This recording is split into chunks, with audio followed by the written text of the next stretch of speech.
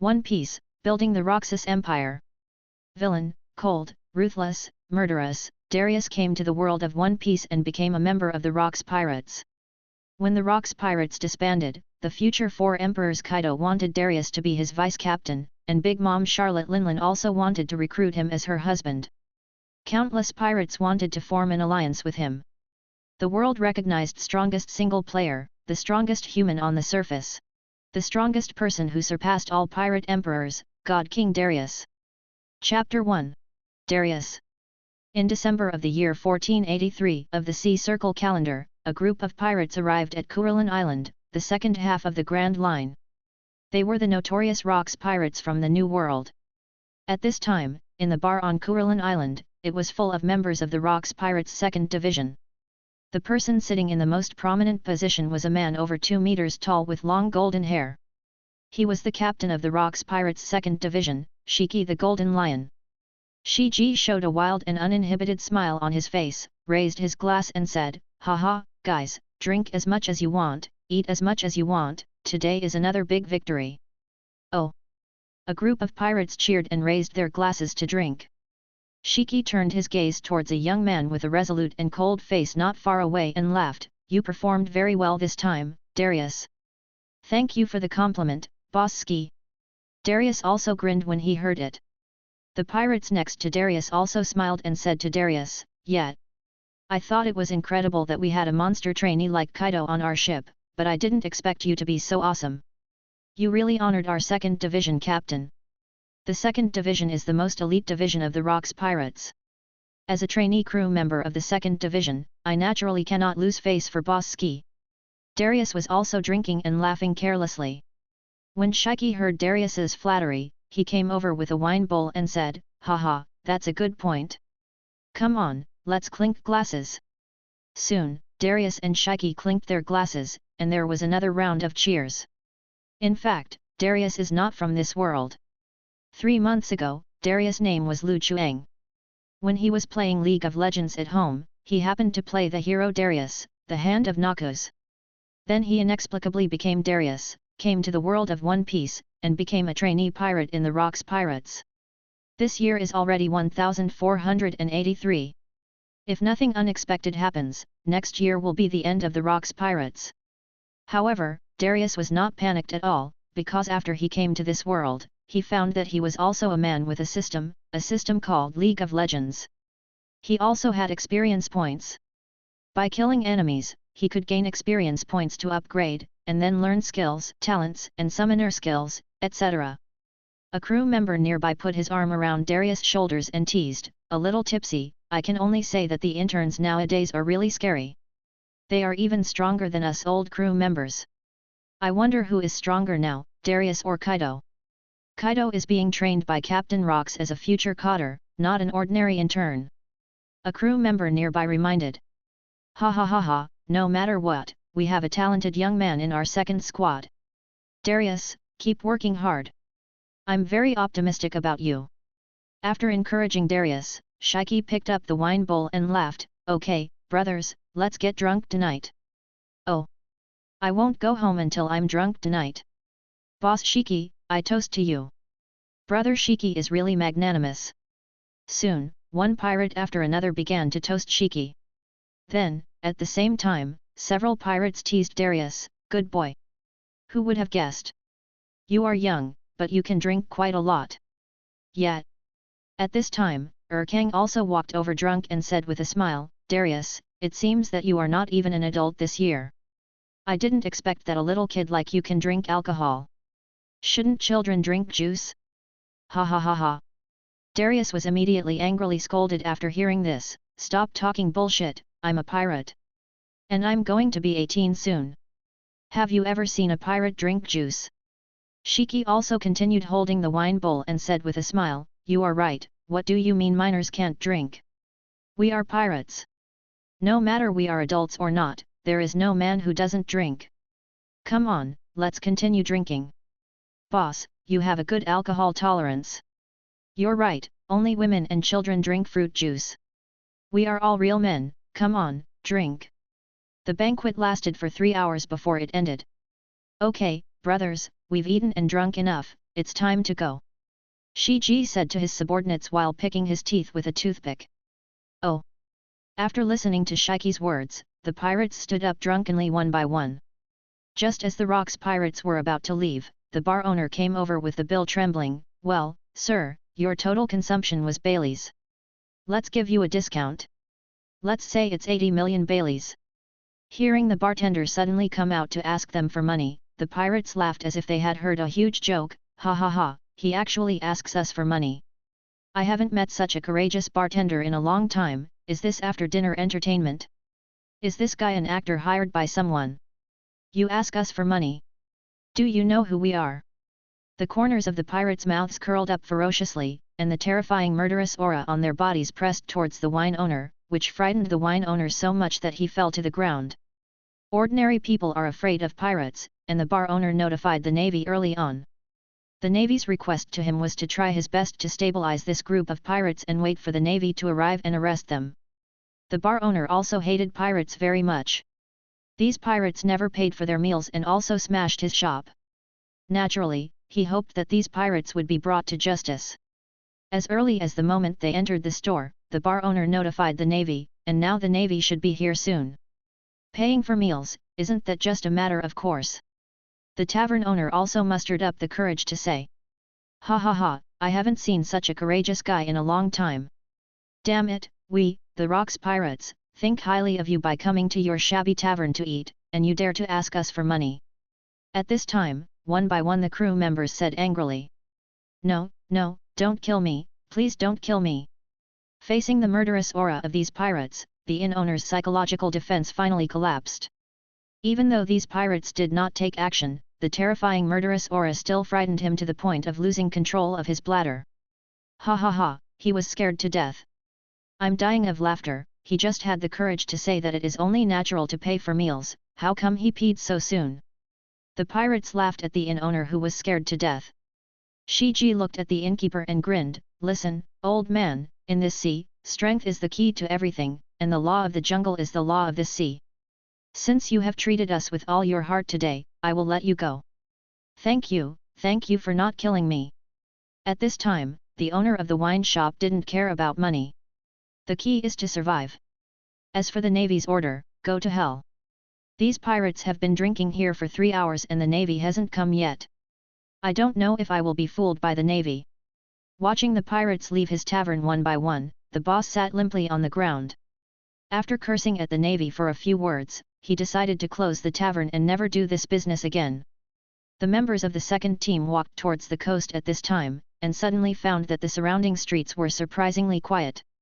However, a group of people were drunk, still bragging, and did not pay attention to the surrounding situation. But the next second, Marines began to appear in the surrounding streets, houses, and rooftops, surrounding all the members of the second division. All of a sudden the pirates felt like they were facing a formidable enemy. There was no sign of drunkenness in Golden Lion's eyes at this time, and he looked coldly at the Navy in front of him. A rear admiral in the Navy said, Shiki the Golden Lion, and the pirates of the Rox pirates, lay down your weapons immediately, or you will be killed without mercy. Ha ha ha, Navy! Brothers, let's have a big fight. Without any nonsense, Shiki directly drew out the 2 famous swords at his waist and rushed towards the Navy. The members of the Rox pirates are also a group of desperate criminals, and the battle between the Navy and the pirates quickly broke out on this small island. Darius also fought hard to kill the enemies. For Darius, if he wanted to become stronger, he had to kill people, because this way he could gain experience points. After killing several Navy men in succession, he finally heard a pleasant voice.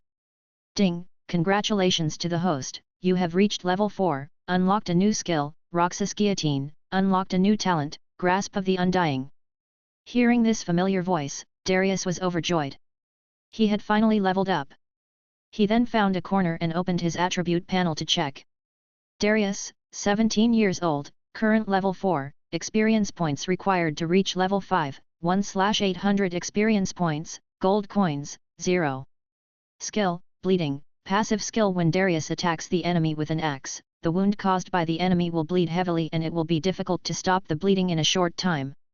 If the enemy is hit by the axe 5 times in a row, Blood Rage can be triggered, which can increase Darius's attack power by 20%. Kill all around, in the next minute, use the axe to attack the enemy. If you injure the enemy, the axe can absorb the enemy's blood and heal your own injuries. Cooling time, 5 hours. Crippling strike, Darius' next attack power is increased by 50%. Cooldown time, 1 hour. Ruthless Iron Hands, passive skill. Darius's axe-type weapons can increase the armor penetration effect by 10%. Noxian Guillotine, after triggering Blood Rage, Darius can use the Roxas Guillotine, which has a terrifying slash that can chop down mountains in one blow. Cooldown time, 120 hours. After reaching level 16, once you kill an enemy, you can refresh the Noxian Guillotine. Rune Talent, Grasp of the Undying. In combat, your next normal attack on an enemy will deal additional magic damage based on your maximum health and heal yourself for a certain amount of health, and you will permanently gain 1 health point. Cooldown, 4 hours. Conqueror, in battle, if you miss an enemy, you will gain a layer of Conqueror. Each layer of Conqueror will provide 1/5 attack points according to the level. Up to 12 layers of Conqueror can be stacked. When Conqueror reaches the full layer, you will gain 3% all-around blood-sucking effect. No cooldown time. Summoner skill, Flash, can instantly move a distance of 300 meters. Cooldown time, hours. Mark an enemy with blood or saliva. Use mark again within 3 minutes to instantly come to the enemy. Cooldown time, 48 hours. Equipment, Scouting Ward, gain vision of a place within a radius of 5 meters, lasts for 240 days. Cooldown time, hours. Divine Domain Perspective, with itself as the center, a 10-meter radius perspective scan is formed, which lasts for 180 minutes. Under the perspective scan, invisible, lurking, disguised, and changing enemies can be found. Cooling time, hours. After looking at his basic panel, Darius quietly closed it. Unlike in the game, the panel did not display health points, mana points, armor, magic resistance, etc. It has been 3 months since Darius came to this world, and he has been promoted from level 1 to level 4. 12100232003440045800. In addition to the passive bleeding skill that is possessed at the beginning, at level 1, Darius obtains the innate skill of destruction and the talent of Conqueror. After that, he can obtain a skill or talent, or summoner skill with each subsequent level. These skills and talents are generally similar to those in the game League of Legends, but there are also subtle changes. For example, the cooling time in the game is measured in seconds, but in reality it is measured in hours. However, over the past 3 months, Darius' strength has indeed been increasing rapidly. After each upgrade, his overall attributes will increase a little bit, and he will also gain skills. Although the increase in data is not much, in this One Piece world, Darius only improved his data a little bit, but for ordinary crew members, its strength is a leap forward. However, just like in the game, there are a total of 7 equipment slots.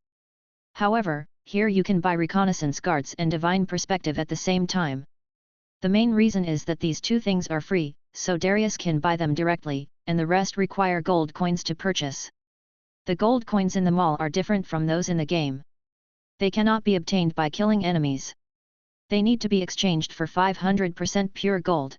1 grams of gold is equal to gold coin. This makes Darius completely blind. After all, Darius does not have a single gold coin now.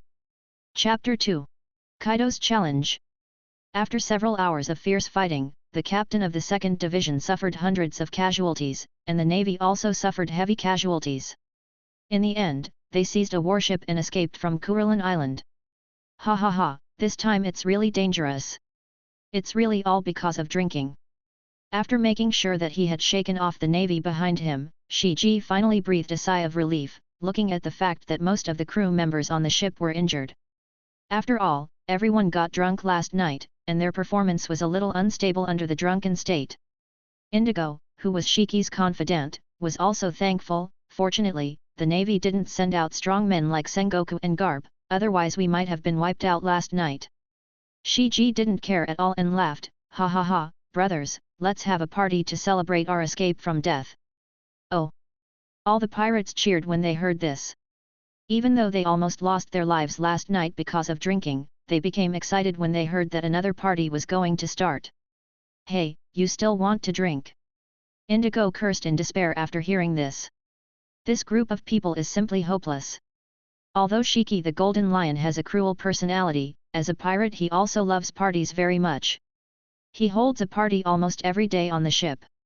Even if there are no activities, he never gets tired of it. The other pirates are the same. As a pirate, they must be very happy to be able to hold parties every day. A few days later. Hey, Darius, come and see. Your bounty is out.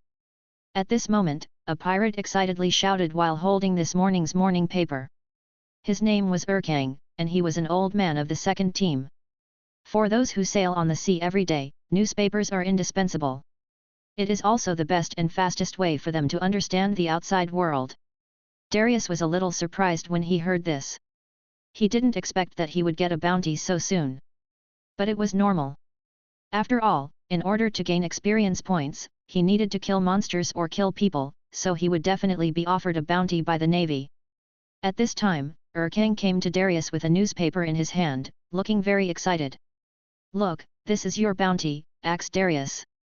The bounty is 3,000 million berries. That's amazing. The first bounty is 3,000 million berries. Big Axe, what kind of a nickname is this? It's so ugly. After hearing this title, Darius was very dissatisfied. He was so dissatisfied with this title that he would definitely ask the navy to correct his title when he became strong in the future. Ha ha ha, the first bounty can get 3,000 million belly, that's pretty good. At this time, Shiki also came over from behind. When he first received the bounty, it was only 2,500 million belly. Darius just smiled casually and didn't answer. When Kaido and Charlotte Linlin first offered a bounty, their bounties were higher than his, and when they first offered a bounty, they were younger than Darius is now. Sky stood at the bow and gave orders, "All right, brothers, our mission has taken long enough, and we've had enough fun. Let's prepare to return. Don't let that bastard Rox wait too long." Oh! After that, Darius followed Ski back to the Rox Pirates base, Beehive Island, and Darius began his daily training here. After all, this was real life, not a game, so Darius wanted to see if he could improve his attack power through practice. Although the data has not changed in these days, Darius has truly felt his own growth. At least his two-color domineering power has been greatly enhanced. Because he was affiliated with the second squad, in the past few months, apart from practicing, he followed the second squad to collect protection fees or recruit personnel, killing people as much as possible. In fact, Darius would rather kill people and rob than do boring training, because he can directly gain experience points through killing. As long as he levels up, he can become stronger directly. Isn't this faster than slow training? During this period, Rox also heard about Darius, a promising newcomer, and specially asked Ski to bring Darius to meet him. Rox also encouraged Darius and nothing else happened. After all, there were dozens of trainees in the Rox Pirates. Even if Darius had potential, he was not worthy of his attention. In the Rox Pirates, the one with the most potential is Kaido, who is being trained by Rox as his future right-hand man. In addition, the children of Captain Charlotte Linlin of the 3rd Division are actually trainee crew members of the Rox Pirates. Marco, the adopted son of Edward Newgate, Whitebeard of the 1st Division, is also a trainee crew member. Marco is now 7 years old. I heard from the people on the ship that Whitebeard picked up Marco when he was still a baby. Since then, he has always kept him by his side and treated Marco as his own son. On the Beehive Island, on the number 1 training ground, Darius wiped the sweat from his forehead. After several months of physical training, his attack power, armor, magic resistance, and health points had not been improved at all, which made Darius a little disappointed. Fortunately, they were indeed improved. It was a pity that the domineering power would not be displayed on the attribute panel. In the Rox Pirates, basically everyone can use Haki, so it is not difficult for Darius to learn Haki. With the instruction of several seniors, he has mastered the basic 2-color Haki after a few months. However, Darius has not yet awakened the Conqueror's Haki. At this moment, Darius felt a brutal aura behind him. He turned around and found a 7-meter-tall young man with a pair of horns on his head standing behind him. He knew this man was a trainee crew member of the 3rd Division, Kaido, and also one of the future 4 Emperors. Kaido. Darius was a little surprised. Although he and Kaido were both members of the Rox Pirates, they had not met each other many times. After all, the Rocks pirates were the overlords of the New World. There were more than 10,000 people in the group, and there were more than 80 pirate groups under its command, owning more than 1,000 islands of all sizes. Even though he and Kaido were both trainee crew members, they belonged to different groups, so the chances of meeting each other were naturally very rare. Darius, I heard that you offered a bounty of 3,000 million berries. Kaido looked down at Darius, his tone full of coldness and arrogance. In the Rocks pirates, strength is everything. Although Kaido is a strong crew member, he is stronger than many formal crew members. Darius is the second person among the trainee crew members who has a bounty besides him, which makes Kaido very interested in Darius. Darius was a little unhappy. He was only 196 centimeters tall. Facing Kaido, who was over 7 meters tall, he was like a little man and a giant. He frowned slightly and asked, "So what? You came here to ask this? Oh lololo, everyone is free anyway, how about it?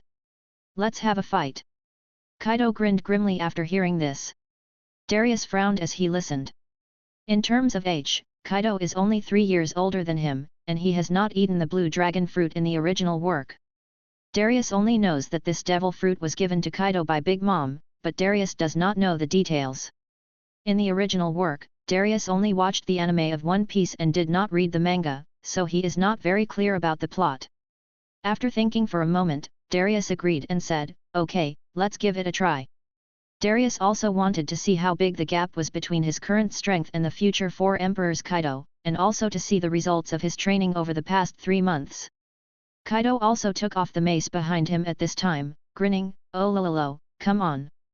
This happens to be a training ground, let me see your strength." "Okay. Come on."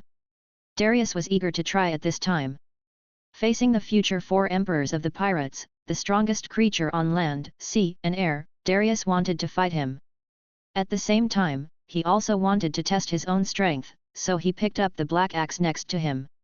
This axe was given by the system. It is a double-sided axe, 80 meters long and cm wide. It looks similar to the black cutter, but Darius simply named this axe Black Cutter. The two men stood facing each other on the training ground. Kaido was relatively relaxed, but Darius was a little nervous. After all, he was facing the future 4 emperors, and he had only been in this world for half a year. Although his strength had improved a lot in the past 6 months, he had no idea whether he could defeat Kaido. He clenched the black cleaver in both hands, stared at Kaido opposite him, and looked at his own skills on the panel. To be honest, these skills only took a few seconds in the game, but in reality they took hours, which was simply fatal. He could probably only use them once or twice in a battle. Seeing Kaido still didn't react, Darius made up his mind, "Never mind, take the initiative." With a kick of his feet, his body bounced towards Kaido, and the black cut in Darius's hand began to glow red. Crippling blow. Darius plans to use his skills right from the start. He has Conqueror, and as long as he can hurt Kaido, he can start stacking Conqueror. At the same time, he can also trigger Grasp of the Undying. Facing Kaido, Darius dare not be careless. "Oh lololo, good thing, but don't fall down all of a sudden." As he said that, Kaido also clenched the mace in his hand and made a baseball posture. Seeing this posture, Darius felt something was wrong. Thunderous Bagua. Crippling blow. Ping.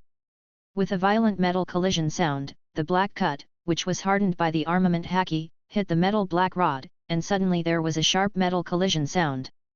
At this moment, Darius felt the pain in his hand.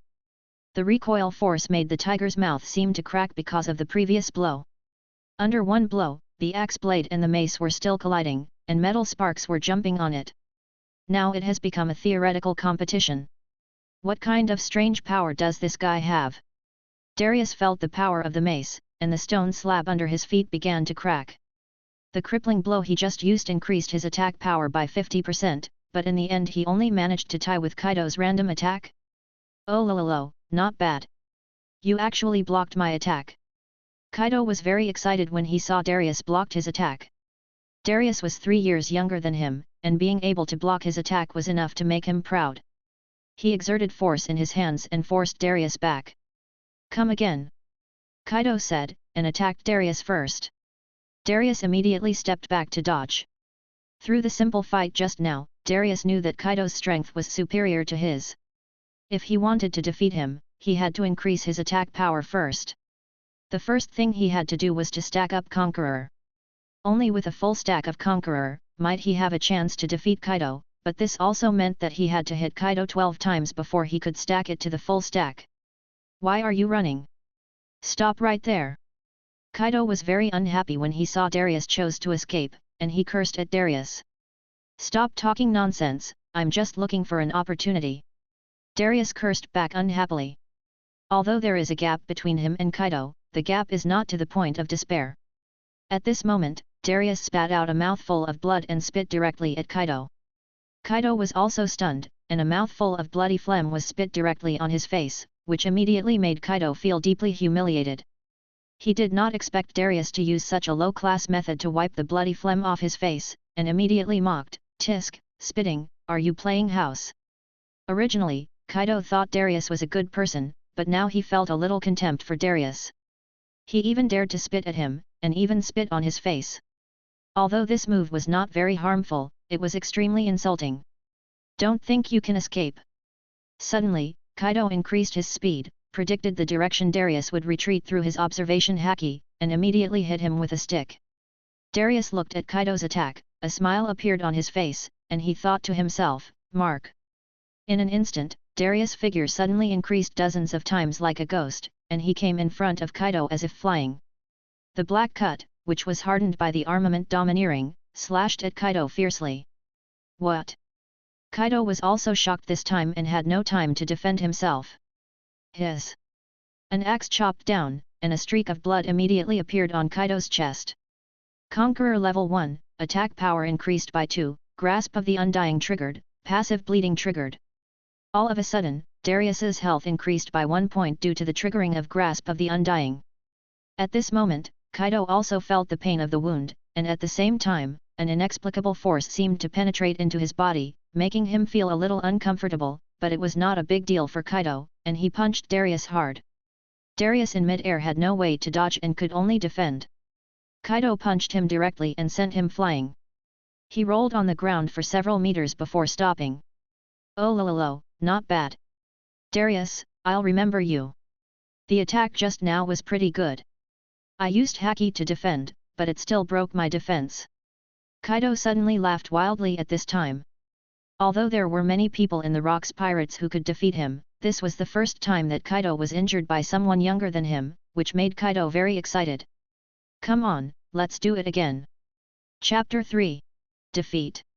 Darius and Kaido fought again, and he quickly calculated his skills in his mind. At this moment, the only powerful skills he had left were Massive Kill and Flash.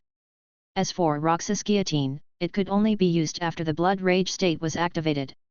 Facing Kaido's continuous attacks like a storm, Darius seemed to be struggling. Kaido's speed and strength were both superior to his. In a fierce battle, there was a loud bang. The impact of the collision between the mace and the black blade caused Darius' body to shake violently. He was directly knocked away, his body drew an arc in the air, and finally fell heavily to the ground, flying more than 10 meters away. At this time, blood was oozing from his forehead and mouth, revealing the cruelty and fierceness of this battle. Vorololol, it's pretty good. But it's still not good enough. Kaido grinned, and at the same time he was a little playful. What about the speed you just used? Why don't you use it again? Can you continue? Darius. Darius quickly wiped the blood from his forehead, and with a mouthful of blood-stained spit, he growled, "This pain is insignificant. It's still far from enough, Kaido." Whirlalala, Kaido was also full of fighting spirit, his eyes flashing with the desire for a duel.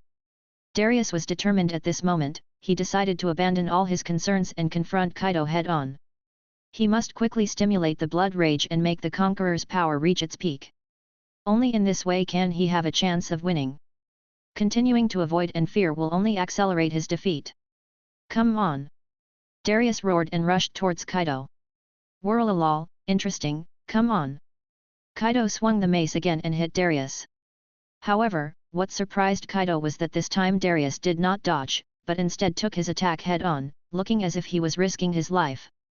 Puff! Darius forcibly blocked the stick with black cleaver and shoulder, and fell to his knees on the ground, spurting out a mouthful of blood. Feeling the pain in his body, he roared and chopped at Kaido with an axe. Hit Kaido again, Conqueror 2 levels, attack power +4, 2 levels of blood rage. Whirlalol, so cruel. Kaido suddenly laughed and admired Darius's ruthlessness. The two fought again, and Kaido was also infected by Darius' fighting style. The battle between the two was mainly based on offense. This crazy attack and lack of defense also caused Darius' attacks to hit Kaido's body one after another. He soon slashed Kaido 5 times in a row, successfully triggering the blood rage effect, which increased Darius's attack power by 20%. This guy gets stronger the more he fights. Kaido also felt that Darius's strength had suddenly increased, which surprised him a little, but now that his blood had been ignited, Kaido no longer thought about it and grinned, "Vololo, not bad, keep going." Darius felt the pain in his body at this time. Even without looking at the panel, he knew that his current condition was very bad. Kaido was superior to him in terms of attack power, defense power, and speed. Facing Kaido, could he really stack 12 layers of Conqueror? Seeing Kaido suddenly hit him with another stick, Darius no longer held back his skills. Flash! In an instant, Kaido's stick missed. Looking at Darius, who suddenly disappeared and then suddenly appeared in front of him, Black Cleaver chopped down again, leaving a bloody mark on Kaido's body again. Ugh! Kaido groaned in pain, covered his wound and stepped back a few steps. His eyes were filled with brutality, and he roared, "You damn brat!" Another stick hit him, and Darius was knocked out again, with blood dripping from his body. Huff, huff, huff. Darius was gasping for breath, and Kaido did not continue to attack him as he looked at Darius lying on the ground. After all, he was still a companion, and this was just a competition. Is this the strength of the future Four Emperors? They are already so strong even before they have eaten the devil fruit. Even if they completely abandon defense and attack with all their strength, they can only stack 9 layers of Conqueror. Darius supported himself on the ground and forced himself to stand up.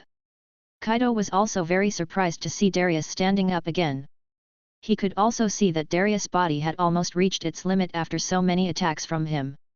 Although Kaido was currently a trainee crew member, his strength was almost comparable to that of a wanted criminal with a bounty of 200 million or even higher. Darius looked at Kaido opposite him, his eyes full of determination. If he was an ordinary person like Lu Chuang in his previous life, he might have given up long ago. But after becoming Darius, there was a power called indomitable in his body. At this time, Darius was not afraid at all. Instead, he was full of fighting spirit because of the battle and facing such a powerful opponent, and the blood in his body was constantly boiling. "Can we fight again?" Kaido also saw the excitement in Darius' eyes, and he also felt his blood boiling. "Ha ha ha, of course." Darius grinned. Now he didn't want to keep any skills. After all, he didn't have that much strength, and hiding himself was simply stupid. Killing everyone. Soon, a red light began to appear on the black blade in Darius's hand. Kaido on the opposite side also frowned slightly, but Darius would not give Kaido extra time to think, and rushed towards Kaido again. He only had 1 minute to kill everyone.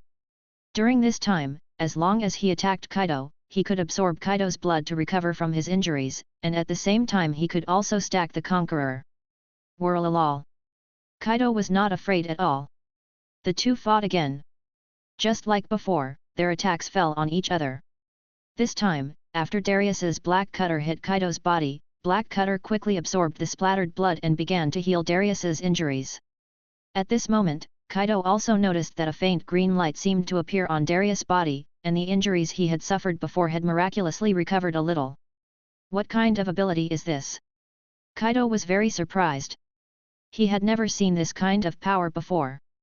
But Darius did not answer, he swung Black Cutter again and slashed at Kaido. Kaido would not ask any further questions. He was so eager to fight that he just wanted to have a good fight. Soon, the two separated again.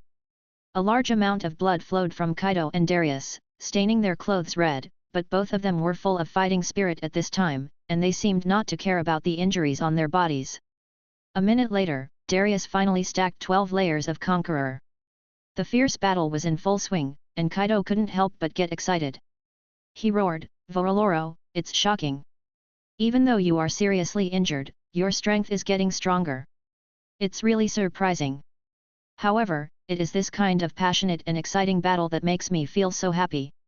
Darius, now a conqueror and blood rage, was also full of passion. His attack power soared, enough to confront Kaido head-on, and he no longer had to worry about his mouth being torn apart every time he fought. With a firm look in his eyes, he said in a deep voice, "Kaido, next, I will launch the final attack. If you can still resist, then I really have nothing to do."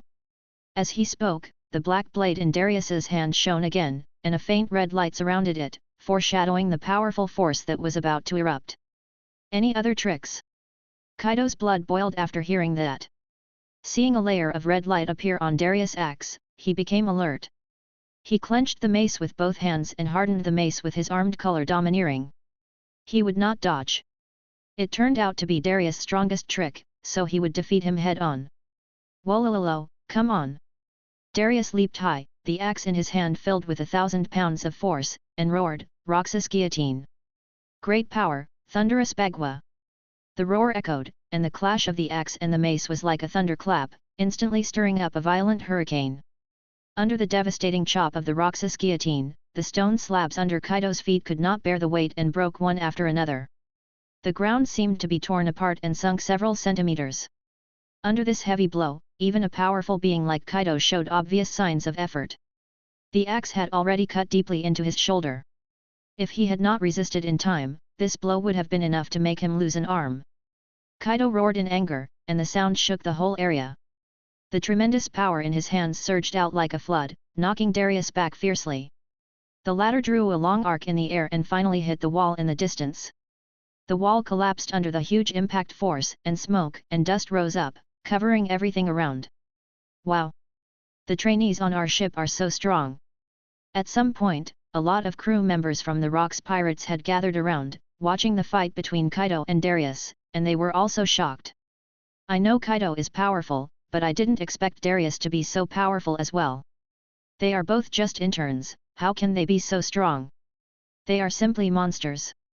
It would be fine to have a monster like Kaido, but now there is another one. When he grows up, he will definitely be at the Cotter level. And these two guys fought too hard." The crew members around were also talking about it. Looking at Kaido and Darius who were covered in blood, they also felt a sense of fear. Although they were all formal crew members, some of them really couldn't beat Kaido and Darius. "You win, Kaido." At this time, Darius stood up again. Even the Roxas guillotine could not defeat Kaido. Darius really had no other choice now. After all, reality is not a game. Although this move has the destructive power to split mountains, Kaido still managed to withstand it, which made Darius a little frustrated. Kaido also recognized Darius's strength at this time. Although his strength was not as good as his, Darius was 3 years younger than him. Kaido had never met such a strong opponent among his peers.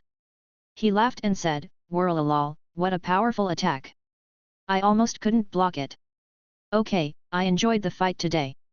I'm leaving now. I hope I can have a satisfying fight with you again next time." As he spoke, Kaido turned and left. Seeing that the battle was over, the rest of the people also dispersed. At this time, a pirate came over with a medical box. He was the ship's doctor of the first squadron, Digoli. "Darius, I can't believe you're so powerful without showing off." Digoli teased while helping Darius bandage his wound. Darius did not answer, but sat on the small stool, waiting for Digoli to bandage his wound. "Even if I tried my best, I still lost in the end?" Darius was very unwilling. The gap between his strength and Kaido's was still a bit big. Even if he used all his skills, he still couldn't win in the end. "It seems that I still need to upgrade quickly and acquire more skills," Darius thought to himself. It seems that the Rocks pirates will be disbanded this year.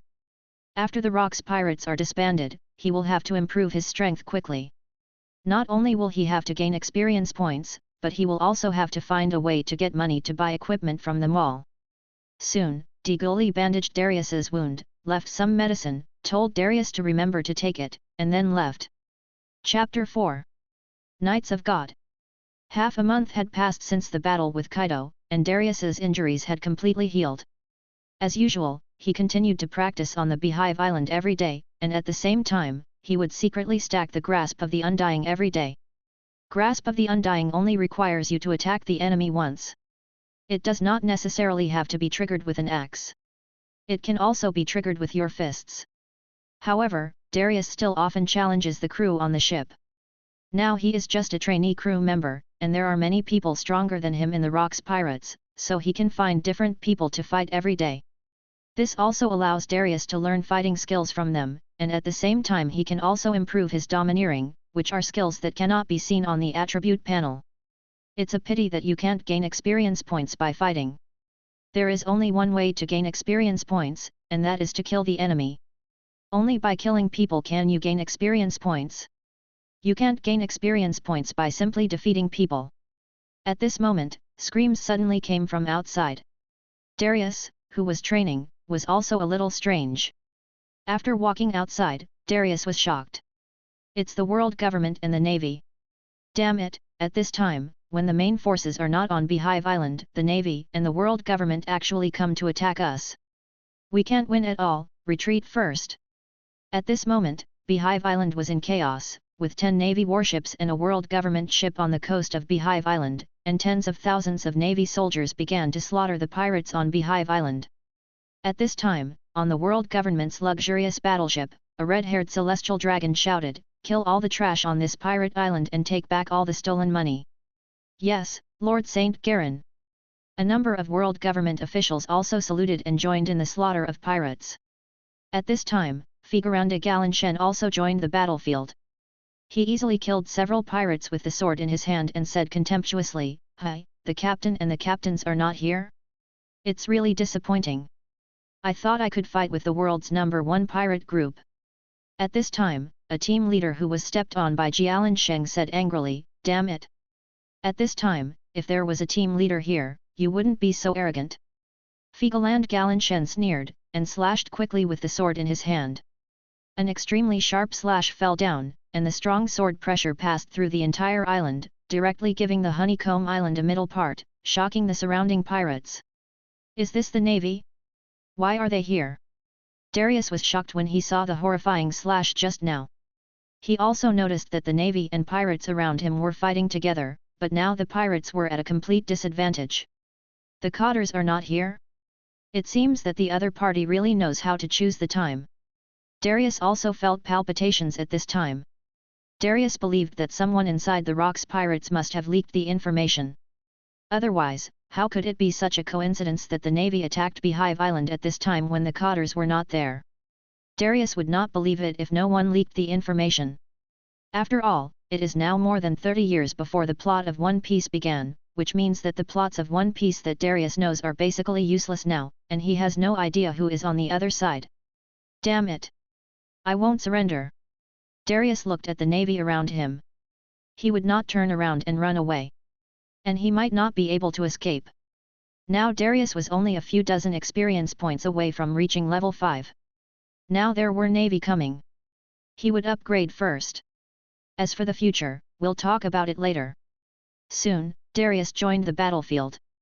His strength was not outstanding on this battlefield, but it was not weak either. At least he also had a bounty of 3,000 million. Kid, you're quite capable. And you're still so young. After Darius hacked to death a dozen naval soldiers, he attracted the attention of a naval lieutenant, who walked towards Darius. The lieutenant commander looked at the lost soldiers around him.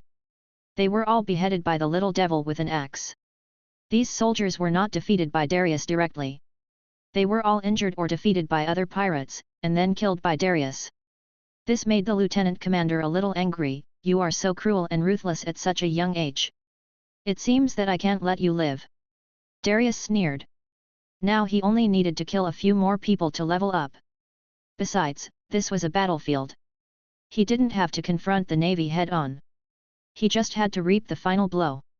Because of the chaotic battles, or perhaps because of the characteristics of the One Piece world, neither pirates nor navy have the habit of finishing off the enemy. It is easier for the navy, because the navy will try to capture as many enemies alive as possible, and then publicly execute them.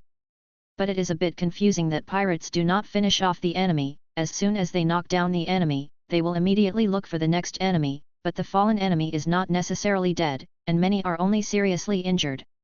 For Darius, this is the temptation of the low-health soldiers. He can kill them without much effort to gain experience points. Why bother to go and kill the enemy head on? Really? I've been so careful, but I still got targeted? This is so frustrating. Darius was a little unhappy, but he didn't choose to escape because it was useless to escape, and the opponent would definitely catch up. Humph, in the name of my Navy Lieutenant Commander Zillion, I am going to arrest you now. The bounty on you is 3,000 million berries, axed Darius. Just surrender. Lieutenant Commander Zillion said coldly, clenching the saber in his hand. If you want to arrest me, then come on. Darius said without any fear. Major Zillion also smiled contemptuously, then changed it to execution on the spot. As he spoke, Major Zillion kicked off and used the 6 styles of shave to rush forward in an instant. Darius was not afraid either. He swung the black cutter in his hand down fiercely. The 2 blades collided, and Major Zillion's face suddenly showed horror. He did not expect that the young man in front of him was so strong. Darius looked at Major Zillion's horrified eyes, as if he was looking at a monster, and grinned, "Ha ha ha, if you think I can only heal the remaining health, then you are underestimating me." Having just killed a dozen low-health marines in a row, Darius had already stacked up Conqueror and Blood Rage. In his current state, even Kaido could fight him. A mere marine lieutenant was not enough to deal with him. Crippling blow. With a fierce chop of the axe hardened by the armament color directly cut off Major Zillion's saber, and the sharp axe blade chopped fiercely on Major Zillion's body.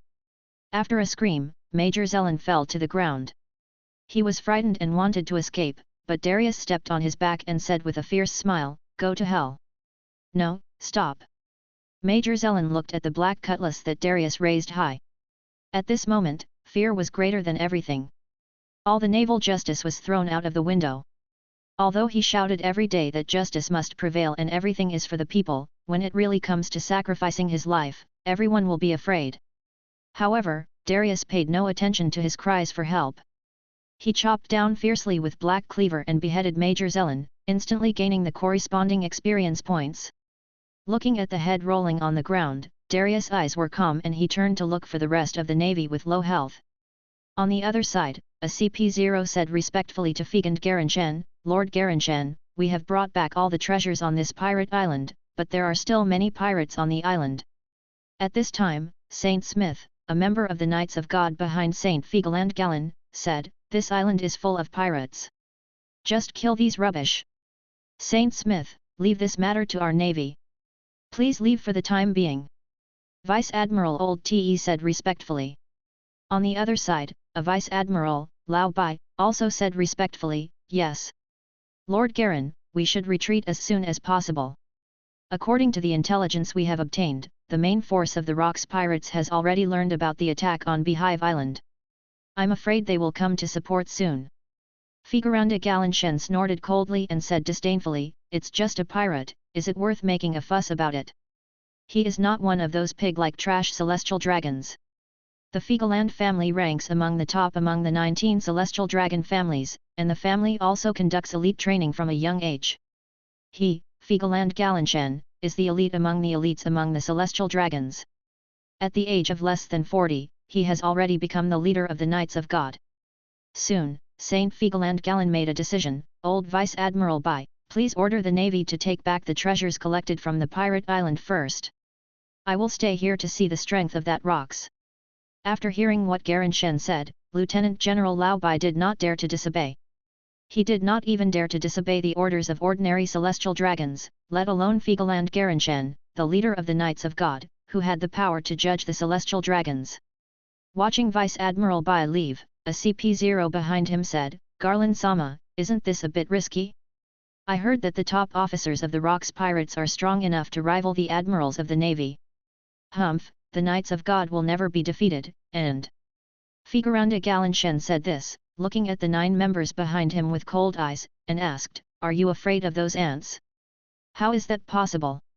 Saint Smith grinned. "There is a pirate group founded by a group of lowly pirates, and they were hyped up by those rubbish in the navy to become the world's #1 pirate group. We have long wanted to see what they are capable of." Saint Polpak, who was a little old, said, stroking his beard at the back.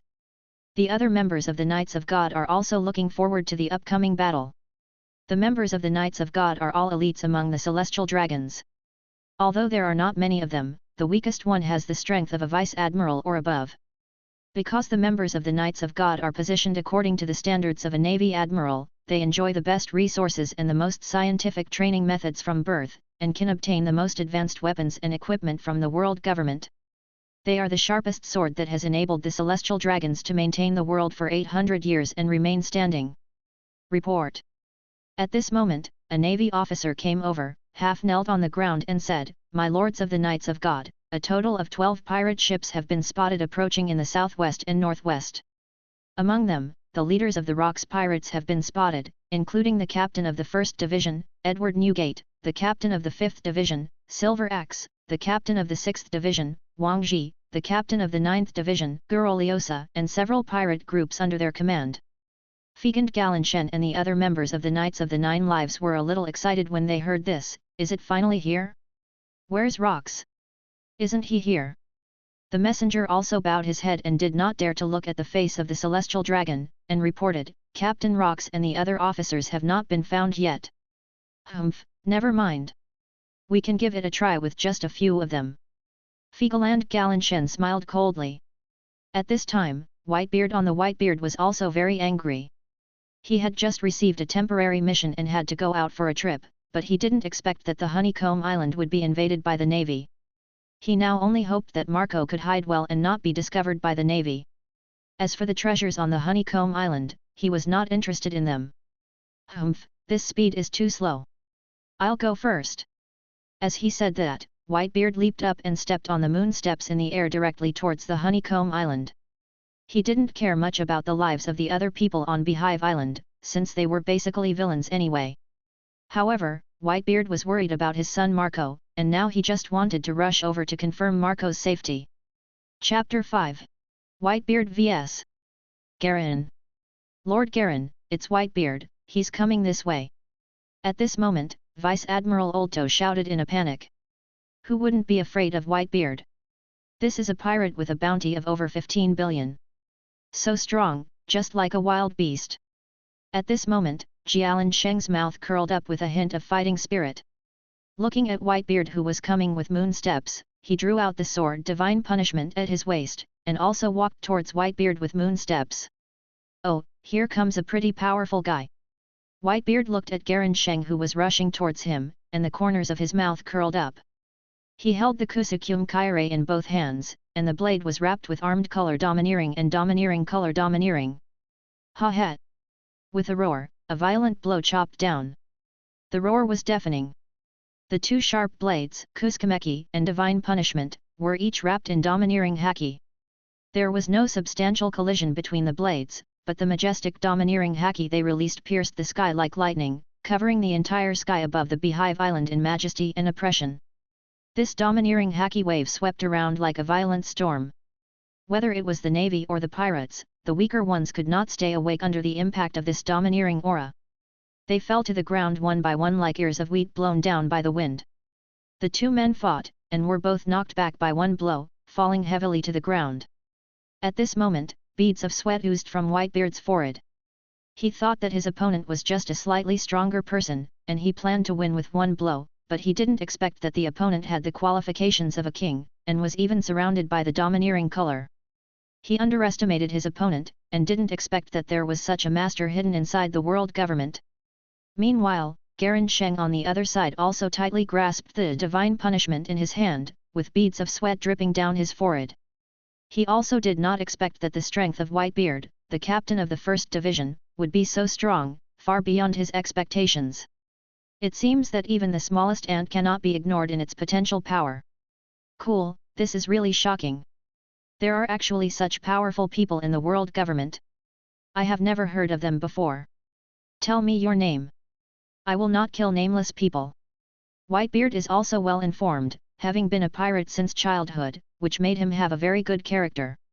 Looking at the red-haired man in front of him, whose hair is in a crescent shape, he is very recognizable, but he himself has never heard of such a powerful person. How dare you? This is Lord Jialan Sheng of the Celestial Dragon. Whitebeard, watch your tone. The CP0 lackey behind Jialan Sheng immediately stood up and scolded. Shut up! Figaland Galinshen shouted unhappily. Yes. CP0 suddenly fell silent after hearing this. Celestial dragons. Whitebeard was also a little surprised when he heard this. Although Whitebeard knew that the celestial dragons had been able to rule the world for 800 years and there must be some elite celestial dragons among them, he did not expect that there were such powerful people among the celestial dragons. I am Figand Garen, the leader of the Knights of God. The Knights of God. Hearing this name for the first time made Whitebeard frown slightly, and looked at the several gorgeously dressed celestial dragons behind Galan Saint. Although they did not wear bubble hair, they were wearing the clothes of celestial dragons, and the aura of those people was also very strong. At this time, Darius, who was hiding far away, was looking at Whitebeard and Garen in the distance, with a hint of fear in his eyes. Just at that moment, the domineering aura burst out from the two of them made even him feel fear, panic and other negative emotions. Although he was not knocked unconscious directly, Darius felt the gap between himself and Whitebeard, Garen and others. I have to get stronger quickly. Darius thought to himself. His current strength is still too weak. The captains of the Rocks pirates will all be famous figures in the future. Being on the same boat with these big figures, Darius is under a lot of pressure. But Darius didn't think that he would lose to them in the future. He had a system. It had only been half a year since he came to this world, but Darius already possessed quite impressive strength. Although compared with Whitebeard, Golden Lion and others, this strength was still insignificant now, but it had only been half a year since he came here. As long as he was given enough time to develop, he would definitely surpass them in the future. He ignored the battlefield on Whitebeard's side as he didn't want to be affected. Looking at the navy man who had just been knocked unconscious by Haki, he immediately swung up Black Cutter and beheaded him. After killing several people in succession, Darius finally upgraded. At this time, two voices appeared in his mind. Nico is happy to be you. The goddess of luck is smiling. Ding, unlock new skills. The passive skill of Nico, the flower spirit, is the natural illusion. The R skill of the card master Driz is destiny. Natural phantom, Darius can transform into someone else. If he uses a skill during the transformation will be cancelled. Being attacked will also cancel the transformation. The transformation can last up to 24 hours. Cooldown time, 2 hours. Destiny, summon a card teleportation array, with Darius as the center, and randomly teleport to any place within a 5,500 km radius. Cooldown time, 180 days. Looking at these two skills, although these two skills are not offensive skills, they are very practical for Darius. They are absolute escape skills. If you encounter danger, you can directly use these two skills to run away. However, the cooling time of this destiny is a bit long. Open your own properties panel again. Darius, 18 years old. Innate skills, bleeding, massive destruction, cooling time 5 hours, crippling strike, cooling time 1 hour, ruthless iron hands, Noxian guillotine, cooling time 120 hours. Other skills, natural charm, cooling time 2 hours, destiny, cooling time 180 days. Talents, grasp of the undying, cooldown 4 hours, conqueror. Summoner skills, mark, cooldown time 48 hours, flash, cooldown time 300 hours. Equipment column, detection guard, cooling time 240 hours, divine domain perspective, cooling time 180 hours. Darius carefully examined his attributes and was delighted to find that his overall strength had indeed improved subtly.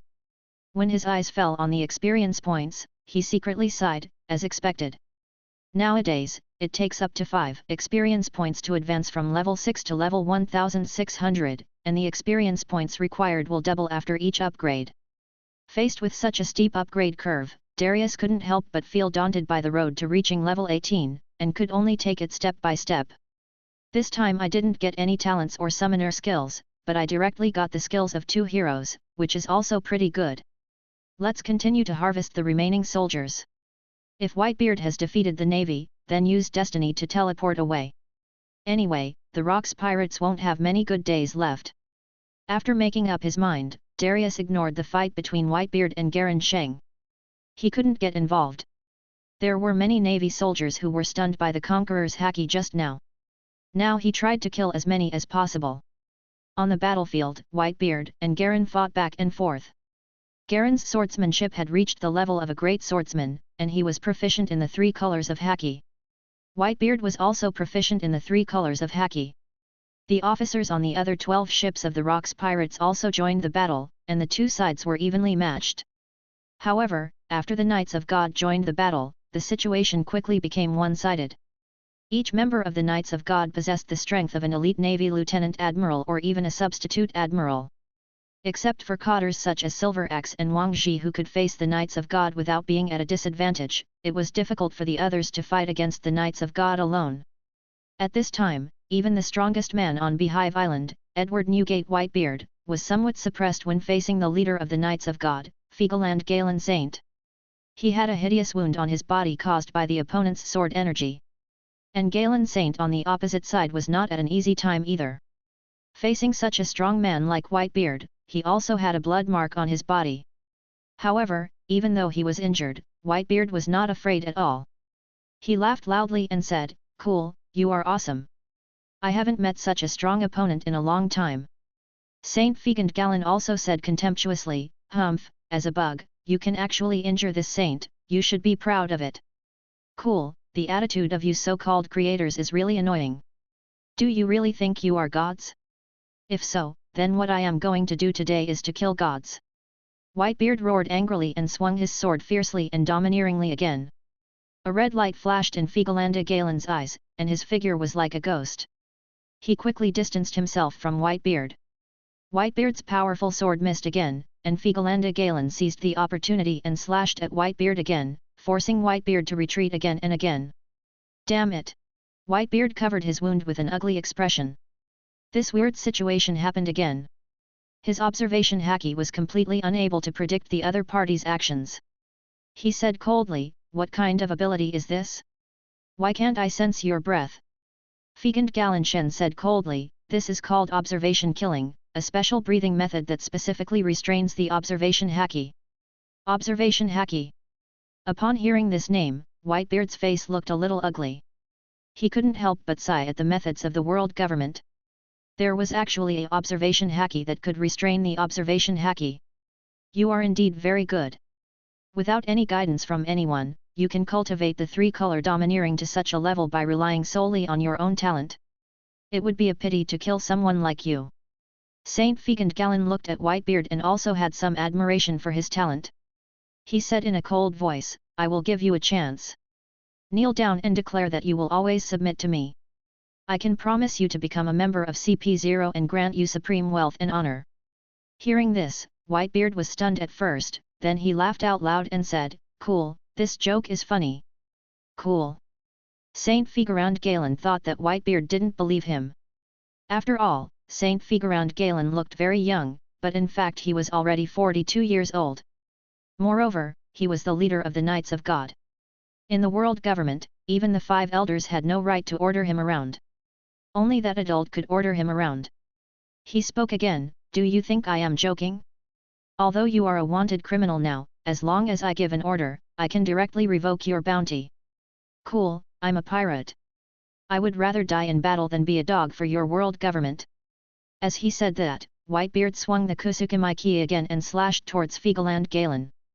Fegand Galen also snorted coldly, "Humph, you don't know what's good for you, then just annihilate it completely." The battle continued, and Darius had been reaping the lives of naval soldiers, always keeping a low profile. Now all he needed to do was to grow slowly. At this time, Vice Admiral Oldto came behind Figaland Garen and shouted, "Garen, the main force of the Rocks pirates will soon arrive at Beehive Island. Let's retreat quickly." "Tisk, you're coming back so soon." Figaland Galen cursed in dissatisfaction, and looked at the wounded Whitebeard in front of him with some fear. He thought that he had the strength to defeat the opponent quickly, but he didn't expect that the pirate in front of him was much stronger than he imagined. "I thought that after seriously injuring Whitebeard, Whitebeard would become weaker and weaker, but I didn't expect that his strength not only did not weaken, but was constantly increasing." Moreover, the opponent's desperate fighting made Figaland Galen a little nervous. His life is precious. "Humph, you're lucky this time." Figaland Galen didn't want to fight to the death with Whitebeard. These pirates were all crazy and didn't care about their lives when fighting. If he didn't have the observation kill, he might not be able to deal with these monsters. However, after fighting for such a long time, the effect of the observation kill was getting weaker and weaker.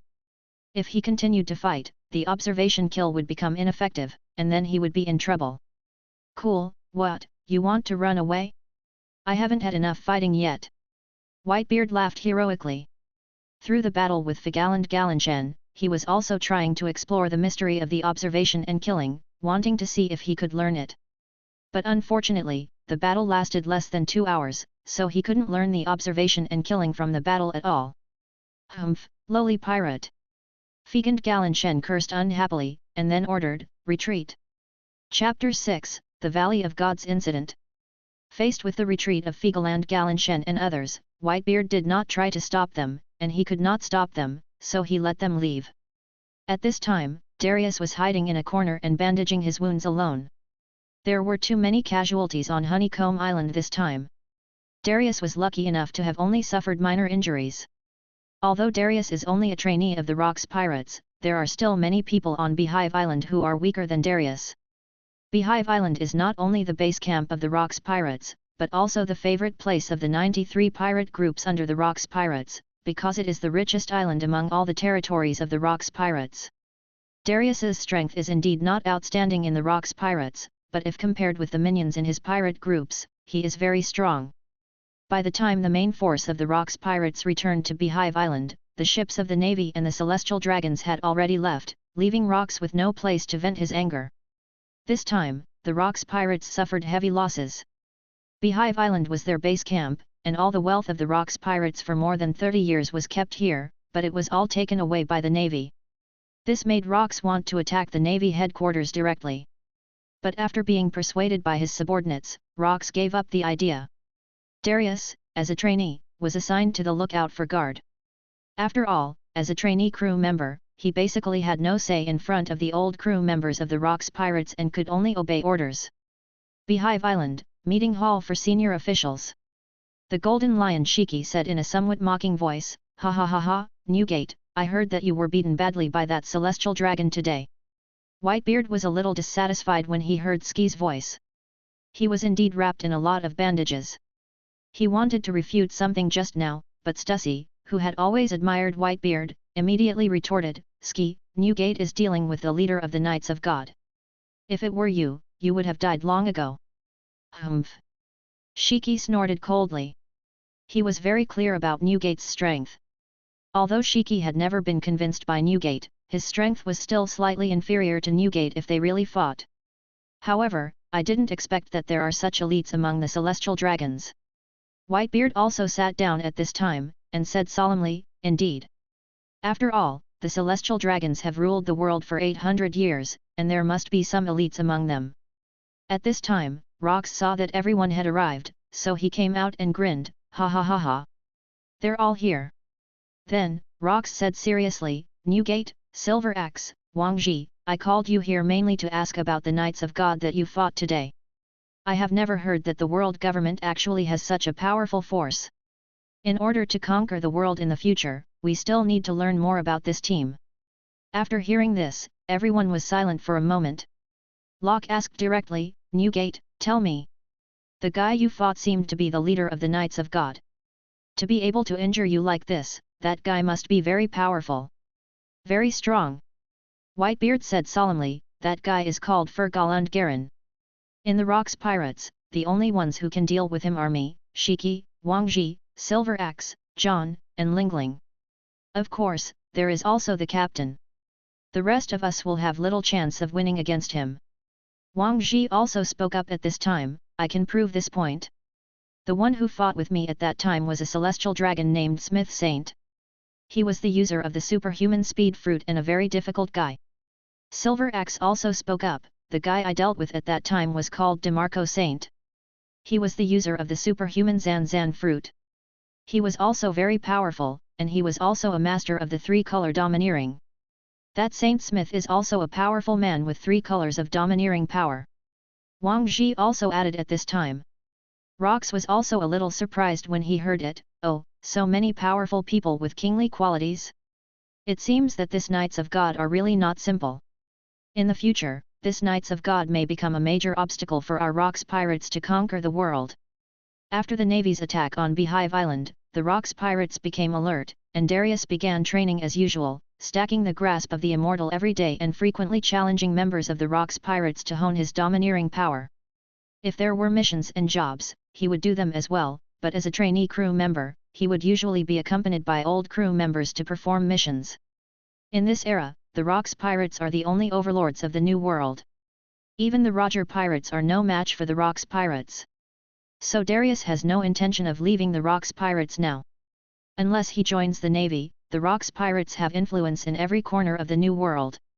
Moreover, there are also advantages to being in the Rox pirates. There are enough strong people here, and you can fight with different people every day to hone yourself. Although Darius knew the plot and understood that the disbanding of the Rox pirates was only a matter of time, he did not expect that this day would come so soon.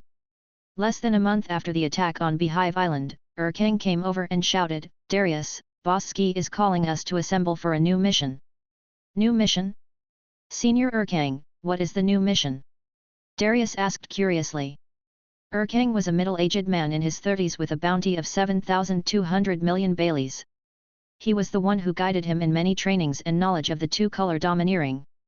He was considered a very good pirate senior. Kang also said calmly, "Who knows? You will know when you get there, let's go."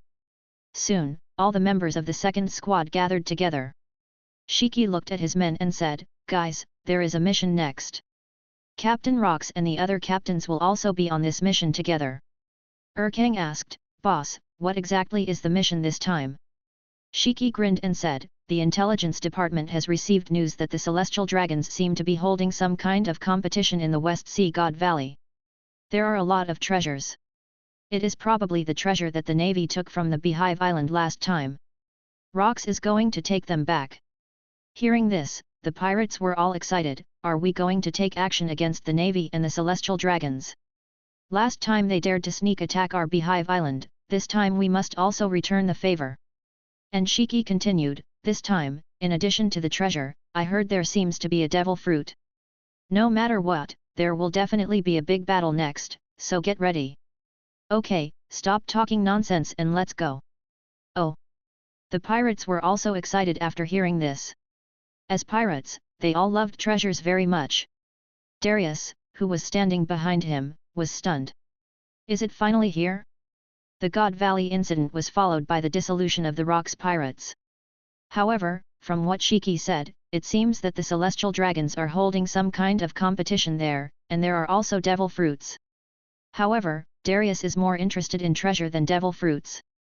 Although devil fruits are powerful, they are still afraid of seawater and sea stone. Darius has the plug-in League of Legends, which allows him to learn skills by upgrading and buy equipment with gold coins. Unless he encounters a powerful devil fruit such as a mythical beast or a natural devil fruit, Darius will not even consider eating an ordinary devil fruit. But if he encounters a devil fruit, he can collect it, which may be useful in the future. Wait, could it be that Shiki got the float fruit here? At this moment, Darius suddenly reacted with a start. As a trainee crew member of the 2nd Division, Darius also knows that the current Golden Lion Shiki is not the admiral of the Flying Fleet in later generations. The most obvious thing is that the current Shiki has not yet taken the devil fruit. His strength all comes from the three-color domineering and double-sword swordsmanship. Moreover, it seems that Whitebeard Edward Newgate has not taken the devil fruit yet. Could it be that their devil fruits are related to the Valley of the Gods? This also made Darius make up his mind. Since there are devil fruits in the Valley of the Gods, he must snatch them away when he gets the chance. More than 20 pirate ships set out together towards the Valley of the West Sea. This time, not only the entire Rox Pirates headquarters went out, but also brought a number of elite-affiliated pirate groups. Their purpose was not only to seize the treasure, but also to get back the face they lost a month ago. Half a month later, we finally arrived at the Valley of the West Sea God. At this time, everyone has seen the dozen or so warships docked outside the Valley of the Gods, which makes Rox very excited. He laughed wildly and said, "Haha, they are really here.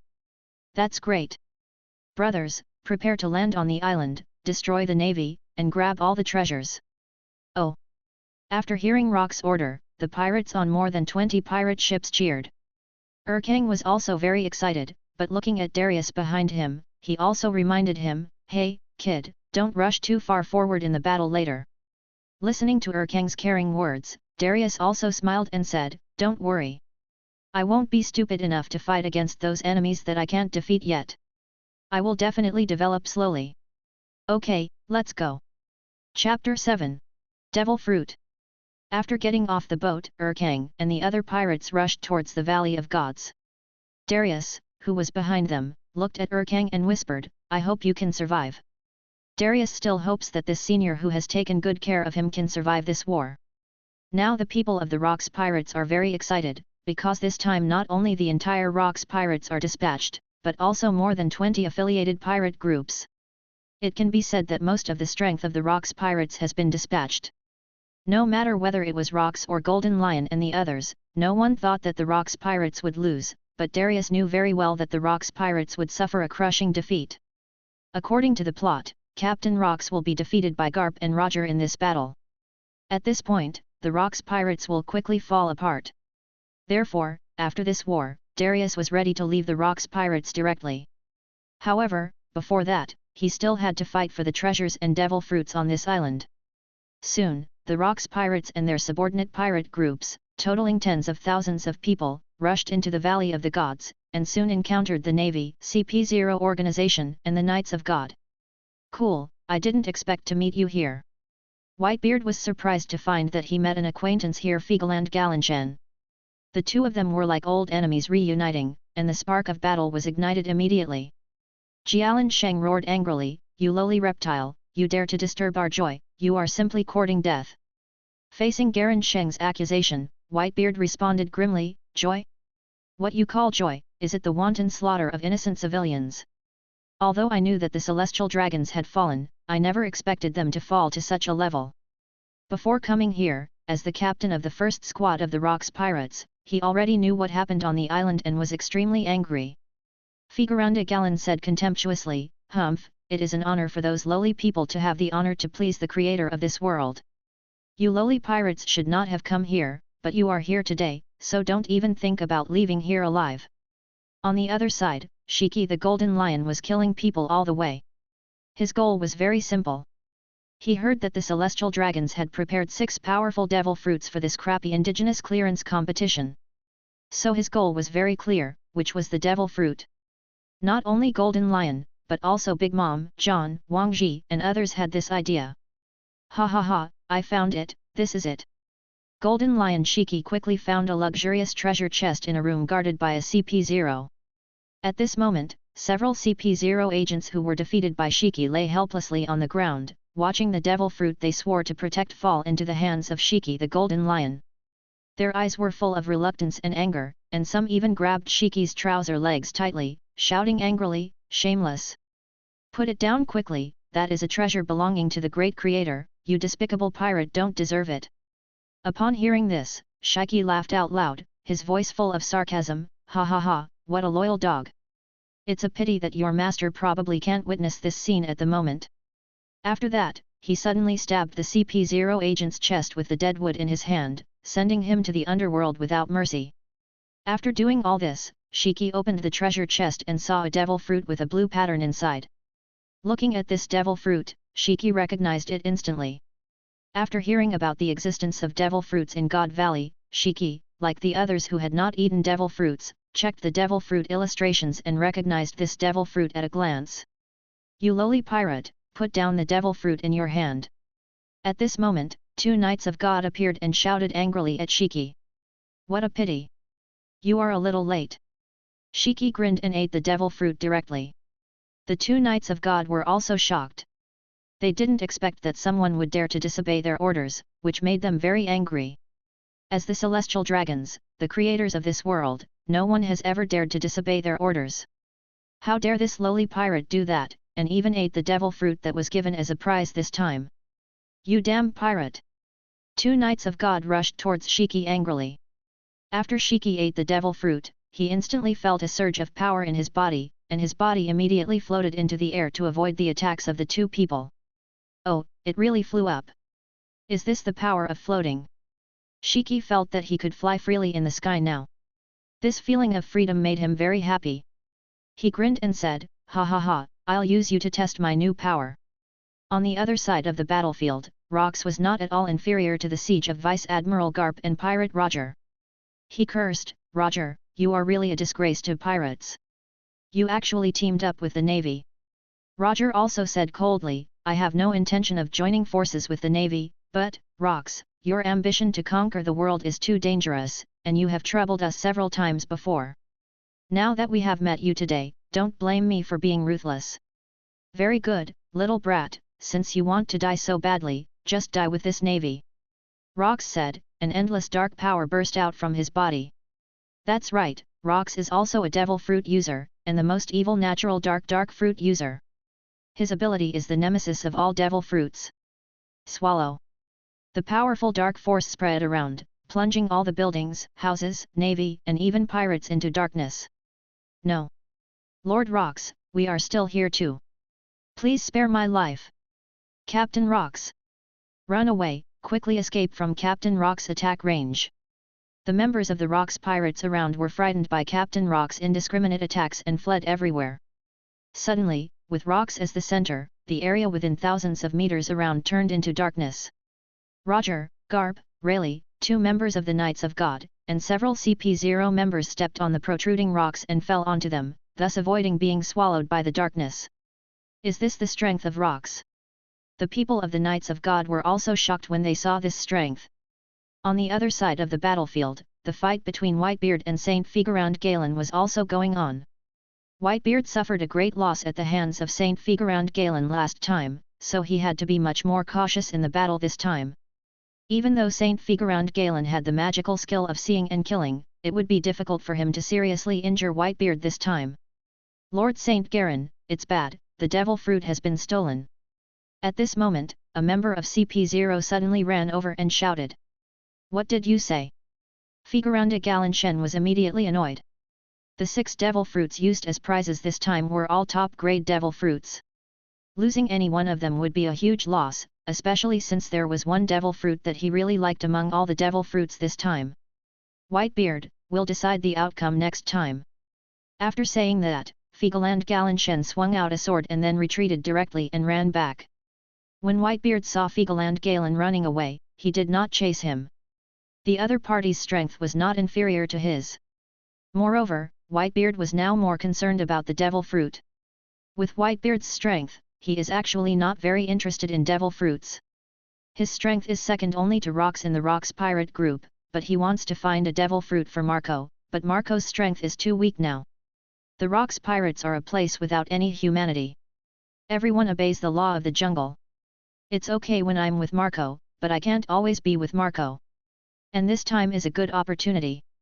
The devil fruit that the celestial dragons can take out as a prize is definitely not an ordinary devil fruit. Even Whitebeard, who is usually not interested in treasures, is looking forward to the devil fruit at this moment. At this time, Darius, who was hiding in the dark, was constantly reaping the lives of the navy, pirates, and local natives. As long as he saw someone lying on the ground with low health, Darius would go up and give them a finishing blow and kill them. "Okay, let's disguise ourselves as him." At this time, Darius came to a deserted place, activated his skills, and became a natural illusion. In just a few seconds, Darius turned into Figurand Galansan. Because this guy seems to have a very high status among the celestial dragons. If he becomes like Figurand Galen, he might be able to come into contact with the devil fruit. Of course, Darius was just trying it out. If there was any danger, he would use Flash and Fate to escape from the Valley of the Gods directly. Soon, Darius ran towards the direction of the Navy and the world government in the form of Figurand Galen Saint. "Lord Jialan." At this moment, several Navy officers ran towards Jialan Saint. At the same time, a member of CP0 also saw Jialan Saint and came over to respectfully say, "Lord Jialan Saint, are you okay?" At this time, Darius, who was disguised as Galan Saint, looked at the people in front of him and was very calm. He said in a cold voice, "The purpose of those pirates is the devil fruit. Take me there immediately. I will protect the devil fruit myself." The Navy and CP0 did not have any doubts and immediately said respectfully, "Yes, Lord Jialan." Soon, Darius, disguised as Saint Garen, arrived in front of a small house. There were 6 agents outside to protect him. After seeing the arrival of Saint Garen, the 6 agents also respectfully said, "Lord Saint Garin." "Well, are all the things still there?" asked Jialin Sheng in a cold voice. The leading agent also said respectfully, "Yes, our subordinates are guarding the shrine all the time, and no pirates have come yet." "Yes." Saint Jialin listened and nodded slightly, and ordered, "To be sure, bring it here for me to see." Although the CP0 members were somewhat curious, they did not question the order of Galan Saint and said respectfully, "Yes." Soon, the CP0 agent entered the room and quickly took out a beautiful treasure chest. Galan Sheng ordered again, "Open it." "Yes." The agent immediately took out the key from his body and opened the treasure chest. Inside was a devil fruit similar to an apple. It was rose red in color with some strange patterns on it. There were 8 green branches and leaves on the top of the fruit. "Yes." Saint Garin nodded, then took it and covered it, and ordered, "Now, some lowly pirates have come here, now go and bring the rest of the devil fruits here immediately, and this saint will be in charge personally." "Yes." The agent didn't think much about it and handed the treasure chest containing the devil fruit to Galan Sheng. After taking the treasure chest, Galan Sheng walked towards the small house. When he arrived at the door, he ordered the marines and agents, "Guardians, do not allow any insects to approach. Also, bring the rest of the devil fruits here as quickly as possible." "Yes." The agents and navy officers all responded in response. Although the agents felt that there was something a little strange about Galan Sheng today, they did not dwell on it too much and went to carry out Galan Sheng's mission. And Galan Saint just walked into the small room holding the treasure chest containing the devil fruit. After entering the small room and closing the door, Galan Sheng finally breathed a sigh of relief. After all, pretending to be a celestial dragon was too tiring. He was afraid that if he didn't pretend well, he would be discovered by the agents and the navy, and then it would be all over. Then, cards appeared under the feet of Saint Garin, and the appearance of Saint Garin quickly changed into Darius. The skill of Natural Phantom has a very obvious disadvantage, that is, after being attacked or using skills, the true form will be revealed immediately, so Darius can only use Destiny after entering the room.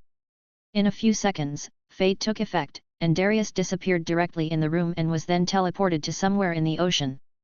Chapter 8, Snake Fruit, 8-branched snake form. At this time, Saint Garin and Saint Smith came here to ensure the safety of the devil fruit. "Jialin Shen, why are you here? You just went in." The agents guarding the door were struck by lightning when they saw Jialin Shen, and their faces were full of disbelief. They, the CP0 agents, had been keeping a close eye on the door to make sure no one was going in or out, but Jialin Shen suddenly appeared in front of them. When Figand Galan heard this, he frowned and asked in confusion, "What are you talking about?" Saint Smith, who was standing by, interrupted impatiently, "Stop talking nonsense and go check if the devil fruit is still there." However, several agents turned pale, obviously realizing something. Seeing this, Galan Shen had an ominous premonition in his heart. He quickly walked to the door and kicked it open. The room was not big, but the treasure chest that was originally placed on the stone table was gone. Figurand Galan Shen roared angrily, "Where is the devil fruit?" The agents who had been guarding the devil fruit outside also realized the seriousness of the situation at this moment. They said in trembling voices, "Master Jialin, someone just turned into your appearance and entered the room with a devil fruit." Saint Smith asked angrily, "What on earth is going on?" The CP0 agents in charge of guarding the devil fruits reported everything that had just happened to Saint Garin and Saint Smith truthfully. After hearing this, Figand Garin Shen was extremely angry. His domineering aura instantly erupted, and he clenched the divine punishment in his hand, ready to execute these derelict agents. These agents were so scared that they knelt on the ground and kowtowed repeatedly for mercy. Saint Smith calmed down at this time and said in a deep voice, "Saint Garin, it is obvious that we have encountered a devil fruit user who can transform into our appearance. The most urgent task is to go to other places immediately to recover the remaining devil fruits and never let them fall into the hands of those untouchables." Figand Galan Shen also regained his composure. He ordered in a cold voice, "Leave your lives for now, and immediately retrieve the remaining devil fruits. There must be no mistakes." On the other side, Whitebeard mercilessly defeated several agents and successfully seized 2 treasure chests. He quickly opened the treasure chests and saw 2 devil fruits inside. One of the devil fruits with white patterns immediately attracted Whitebeard's attention. "Is this the tremor fruit that can cause earthquakes. Whitebeard had seen it in the devil fruit illustrations, and this fruit had always fascinated him. He didn't expect to encounter it here today. Whitebeard, who originally had no interest in devil fruits, made up his mind to eat the tremor fruit the moment he saw it. He was born with supernatural power. If it was coupled with the destructive power of the tremor fruit, its power would be unimaginable. Whitebeard swallowed the tremor fruit in one gulp without hesitation. "Stop, Whitebeard!" At this time, an angry voice came from a distance, but Whitebeard had no time to care, the tremor fruit had already entered his stomach. Facing the fierce slash coming from a distance, Whitebeard swung his sword and easily cut it off. At the same time, his blade cut through the air, and the surrounding space seemed to be distorted. Whitebeard felt the blade passing through the air, as if encountering a huge resistance. He looked at the distorted space in front of him. Just as Whitebeard was puzzled, there was a sudden boom and the sky and the earth were instantly turned upside down. The entire ground tilted 30 degrees at an alarming speed. The strong earthquake waves made the surrounding ground concave and convex, and the entire Valley of the Gods was shaking. "What's going on? Is it an earthquake?" "No, it's Whitebeard." His sword moves caused the earthquake. The pirates and the navy were stunned by this scene and panicked. The earthquake lasted for about 30 seconds before gradually subsiding. Whitebeard looked at his hands in disbelief. He was also shocked by the power just now. He originally just wanted to use that blow to block the sword energy, but he didn't expect to cause such a strong earthquake. Is this the power of the tremor fruit? He was filled with surprise. "Cool. It seems like I have really good luck." Whitebeard was very satisfied with the power of the tremor fruit. He believed that if he exerted his full strength, even sinking the island would be a piece of cake. "Whitebeard, put down the bird fruit quickly. It is not a treasure you should touch." At this time, Saint Feigeland Gallon and Saint Smith who came over had very ugly faces. They watched Whitebeard eat the tremor fruit but they could do nothing about it. Now they could only find a way to snatch another devil fruit. "I know this devil fruit, animal type, bird fruit, mythical beast type, phoenix form. Devil fruits are born and raised in the sea, so they should be given to the children of the sea. It would be a waste to give it to you parasites of the world. I have already found a suitable master for this ability, so you won't have to worry about it." As he said that, Whitebeard put the devil fruit directly into his pocket. When Feigeranda Gallen-Shen heard this, his face immediately turned pale.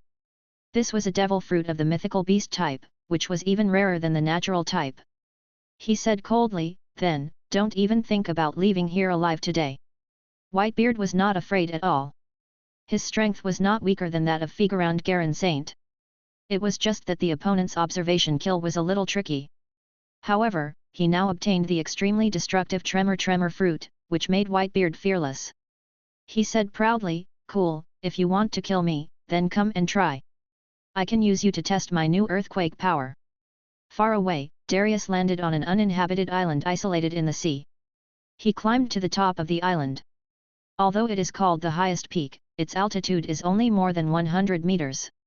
Looking around, he saw only the vast ocean. There was no shadow of neighboring islands, no trace of ships, and even flying birds were hard to find. Is this the arrangement of fate? Darius sighed. The cooldown time of the skill Fate he mastered was as long as 180 days, which was the longest cooldown time of all his skills. The cooldown time of other skills was mostly measured in hours. Although this Fate was a magical skill to escape from danger, if it were not for it, he would not have been able to take away the devil fruit so smoothly.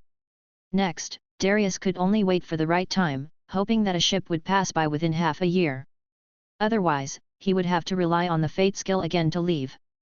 Coming down from the top of the mountain, he found that although the island was not big, with an area of only 50,000 square kilometers, its shape was like a crescent moon, which was quite unique.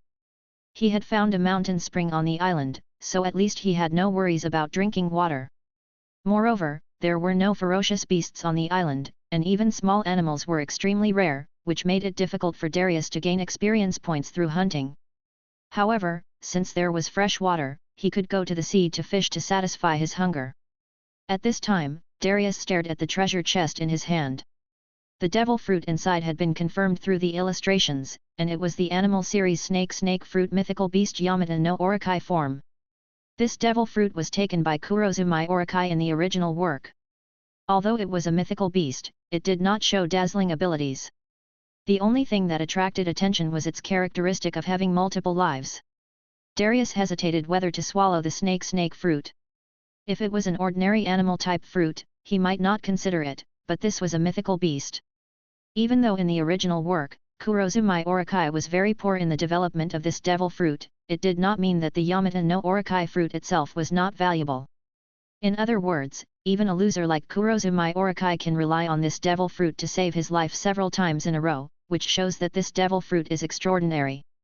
If you develop it yourself, it will be much better than Kurozumai Orokai. After hesitating for a moment, Darius decided to eat.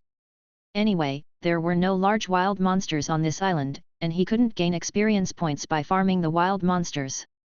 So the only things he could practice were haki and devil fruits. As soon as he took a bite, he felt a nauseating taste coming from his mouth. He immediately covered his mouth to prevent himself from spitting it out. Ugh, this taste is really terrible. I suppressed my nausea and had a strong urge to vomit with every bite, but in the end I just forced myself to eat it. After eating the devil fruit, Darius lay directly on the ground. Soon, he felt a force transmitted to his body. The next second, changes occurred in Darius' body.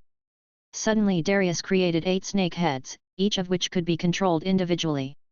At the same time, with 16 eyes, Darius's field of vision became wider, and he could achieve 360 degrees without blind spots. At the same time, his legs turned into 8 snake tails, and his body turned into a snake body, but his hands were still there. It was originally only 2 meters tall, but now it has transformed into the 8-headed, 8-tailed Yamata no Orokai, with a body length of over 100 meters, looking extremely terrifying.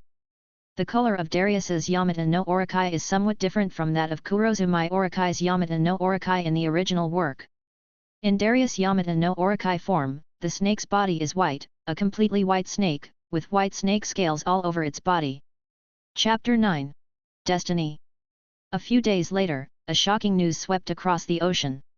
The only overlord of the New World, Captain Rox of the Rox Pirates, was defeated and killed by Vice Admiral Garp in the fierce God Valley War. Tens of thousands of pirates of the Rox Pirates were either killed in the battle or captured. However, in the small town of Siberia in the West Sea, the remnants of the Rox Pirates successfully evacuated from the smoke of the God Valley War. In that brutal war, many people were defeated by the Navy and the world government, and some pirates chose to leave after looting treasures. When Rox was besieged by Garp, Roger, and the Knights of God, no one around him was willing to lend a hand. In the end, the former overlord of the sea died tragically under the beating. At the same time, in the small town of Siberia, the male civilians here were almost slaughtered, and the women who stayed behind became the targets of the Rox pirates' desires. After these pirates had vented their lust, the women would either be killed or sold. All these atrocities were just the Rox pirates' way of venting their anger and frustration after their disastrous defeat in the Valley of the Gods. They could not bear to see their once invincible pirate group suffer such a heavy blow, so these innocent civilians became the victims of their venting of anger. The ordinary pirates of the Rox Pirates were very sad about the death of Captain Rox. After all, most of them truly admired Rox, and they also believed that Captain Rox would lead them to overthrow the world government and conquer the ocean. However, the strongest pirate on the ocean just fell like that. But the Cotters disagreed. Just like Whitebeard, Golden Lion, Big Mom, Wang Ji, and others, the reason why they joined the Rox Pirates was because they were restricted by Rox's powerful military force. After all, these people are men with domineering aura, so how could they be inferior to others? The death of Rox can be said to have opened the shackles on them, allowing them to officially leave the Rox Pirates. At this moment, in a solemn conference room, the elites of the Rox Pirates gathered together. Shiki the Golden Lion held a cigar in his hand, looked at everyone with deep eyes, and slowly said, "Everyone, Captain Rox has passed away, how will our future paths unfold?" For a moment, the venue was silent, and everyone had their own plans in mind. Shiki, whose strength increased greatly due to the power of the float fruit, was full of confidence and wanted to replace Rox and become the overlord of the new world. Before taking the devil fruit, his strength was on par with Big Mom, Wang Ji, John, and others, and now he felt that he had surpassed them. If he could inherit the legacy of the Rocks pirates, he firmly believed that he could quickly become the leader of the new world. Whitebeard said bluntly, "Since Rox is no longer here, there is no reason for me to stay in the Rocks pirates. I plan to leave." When these words were spoken, everyone was shocked. Although they all had their own little ideas, and most of them wanted to divide up the legacy of the Rocks pirates, no one had yet broken the window paper. But you, Whitebeard, were not polite at all and directly broke the last layer of window paper right from the start. Wang Zhi asked curiously, "Newgate, are you really not going to inherit the Rocks pirates? Even though the captain is gone, the pirate's flag is still flying in the new world. Even if you are not interested in the treasure, you should know what this means."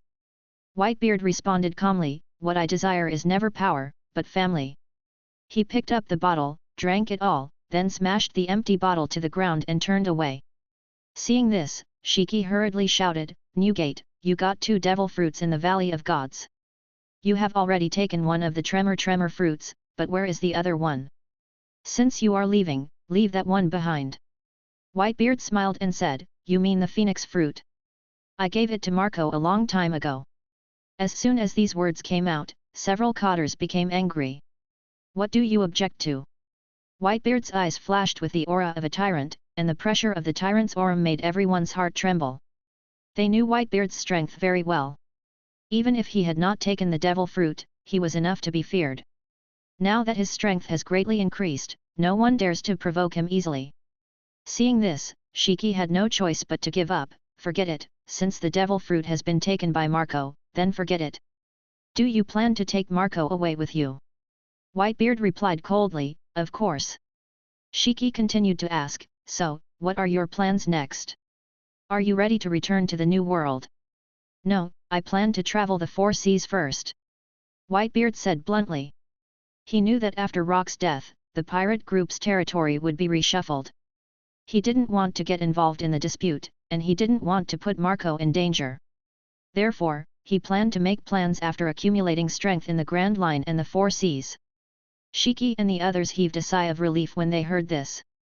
Whitebeard's departure meant they would have a chance to carve up more of the Rocks pirates' territory. Shiki looked at the remaining officers and said directly, "I will not beat around the bush. The Rocks pirates will be disbanded soon. In order to avoid internal strife that would benefit the Navy or other forces, I suggest that we divide the territory of the New World peacefully. What do you think?" John immediately agreed, and the others began to discuss how to divide the Rocks pirates' inheritance. Time flies, and 2 years passed in a flash. At this moment, on that nameless island, a Yamata no Orokai with a body of more than 200 meters was coiled, with 8 snake tails spread out like octopus tentacles. Although it was a snake, its body was extremely large, and its 8 huge mouths opened at the same time, instantly spewing out 8 energy waves of different attributes, bombarding the sea and stirring up layers of huge waves. "Ha ha ha, I finally fully control the power of these 8 attributes." The snake head in the center laughed triumphantly. Then, the body of the Yamata no Orokai shrank rapidly. In just a dozen seconds, it changed from a giant beast back to a human with a height of only 2 meters. Darius. Now, he is over 20 years old and has spent 2 years on this uninhabited island. Due to the lack of daily necessities on the island, he can only live a life similar to that of a savage, with messy hair and a full beard on his face. However, these are not important to him. After all, he does not feel lonely on this isolated island. Darius chose to stay here because after taking the snake fruit, he discovered the unique ability of the Yamata no Orokai. Each snake head has an independent attribute. His main body, the head in the middle, first awakened the ability of poison mist. Later, the other heads also awakened their abilities one after another, with a total of 8 attributes: poison, fire, ice, wind, thunder, sand, sound waves, and darkness. Such power is not inferior to Kaido's blue dragon ability, and is even stronger. After realizing the great potential of this god-level devil fruit, Darius decided to stay on the uninhabited island for a while and continue to develop these abilities. He knew his own strength and knew that he could only become stronger through practice. Although 2 years of practice did not increase his experience points, the development of the 2-color domineering and devil fruit made his strength a qualitative leap. "It's time to continue my voyage." Darius looked back at the simple thatched hut on the island without much nostalgia. The card under his feet flashed, and he activated the skill called Destiny. In an instant, his figure disappeared on the isolated island.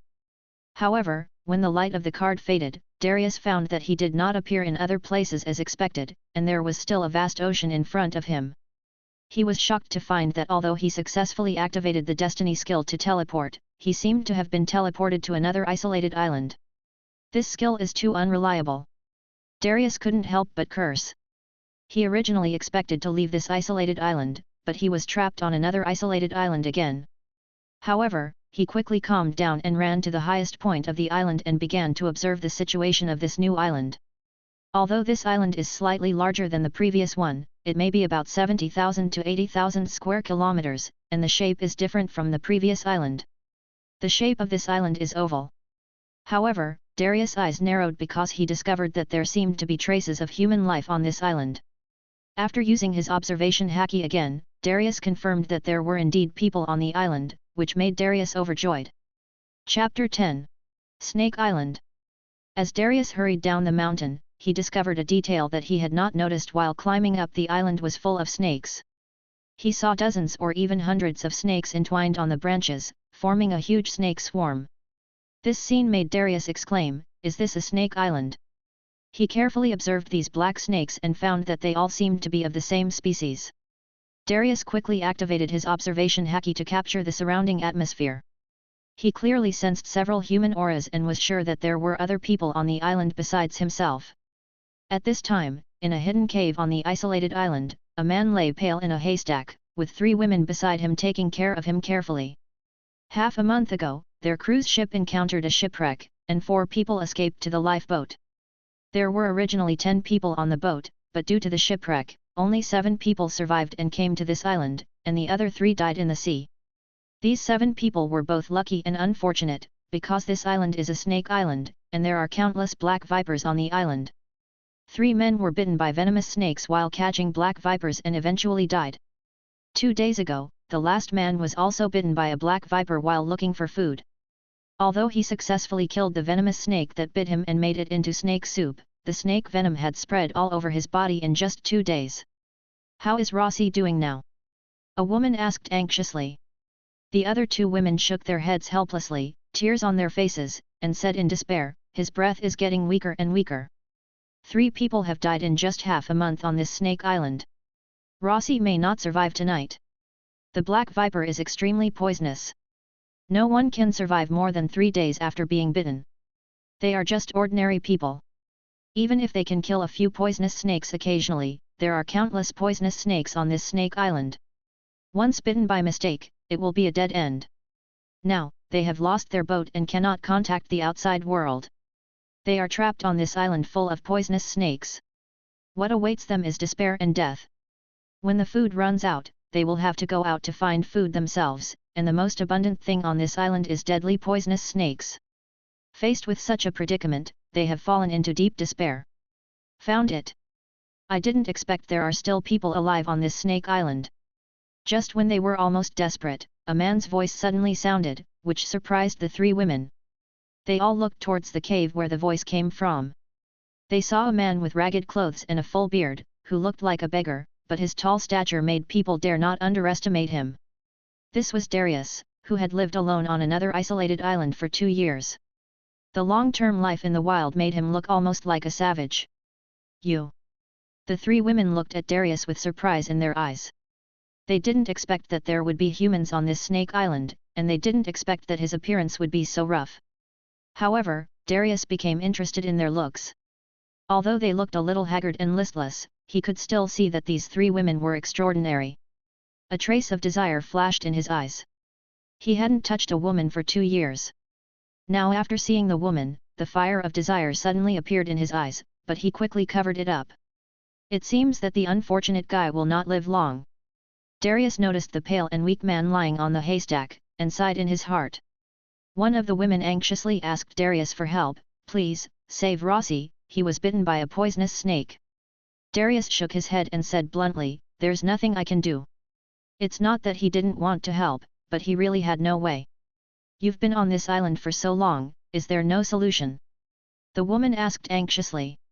However, Darius just shook his head. He had actually just arrived at the Snake Island today. The three women were disappointed and retreated cautiously, fearing that Darius would harm them. Darius looked at them with a playful smile on his face. To tell you the truth, I haven't touched a woman for 2 years. But as long as you listen to me, I will guarantee your safety.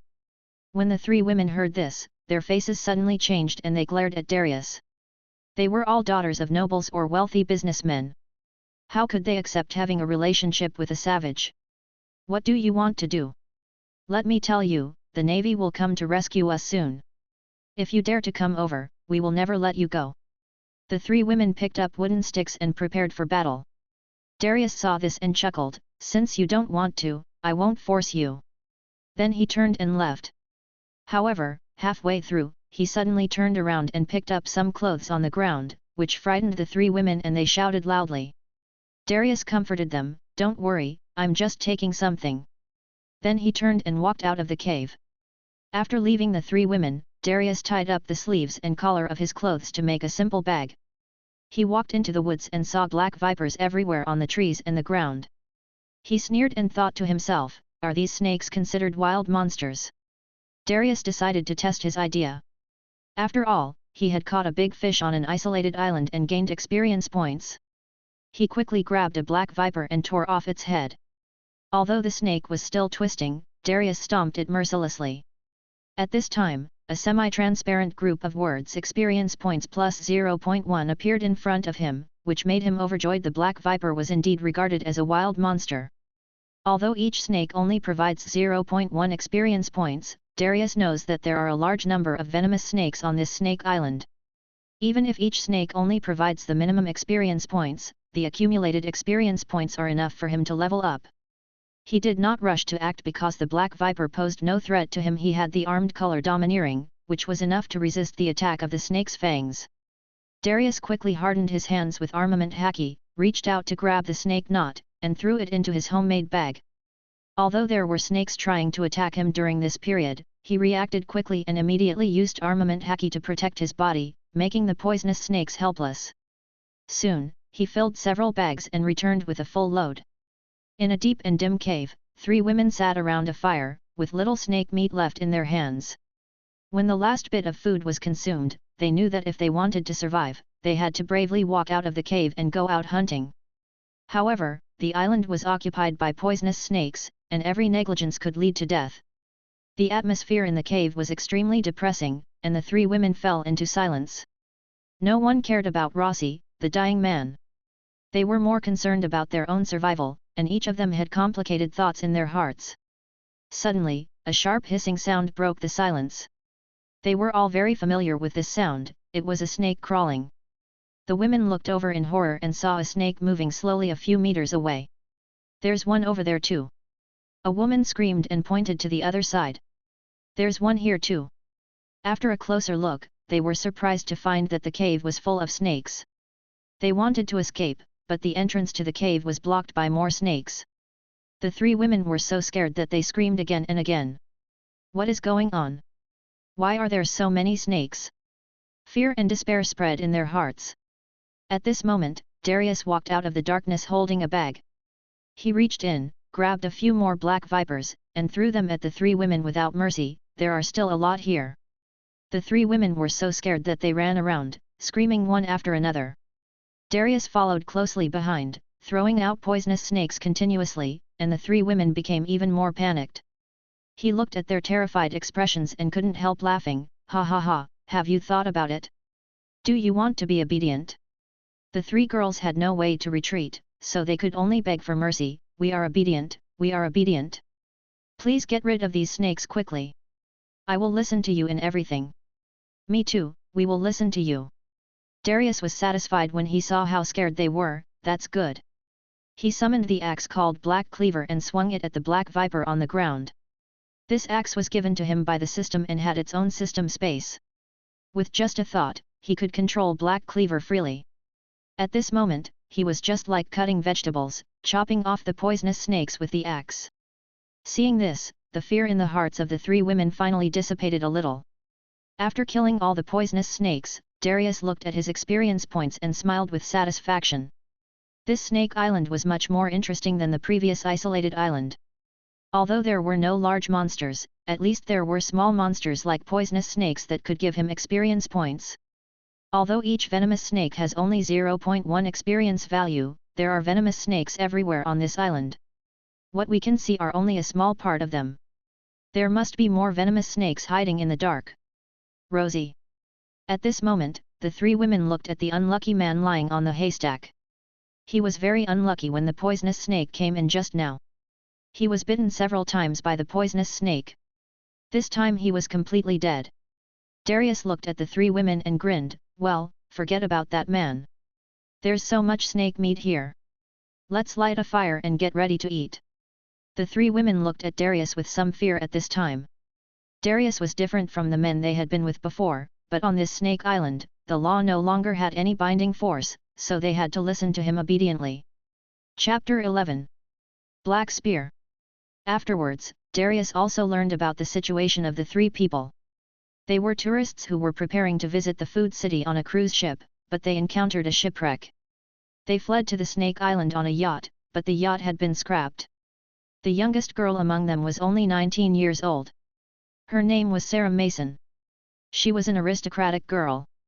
She had come out to play with her parents, but her parents' lives were unknown. Although she didn't know whether they were alive or dead, she actually knew that they had encountered a shipwreck and were basically dead. The second girl was 25 years old. Her name was Arya Marie. She was also a daughter of a noble family. This time she was on her honeymoon with her fiancé. Her fiancé was Rossi, who had just died. The last one, and the oldest among the three of them, is called Harahel, 29 years old. He follows his father and brother in the shipping business. This time he went to the food city to meet clients, but he did not expect to encounter a shipwreck. After listening to their introduction, Darius also found it very interesting. After all, he had not spoken to anyone for 2 years because of his cultivation.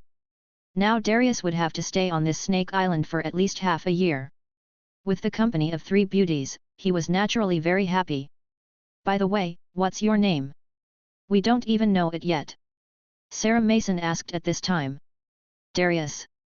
Darius also gave his name directly and grinned, but I'm not a good person. Then, Darius looked at the three of them, his eyes showing lust without any concealment. Okay, everyone knows each other's situation now. So, have you decided? Who will serve me first tonight, or you three can come together?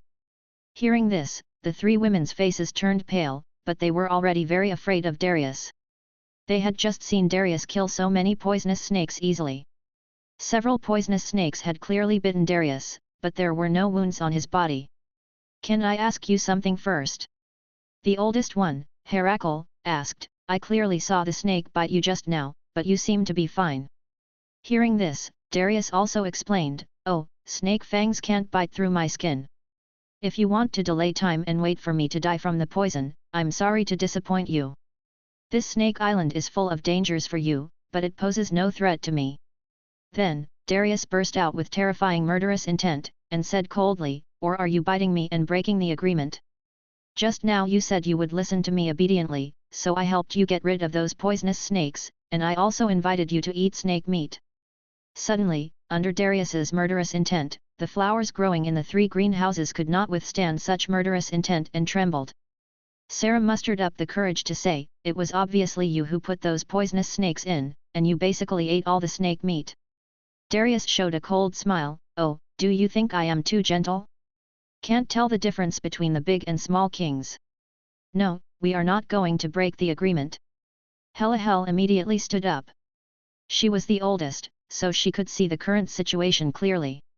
They were now living in this snake island, and the only one who could guarantee their survival was the man in front of them.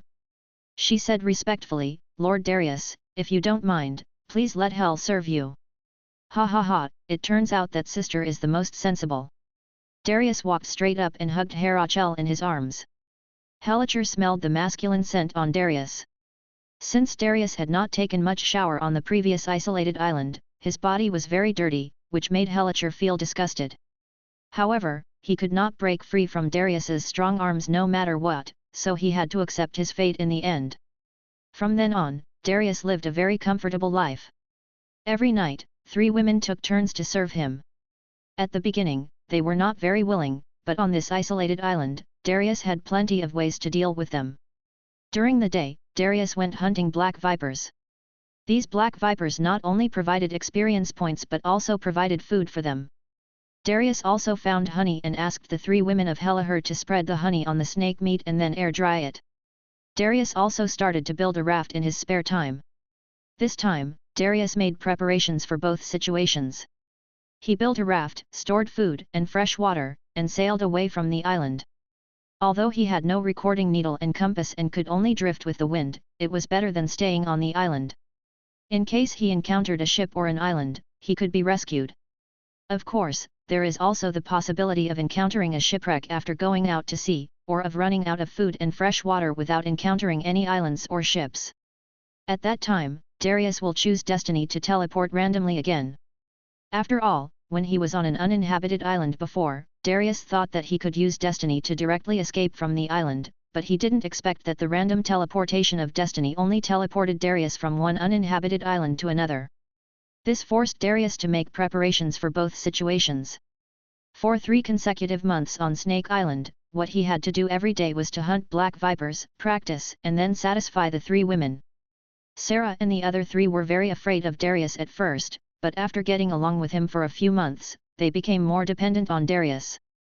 At the same time, they also found that Darius was not an ordinary person. After all, even if Darius wanted to hide it, he would occasionally show power far beyond that of ordinary people, which made the 3 women even more curious about Darius' identity. On this day, Darius finally reached level 6 and heard a familiar voice, "All betrayers must die." Ding, level increased to level 6, unlocked new skills, Spear of Vengeance Callista R skill, Call of Destiny, unlocked Summoner skill, Barrier. Fate's Call, use the Black Spear to sign a contract with an undead who has been dead for no more than 24 hours. The undead will be resurrected and become Darius's contracted servant. The contracted servant cannot disobey Darius' orders. After the contract is signed, no matter how far away the contracted servant is from Darius, he can forcibly summon it to his presence. Cooldown time, 150 hours. Barrier, open an invincible defense barrier, immune to any physical attack, lasts for 3 seconds. Cooldown time, 240 hours. At this time, Darius's attribute panel was automatically opened, Darius, 20 years old. 670.1/32000. Innate skills, Bleeding, Massive Destruction, cooling time 5 hours, Crippling Strike, cooling time 1 hour, Ruthless Iron Hands, Noxian Guillotine, cooling time 120 hours. Other skills, Natural Charm, cooling time 2 hours, Destiny, cooling time 180 days, Call of Destiny, cooling time 150 hours. Talents, Grasp of the Undying, cooldown 4 hours, Conqueror, Barrier, 240 hours. Summoner skills, Mark, cooldown time 48 hours, Flash, cooldown time 300 hours. Equipment column, Detection Guard, cooling time 240 hours, Divine Domain Perspective, cooling time 180 hours. Darius was delighted when he saw his 2 skills. The barrier could make one invincible for 3 seconds, which was simply a magical skill. And the Call of Fate is also a magical skill. Of course, Darius thinks that the greatness of the Call of Fate is not how awesome it is that it can summon the contractor at any time, but the black spear that is needed to sign the contract is very good. Assuming that he could kill Admiral Kong, or the future Admiral Sengoku, and then sign a contract with their souls, he would not only have an extra loyal subordinate, but also control the entire navy. Of course, with Darius' current strength, he is definitely unable to kill Marshal Kong or Sengoku, but that may not be the case in the future. If it really doesn't work, he can find a way to kill future admirals such as Sakazuki or Kyuzan, and then sign a contract with them. Anyway, as long as he can sign a future Navy Marshal with the Black Spear, it will be enough to plant a spy in the Navy. After reading all the information, Darius killed another Black Viper. Experience value plus 0.1. Darius was very happy to see the translucent words EXP plus 0.1 floating up from the Black Viper.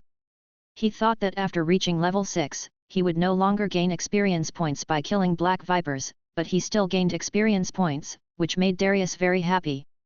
However, Darius soon discovered that killing smaller Black Vipers would not give him any experience points. Only killing large enough Black Vipers would give him experience points. After Darius came to this world, he knew that as he became stronger, there would be fewer wild monsters in this world. In the beginning, when he was only level 1, he could gain experience points by killing a dog. Now, he can no longer gain experience points by killing dogs. Only animals that are deemed dangerous enough will be set as wild monsters by the system, and experience points can only be gained by killing them. Time flies, half a year has passed quickly, and Darius's destiny skill has finally cooled down. In the past 6 months, Darius has killed tens of thousands of black vipers. At the beginning, the ground was full of black vipers, but as time went on, the chances of spawning monsters when going out became less and less. However, Darius is now ready to leave Snake Island. Chapter 12 Pirate Ship. On the coast of Snake Island, Darius pulled out a raft. The raft was 8 meters long and 3 meters wide, with a simple cabin and sail on it. "Lord Darius, are you really leaving?" Sarah said to Darius, covering her slightly bulging belly. Now Sarah doesn't want to leave Snake Island anymore. The reason is very simple, because she is pregnant now. Not only him, but Arya and Helichel are also pregnant. After all, they were all adolescent boys and girls on this deserted island without any contraceptive measures. After half a year of intercourse, it would be difficult not to get pregnant. "Well, this is what I have decided a long time ago," Darius said with a cold face. He would not change his mind because of a few women, even if these women are now pregnant with his children. "But this boat is too simple," Arya said at this time. "Because this wooden boat is too simple, it is just dozens of large pieces of wood tied together." After all, they were all people who had experienced shipwrecks and had seen the raging waves and storms. If they really encountered waves, a small boat like this would probably be overturned by just one wave. Now, although life on this Snake Island is hard, at least there is no need to worry about their lives. Moreover, due to Darius's large-scale hunting of black vipers, the number of black vipers on the Snake Island has been greatly reduced, allowing them to walk around the island without worrying about accidentally encountering poisonous snakes. Moreover, although life on the island is a bit boring, it is a rare freedom to be carefree here, not having to care about family or money. Now I suddenly have to give up the stability on Snake Island. It would be good if they encountered a ship or reached the next island smoothly when they went out to sea, but they had no compass, no recording pointer, and not even a compass.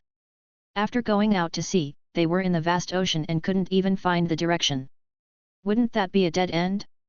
After half a year, they have become more and more dependent on Darius, especially now that the 3 women are pregnant. If Darius leaves, how can they survive on this island? Even though they have mastered some skills to survive on a deserted island, it will be difficult for them to find food as they become pregnant. Now they can beg Darius to stay. Darius looked at the women and said calmly, "I am going to leave anyway. I have already told you that if you don't want to leave, you can stay on the island. There are not so many snakes on the island now. I have also left you a lot of snake meat.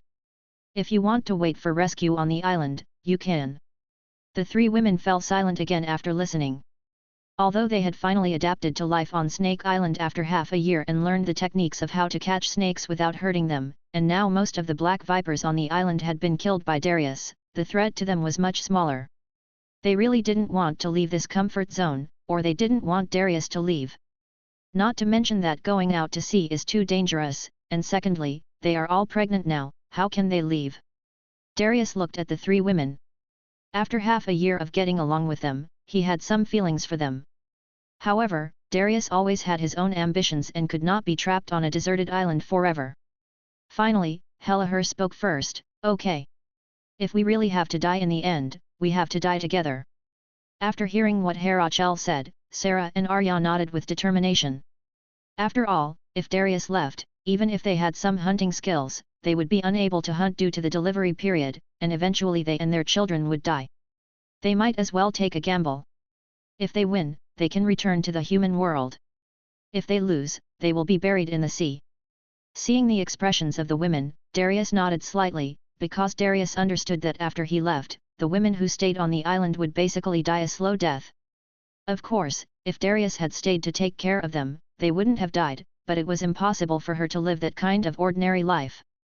The reason why she stayed on Snake Island was, firstly, to wait for the cooling of destiny, and secondly, to kill wild monsters to gain experience points. As for women, as long as you are strong enough, won't you be able to find a lot of them in the future? Soon, Darius moved the food and water onto the raft, and the three women also got on the raft. Then Darius pushed the raft into the sea, and Sarah also pulled down the sail, and the raft officially set sail. The three women stood at the tail of the raft, looking at the Snake Island that was getting farther and farther away. They also understood that after leaving this time, they would never be able to come back. Either they could find an island or a ship to survive, or they would die. Darius stood at the bow. To be honest, this was the first time Darius sailed alone. He had always followed the Rox pirates before. Looking back at the Snake Island that was getting farther and farther away, Darius felt a little disappointed, but he did not have any nostalgia. He had been preparing for this voyage for half a year, and had prepared a lot of dried snake meat, snake eggs and fresh water. If he ate sparingly, it should be able to sustain him for several months. Okay, let's just drift slowly from now on. Darius sat back in the cabin and began the boring and long journey. Yet, after hearing this, the three women came to Darius' side.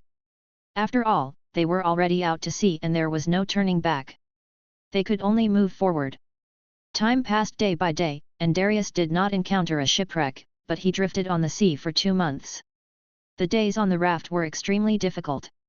He could not do anything every day, and the other three women became even more haggard facing this situation. However, today, they finally saw a boat in front of them. After confirming that it was not an illusion, the three women were overjoyed and started rowing towards the boat with oars. At this time, in the distance, a lookout on a pirate ship reported, "Captain, we found a small boat in front of us with several people on it. It seems that they have encountered a shipwreck." Oh! The captain of the pirate ship was a little surprised and immediately took out the telescope and looked forward. That's right, Darius and his crew encountered a pirate ship, but Sarah and the others were so excited that they rowed quickly towards the pirate ship. Finally I met a living person. Darius was also very happy. Meeting a living person finally allowed him to escape from the life on the isolated island. The pirate captain also grinned and said, "Oh, I think I saw 3 women and a man. Drive the boat over and rescue them." When they got closer, Sarah and her friends realized that it was a pirate ship coming over. This made Sarah and her friends confused, but Darius said calmly, "Don't worry. I'll take care of everything." After hearing Darius' words, the 3 women felt much more relieved. "Hey, what's wrong with you? Are you in a shipwreck?" At this time, at the bow, a pirate who looked like a gangster shouted to Darius and others on the small raft below. "Yes, please save us." Sarah didn't care whether the other party was a pirate or not, and asked for help immediately. "Okay, right away." Soon, the other side also threw down a ladder, and the pirate gangster just shouted loudly, "Climb up quickly." Yet, Sarah didn't care about anything else. She grabbed the ladder first and started climbing up, followed by Arya, Helichel, and finally Darius.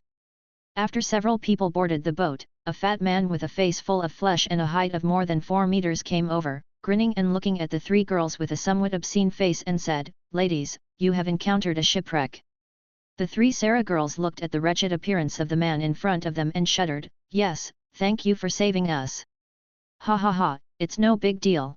The fat man noticed at this time that Sarah's belly seemed to be slightly bulging, which made her look at Darius and said coldly, "However, only ladies are welcome on my ship. As for you, go back to where you came from." Hearing this, Darius smiled contemptuously. Was he going to kick him off the boat directly? "I refuse. I've been drifting on this sea for 2 months." The fat man got angry when he heard this and said coldly, "Boy, it seems that you don't know what is good for you. Do you think I'm a kind person? Did you see that flag?" The fat man pointed at the pirate flag on the ship and grinned, "I am the Pig King with a bounty of 500 million Baileys. Now I'm giving you 2 choices. First, get out of here as soon as you can. Second, I'll crush you into a meat pie and throw you down." The pirates around laughed evilly and said, "Captain, are you going to crush him to death with a human bomb?" "Ha ha ha, kid, get out of here if you want to live." Darius heard that the other party was just a pirate with only 500 million berries, and that was million of the 4 seas pirates, so he smiled contemptuously, "The third choice, I kill you and the ship belongs to me." Hearing this, the Pig King burst into laughter. But in the next second, Darius summoned Black Cleaver, rushed to the Pig King, and chopped him down with a fierce axe. The Pig King was directly split into two halves by Darius's axe and fell to the left and right. "Ship, Captain!" The pirates were all shocked. Their captain was killed and split in half by an axe. Who on earth was this person before them? How could he have such terrible power? Chapter 13. Threat. Darius turned to look at the other pirates and said coldly, "This ship is mine now. Prepare food and water for me immediately. Also, throw this garbage into the sea." After listening to Darius' words, dozens of pirates on the ship swallowed their saliva and looked at Darius with nervous fear, and no one spoke first. Darius looked at him with a sneer on his face. "It seems that he is not very obedient. But it is true, there are too many people here, so let's kill a few more." Darius slashed at the nearest pirate as he spoke. The pirate defended himself with the sword in his hand, but it was useless. Black Cleaver easily chopped the pirate in half, along with the sword. How could this guy be so strong? Damn it! Go to hell! I don't believe you are not afraid of bullets. At this time, several pirates pointed their pistols at Darius and fired continuously. Darius immediately activated his observation haki and kept dodging the bullets. At the same time, he quickly approached the opposite side and chopped down with the axe in his hand, killing several pirates. Is this guy a monster? He actually dodged the bullets. At this time, the pirates were completely panicked. They had never seen anyone who could dodge bullets. What kind of monster did they encounter this time? However, at this time, several more alert pirates reacted immediately and ran towards the three Saras, ready to capture them as hostages. Darius frowned as he looked at him and whispered, "Flash!" In an instant, Darius came in front of the three Sara women and killed the pirates who wanted to hold them hostage with one axe. Is this guy a human or a ghost? Was that teleportation just now? He is a devil fruit user. All of a sudden, the pirates became even more frightened. "No, sir, I surrender, I admit defeat." At this time, one of the pirates finally couldn't bear it anymore, and immediately dropped his weapon and chose to surrender. But once the first person surrendered, there would be a second, a third, and soon one pirate after another dropped their weapons and chose to surrender. Darius was also very satisfied when he saw this, and said coldly, "Now, I have requisitioned this ship, do you have any objections?" Soon, a pirate with a pointed chin and monkey cheeks stood up and said, "No, from now on, you are the captain of this ship, and we will all listen to you." Seeing the pirates all looking like bootlickers, Darius snorted coldly and said, "What a jerk! Wouldn't it be fine if they just listened to me from the beginning? You have to kill a few idiots before they behave. Throw the bodies of those rubbish into the sea to feed the fish. Bring me all the newspapers on the ship and cook a good meal for me." "Yes, yes." The leading pirate also said respectfully, but a hint of fear and hatred flashed in his eyes. Darius didn't care about that and walked into the cabin with Sarah and the other two girls. "Lord Darius, you are so powerful. Although I have known that you are very powerful, I didn't expect that the pirate with a bounty of 5 million could be killed with one blow. You are so strong." "Yes. I thought we were dead." The three Sarah girls were also surprised when they heard it. Darius ignored the three women's praise. He himself had no idea what level of strength he had now, but he was definitely stronger than when he was in the Rocks Pirates. After entering the cabin, Darius sat on the sofa, and the pirates came over with newspapers and said, "Here, sir, this is the newspaper you asked for. Leave it there." Darius replied calmly. After the pirates put down the newspaper, Darius picked it up and started reading. Having stayed on the Lone Island and Snake Island for 2.5 years, Darius knew nothing about this sea. Now he could only learn about what had happened in the past 2 years through the newspaper. Soon, food and drinks were brought in, and Darius ordered, "Each of you come and have a bite first." "Sir, we dare not put poison in the food." Several pirates immediately felt wronged, but they picked up their chopsticks and took a bite, and drank some wine to prove that there was no poison in the food before leaving. It's not that Darius is cautious, but he has to be on guard against others, especially since these guys are pirates. He just killed so many of their companions, there's no guarantee that they won't retaliate against him. After all, it's easier to dodge a spear than a hidden arrow, and Darius doesn't want to capsize in the gutter. Afterwards, Darius began to feast on the food. The three Saras had not eaten proper food for half a year. On Snake Island, the most common thing they ate was snake meat, and it was basically grilled. They were tired of it a long time ago, and now they could finally change their taste. After taking a sip of the wine, Darius was immediately excited and said proudly, "Hoo, cool. I haven't had a drink in more than 2 years. I'm almost forgetting the taste of alcohol. Guys, go and get all the alcohol for me." "Yes, sir, we'll go right away." After hearing this, the pirates immediately ran to the wine cellar to move the wine barrels over. Pirates all have one characteristic, that is, they love drinking. Darius also likes drinking, and he soon started drinking with these pirates. Although they were enemies before, they started chatting happily together after a few drinks. "Lord Darius, it turns out that you were a pirate before." At this time, the pirates were also surprised to hear that Darius was a pirate. Darius was also a little drunk at this time, with a little blush on his cheeks, yet. "But my previous pirate group has been disbanded now, and I will establish my own pirate group in the future. Let's not talk about this, come on, keep drinking." "Lord Darius, stop drinking, you are already drunk." Helaher pulled Darius and persuaded him. After all, they were on the pirate ship now, and Darius was the guarantee of their safety. What would happen if he got drunk? "Get out of here, I haven't had a drink in more than 2 years. I might as well have a good drink today. Come on, guys, let's drink." Darius raised his glass again. "Boss Darius is so generous."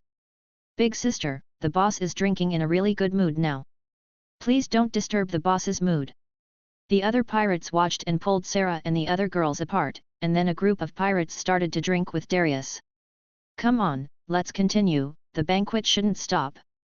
Darius also grinned. The banquet was still going on, and the pirates were toasting Darius crazily. Darius accepted all the toasts, and soon he felt dizzy and fell directly on the table. The pirates were still toasting, but Darius was already drunk and fell into a complete sleep. "Boss, come and drink." "Come on, Boss Darius, I toast you." At this time, the pirates were still holding their glasses and continuing to toast, but Darius was already lying on the table and completely asleep. Seeing that Darius had fallen asleep, the pirates' banquet suddenly became less lively. On the deck outside, the 3 Sarahs were controlled by the pirates. A pirate ran out and said to the sharp-faced man, "Deputy Captain, that guy is completely drunk." "Well, have you finally gotten him drunk?" Suddenly, the sharp-nosed and monkey-faced man showed a ferocious look on his face and said, "You little brat, you actually dared to kill my brother. Do you really think that our Pig King Pirate King is so easy to mess with?" "That's right, the Captain Pig King today is the younger brother of the pointed-faced and monkey-faced man in front of him. They are 2 brothers, but the younger brother possesses considerable martial arts, and although the older brother does not have much strength, he is very smart. The 2 brothers have been going to sea for many years and have made a name for themselves in the West Sea, but they did not expect that the Pig King would be killed by Darius today. So, the man with a pointed chin and monkey face came up with this plan. He planned to get Darius drunk and then avenge his brother, the Pig King. At this time, the 3 Sarah girls had been tied up, with rags stuffed in their mouths to prevent them from screaming, but fear appeared in their eyes. The man with the pointed chin and monkey cheeks grinned at the 3 women and said, "Don't worry, after we kill Darius, we will definitely take good care of you 3 little beauties." The 3 Sarah girls looked even more desperate after hearing this. They had never expected that they had finally escaped from Snake Island, only to end up entering a wolf's den again.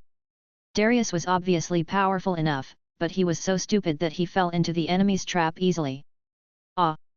Boss Darius, what are you doing? Have mercy! Boss Darius!" At this moment, screams and pleas for mercy were heard in the cabin, which immediately made the pirates on the deck alert. The screams soon ended with a squeak. At this moment, the door of the cabin was pushed open, and Darius' voice came from inside, "Really, I didn't intend to kill you, but some people always seek death this way." Soon, Darius came out holding the black cutter, which was dripping with blood, obviously the blood of the pirates in the cabin. The pirates on the deck were shocked when they saw the blood on Darius' axe. The 3 girls, Sarah, were very excited at this time. As their mouths were blocked by rags, they could only make a whew sound. The man with the pointed chin and monkey cheeks was shocked, "Aren't you drunk? You really think I'm an idiot? You must be pretending." Darius rolled his eyes and said speechlessly, "After all, if I kill you, there will be no navigator or cook on this ship, so I spared your lives. But now it seems that you are still determined to steal. Then I can't spare you. However, since I have always been kind-hearted, I will give you one last chance. If you lay down your weapons, you will be spared." After hearing Darius' words, several pirates immediately put down their weapons and begged for mercy. "Lord Darius, we absolutely do not want to be your enemy. All this is the order of the vice-captain." "Idiot, do you really think he will let us go if we lay down our weapons and surrender? We still have hostages in our hands." The man with a pointed face and monkey cheeks had a ferocious look on his face. He held Sarah hostage with a pistol, and his whole body was shaking with fear. He roared, "Drop your weapons immediately, or I will kill these women." Sarah and the other two who were held hostage were also crying woohoo. Although their mouths were blocked by rags, Darius probably knew what they were saying. When the pirates saw this scene, some of them stood on the side of the sharp-nosed and monkey-faced man, grinning, "Boy, if you don't want your woman to die, just put down your weapon and stand there. Otherwise, your woman will die. You are really courting death." Darius' eyes were cold, and his murderous intent was even stronger. He said contemptuously, "A bunch of rubbish pirates, you dare to threaten me." In an instant, all the pirates felt as if the temperature of the air around them dropped by several degrees. Seeing Darius walking towards them step by step, they said in fear, You stop, don't come over here, or I will kill them." Darius said with cold eyes, "Then why don't you shoot?" After hearing Darius' words, the pirates panicked even more. The three Sarahs were also terrified and kept making loud noises. The pirates also shouted to encourage themselves, "Stop pretending. If you come over again, I will really shoot you." Darius felt very unhappy when he saw this scene. He felt threatened. Although he did not care about the lives of Sarah and the other girls, he still sentenced these pirates to death. "In that case, I'll show you something good before you die." As he said that, Darius began to use the power of his devil fruit. His body quickly turned into a snake, and it was a giant Yamata no Orokai with 8 heads and 8 tails, more than 200 meters in length. The snake soon coiled around the pirate ship. Chapter 14. Parting. At this time, the pirates looked at the 8 huge snake heads and the snake body and tail coiled around Rudong. It was simply a monster. Wild sand. Suddenly, a large amount of yellow sand gushed out from a snake head. In an instant, the entire pirate ship was caught in a yellow sandstorm, blocking their vision. Lightning strike, wind blade. The other 2 snake heads also kept spitting out lightning and wind blades. Suddenly, screams were heard in the yellow sand. At this moment, the pirates witnessed an unforgettable scene before their eyes: the 8 huge snake heads, and the winding snake body and tail that were like a giant dragon, all of which made them feel terrified. It was like a monster crawling out of hell. Wild sand. One of the snake heads suddenly opened its huge mouth, and gushed out yellow sand that swept over like a raging tide. The entire pirate ship was instantly swallowed up by the yellow sand. Their vision was obscured by the sand, and they fell into chaos. Lightning strikes, wind blades. At the same time, the other 2 snake heads were not to be outdone. They kept spitting out sharp lightning and wind blades from their mouths. On the battlefield filled with yellow sand, screams rang out one after another. After the yellow sand cleared, all the pirates had fallen down. Some were burned by lightning, and some were cut in half by wind blades. The scene was horrific. Only Darius and the 3 tied-up girls, Sarah, were left. Darius walked over and helped them untie the ropes. The 3 Sarah girls looked at Darius in shock. They had known for a long time that the man in front of them was very powerful, but they didn't expect him to be so powerful. Helliher hurriedly asked, "Lord Darius, what you did just now, was it a devil fruit?" "Yeah." Darius nodded, looking at the 3 women with a bit of evilness, and said, "There are only 4 of us left on this ship. From now on, cooking and other things will depend on you. Throw these bodies into the sea. I'm so tired of acting with these rubbish pirates. Really, I should have killed them all at the beginning." As he spoke, Darius picked up a corpse and threw it into the sea. After hearing Darius's order, the 3 girls began to clean up the corpses on the boat, suppressing their nausea. After all, they had half a year of survival experience on Snake Island. Although they would be afraid when they saw the corpses, their psychological endurance was much better than that of ordinary girls. By the way, Lord Darius, who are you? You are not an ordinary pirate. At this time, Arya asked. Darius hesitated for a moment and replied, I used to be a member of the Rox Pirates, but now the Rox Pirates have been disbanded. Rox Pirates. They were all shocked after hearing Darius' words. Before, when they were at Snake Island, they only knew that Darius was very strong. It was only today that they learned that Darius was actually a pirate. However, they never expected that he was a member of the former Rox Pirates. This pirate group was considered by the world government to be a criminal pirate group that attempted to subvert the world, and was the most deserving pirate group at the time. Darius grinned and said, Okay, stop talking nonsense and get to work. Let's go take a hot bath together after throwing the body down. You probably haven't had a chance to take a bath yet. After hearing Darius' words, the three women nodded. Although they often took baths on the isolated island, they had no chance to take a hot bath. Moreover, they had been drifting on the sea on a small raft for 2 months, and they had long wanted to take a hot bath. A few days later, Darius read all the newspapers on the pirate ship and learned a lot. In the Battle of God Valley, Captain Rox of the Rox Pirates was defeated by the Navy hero Garp, and the Rox Pirates disbanded a month later. Shiki the Golden Lion formed a pirate alliance with Wang Zhi and took over most of the power of the Rox Pirates, while Big Mom and Silver Axe returned to the first half of the New World and also obtained part of the territory of the Rox Pirates. A year ago, John was killed by his subordinates because he wanted to keep the huge treasure for himself. Thus, a great pirate fell. Many other pirates also got a share of the treasure when the Rox Pirates disbanded. Half a year ago, Vice Admiral Sengoku and Zephyr were nominated to be the new admirals of the Navy and were given the titles of Immortal Stone and Black Arm, while the Navy hero Garp refused to be nominated as Admiral of the Navy. And the latest news is that the great pirate Kaido was arrested by Admiral Sengoku in the Wolf Sea. Darius has no plans to go to the New World for the time being. He just wants to develop himself first, gain experience points, and improve his level. Then he will go to Sky Island and take all the gold there. After all, if I want to buy equipment, I can't be without gold. 500 grams of gold can be exchanged for 1 gold coin, and I don't know if the gold on the Sky Island is enough for me. After a few days of sailing, Darius finally arrived at a small island inhabited by humans.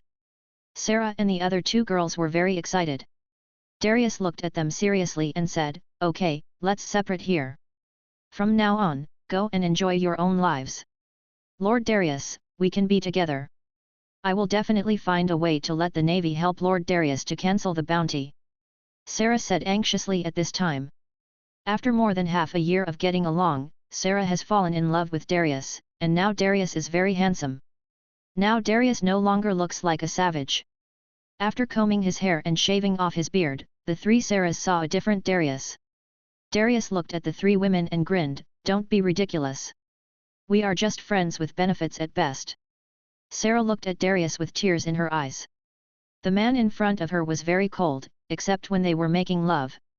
But Sarah was very fascinated by Darius's coldness and said, Lord Darius, I will definitely give birth to our child. Darius looked even more unhappy, and said in a cold voice, It's up to you.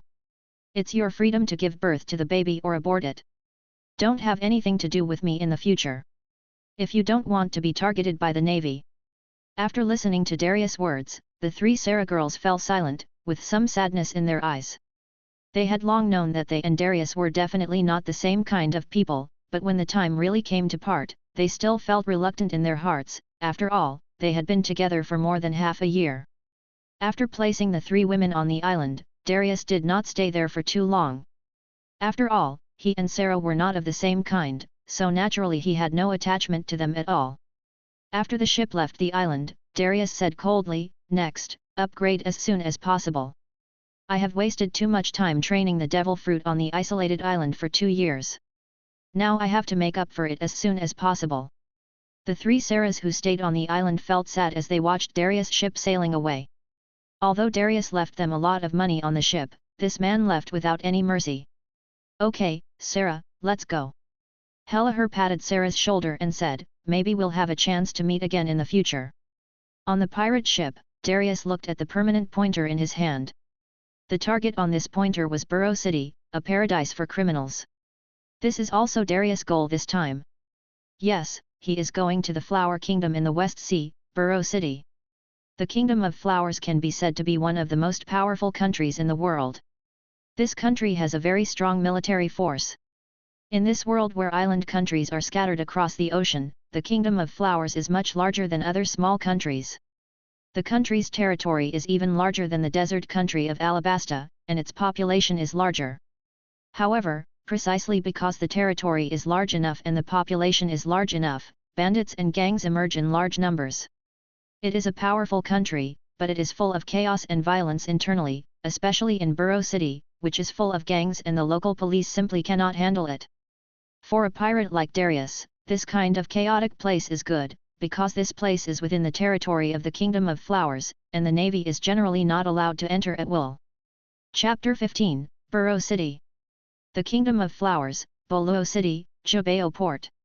Darius got off the ship here and took all the money and property on the ship. As for the ship, Darius sold it to the Jubeo Navy at a very low price. After entering Burrow City, Darius walked on the street and observed his surroundings. The city was very lively, and there were many classic cars, horse-drawn carriages, motorcycles, etc. on the streets. For this ocean world, many countries are island countries, so most of the means of transportation are ships.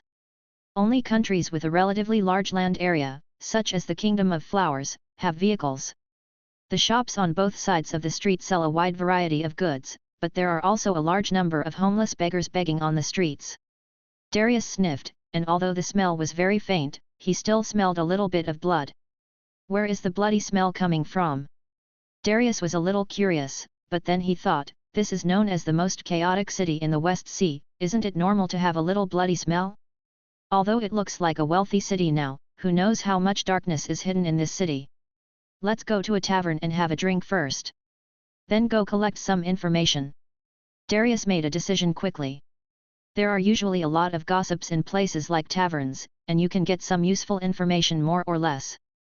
Arriving at the tavern, although it was still some time before dinner time, there were quite a few people in the tavern. Darius went straight to the bar and ordered a glass of wine, then dropped a few tens of thousands of Baileys and asked directly, "Boss, I want to ask you something. Is there anything going to happen in this city recently?" The tavern owner was also a little surprised and asked, "Sir, you must be from another place." "Oh, you can see that," Darius said with some surprise. The tavern owner also smiled and said, "Anyone who can ask such a question is obviously an outsider. But you came at the right time. The Flower Kingdom martial arts competition will be held in a few days. If you are interested, you can go and watch it." Martial arts competition. Darius was a little surprised and asked jokingly, "Competition?" The tavern owner explained, "Yes. This is a competition held every 3 years in the Flower Kingdom. In addition to the powerful local players in the Flower Kingdom, there are also many overseas countries and even pirates who come to participate in this competition." Darius was a little surprised, but also interested, "So, there will be many strong people in this martial arts competition." "That's right." The tavern owner also explained to Darius, "This is a super large competition held throughout the Flower Kingdom. There are a total of 16 cities in the country. After the 16 strongest people in the Flower Kingdom are finally determined, the final will be held in the capital of the Flower Kingdom, Los Angeles. The final winner can become a warrior of the Flower Kingdom's Royal Guards, and there are also very generous rewards." Reward. Darius was also a little surprised and asked, "What reward?" The tavern owner said, "I'm not sure about that, but based on the previous champions' rewards, some are Bailey, some are devil fruits, or the latest weapons. Anything is possible." Hearing this, Darius's lips curled up slightly, "This is really interesting. Boss, can we still sign up now? Where can I sign up?" The tavern owner was also a little surprised and asked, "My dear guest, you mean you want to participate in the competition?" Darius said jokingly, "Why, is it not possible? I am still somewhat confident in my own strength." The tavern owner had obviously seen many people who were confident in their own abilities, so he advised, "This competition is not an ordinary one. Every match requires a life and death agreement to be signed. It can be said to be a very dangerous competition." Hearing this, Darius became even more interested. If he had to sign a life and death agreement, then it wouldn't matter if he killed the person openly. Originally, Darius was only interested in the prize for the final champion, but he became more interested in this competition. The reason why Darius came to Burrow City was because he knew that this city was the most chaotic city in the West Sea.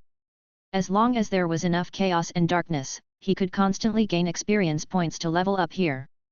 Now that there is a competition, he must go and watch it. Isn't that perfect? Boss, please tell me where I can sign up. Darius looked at the tavern owner seriously. The tavern owner was also a little helpless, and finally told Darius the registration location. When he arrived at the registration point, Darius told the staff there that he wanted to sign up for the competition. The staff member did not hesitate and immediately took out a life and death certificate and asked Darius to sign his name on it. The staff member said to Darius, "Mr. Darius, this is your code number, 2276. The competition will not start until tomorrow. You can go into the venue and rest now. There is a lounge for the players. Of course, if you have a place to stay outside, you can stay there, but please be here before o'clock tomorrow morning, otherwise you will be considered to have forfeited." Darius took the number plate, thanked him and left. It was still early. Darius wanted to go around. Especially since it was almost night, Darius also wanted to see how many crimes would appear in the city known as the most chaotic city in the West Sea at night. Sure enough, after 7 o'clock in the evening, the sky gradually darkened, and Darius walked on the street, wearing a gold ring and a gold necklace, and holding a purse in his hand. However, when he was eating before, he accidentally let the purse out, revealing the shining diamonds inside. It can be said that Darius has exposed all the money he could show to the outside world, and he wanted to see whether the law and order of this city is good or not. As the sky grew darker, there were fewer and fewer pedestrians on the street. Those who dared to walk on the street now either had guns in their hands or were stupid and ignorant people who had not suffered from the beatings of society. At this time, some street walkers gradually appeared on both sides of the street, all dressed in fancy clothes. A charming woman came in front of Darius, twisted her body seductively and said, "Handsome man, you are alone. Do you want to have some fun? It only costs 5,000 Baileys." Looking at the woman in front of him, Darius licked his lips and said jokingly, "Great. It happens that I have a lot of money today. If you serve me well, I will reward you well." The woman was delighted when she heard this. She had seen the diamond in Darius's hand before and knew at first glance that he was a fool who didn't even know the principle of not showing off one's wealth. "Don't worry, handsome guy." The woman pressed her delicate body against Darius' chest with a charming look on her face, and said charmingly, "I will definitely make you comfortable, come with me." As she said that, the woman pulled Darius directly and walked forward. Darius did not resist and was pulled by the woman. He hugged the woman in his arms and put his big hand directly into the woman's clothes. The woman also showed a charming face, but in her heart she had already sentenced Darius to death. Soon, the woman brought Darius to an empty street. Darius's observation Haki clearly sensed the presence of more than a dozen auras in front of him. Sure enough, the dozen people quickly walked towards Darius. At this time, the woman broke free from Darius' arms and walked into the team of a dozen people on the opposite side. The leader was a yellow-haired man holding a broken axe, who looked like a typical gangster. "Hey, man, do you know whose woman you just touched?" Darius looked at the dozen thugs surrounding him, and the woman just now changed her face and said, "Brother Snake, this guy just took advantage of me and touched my breasts." The gangster named Snake pointed the broken axe in his hand at Darius and said arrogantly, "Damn it, you dare to touch my woman's breasts. Give me the money. If you are short of 5 million Baileys, you can't leave alive today. Is this really a honey trap?" Darius looked at the dozen thugs surrounding him with a joking look, took out a bag from his arms, and said jokingly, "There must be hundreds of diamonds in this bag. I just don't know if it's enough." Snake listened to Darius' words and grinned, "Oh, you're quite sensible." As he said that, he wanted to reach out and take it. Darius looked at it and threw the bag of diamonds into the air. All of a sudden, all the gangsters looked up into the air following the bag. Darius directly summoned out Black Cleaver, rushed forward and beheaded Snake Brother with one axe, then increased his speed and chopped down at the people beside him. The bag gradually fell down, and a gangster stretched out his hand and caught the bag of diamonds. Before he could be surprised, an axe suddenly passed by and chopped off the gangster's hands. Before he could even scream, another axe chopped off his head, making him unable to even scream. Ah! Suddenly, a sharp female voice was heard. It was the woman just now, but at this time she was sitting on the ground with her legs limp, because more than a dozen gangsters around her were already dead, and their deaths were very miserable. One by one, their heads were chopped off by axes, and their heads were separated from their bodies. After Darius put the bag back into his pocket, Black Cleaver danced quickly, scattering the blood on it on the ground, and said to the woman, "Why are you screaming? I haven't cut you yet." "But it's true, if I really cut you, you won't even have the chance to scream, just like them." The woman's body was shaking constantly. She looked at Darius in fear, tears streaming down her face. She said in fear, "Are you a human or a ghost? So do you want me to be a human or a ghost?" Darius looked at the woman with some amusement, and the axe in his hand disappeared. Each of those gangsters before could only provide him with 0.3 or 0.4 experience points. Even if he killed this woman, he would only gain 0.1 experience points at most. It was totally unnecessary.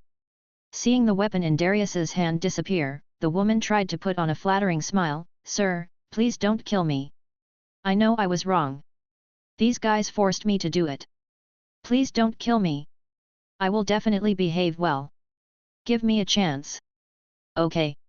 I'll give you this chance, right here," Darius said, and sat directly on the stone steps. The woman also understood very well what the man wanted, or rather, this was what she was best at. She immediately knelt down at Darius' feet and began to serve him. Chapter 16. Gangster. At this delicate moment, a hurried sound of footsteps broke the silence of the street. Dozens of unidentified people suddenly emerged from the shadows on the side and quickly gathered on this empty street. When they approached, they were shocked to find more than a dozen lifeless bodies scattered on the ground, and Darius and the woman were in an extremely happy state nearby. Almost at the same time, chaotic footsteps were heard from the opposite end of the street, and dozens of unidentified people were running quickly. The two groups of people, together numbering nearly 100, unexpectedly met at this narrow intersection. Darius was in a very irritable mood at the moment. He originally thought that this street was secret and deserted, and he could vent his anger and enjoy himself. However, at this critical moment, a group of uninvited guests broke into his territory. He carefully observed this group of people, and from their behavior and demeanor, Darius keenly realized that they did not seem to be good people either. "Sir, this sudden situation also made me panic." The woman's heart was in a mess at the moment. Her clothes had been taken off. As a prostitute, she had seen all kinds of men and experienced countless wild pleasures. However, just when she was about to show her charm, she did not expect to encounter such a dramatic turn. She knew very well that this was not an ordinary romance, but more like a fierce fight between gangs. What bad luck! I don't like being watched in this kind of occasion. Darius was also furious. He stood up while pulling up his trousers. The sudden interruption ruined his interest and filled his heart with irritability and displeasure. Under the dim street lights, a gangster in a black windbreaker, with a cynical and mocking smile on his face, slowly walked towards Darius.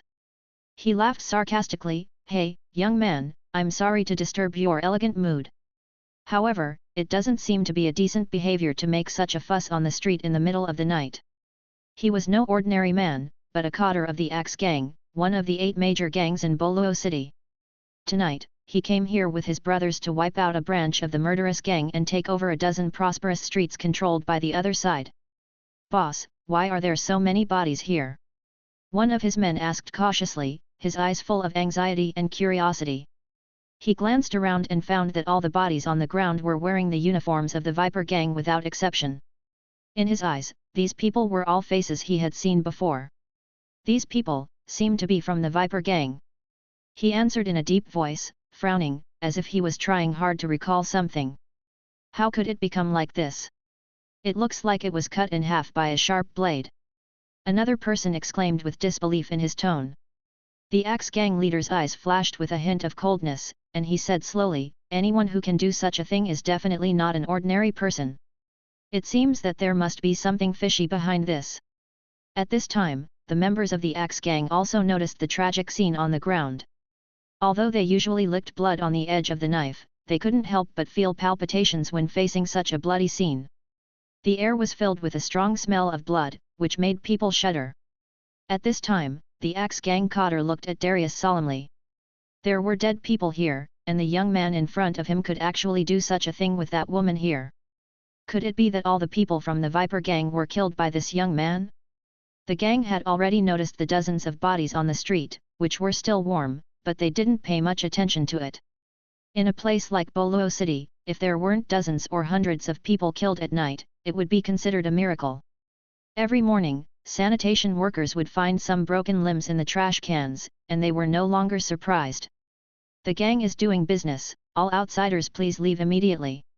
At this time, a gang member waved a machete in his hand and shouted at Darius, trying to threaten him. However, Darius just raised a cold smile, as if this threat was not worth mentioning to him at all. Ha ha ha, that thing isn't meant to scare people, kid. Darius responded calmly, his voice full of disdain. The gang member was enraged by Darius's attitude. He pointed the machete at Darius and shouted, "What did you say? If you don't get out of here, I will be rude to you." However, just as he raised his hand to attack, Darius suddenly summoned the black axe black cleaver in his hand. Before the gang member could react, Darius swung the axe at lightning speed and chopped him directly. In the blink of an eye, the gang member didn't even have time to scream before his head was separated from his body and fell into a pool of blood. This scene happened so fast that everyone present was stunned. Although it was dark at night, under the moonlight, they could still clearly see Darius killing the opponent in an instant. The amazing speed and power shocked and frightened them. They had never seen such a cruel method and such powerful strength. Darius glanced at the 0.3 experience points that appeared on the corpse, and a scornful smile appeared on the corner of his mouth. He sneered and said, "Humph, how disappointing. Such a small character is so stingy that he only gives this much experience points." At the same time, Carlo, the leader of the murderous gang, held the long knife tightly in his hand. His face was gloomy because he couldn't even catch the trajectory of Darius's attack. He stared at Darius coldly, and his voice revealed a hint of chill. "Boy, are you also from the Axe Gang?" Darius was unmoved. He glanced at the gang members around him, a cruel smile appeared on his lips, and he said with a grin, "No, I'm just a passerby. But, you dared to come out and disrupt my work just now, which really affected my mood. However, judging from your current posture, are you planning to take action? That's exactly what I want. I'm in a very bad mood right now." Carlo, the leader of the murder gang, looked at Darius's arrogant appearance, and the muscles in the corners of his eyes twitched involuntarily, but he still suppressed his anger and did not act rashly. He knew that this seemingly young boy was definitely a difficult character to deal with.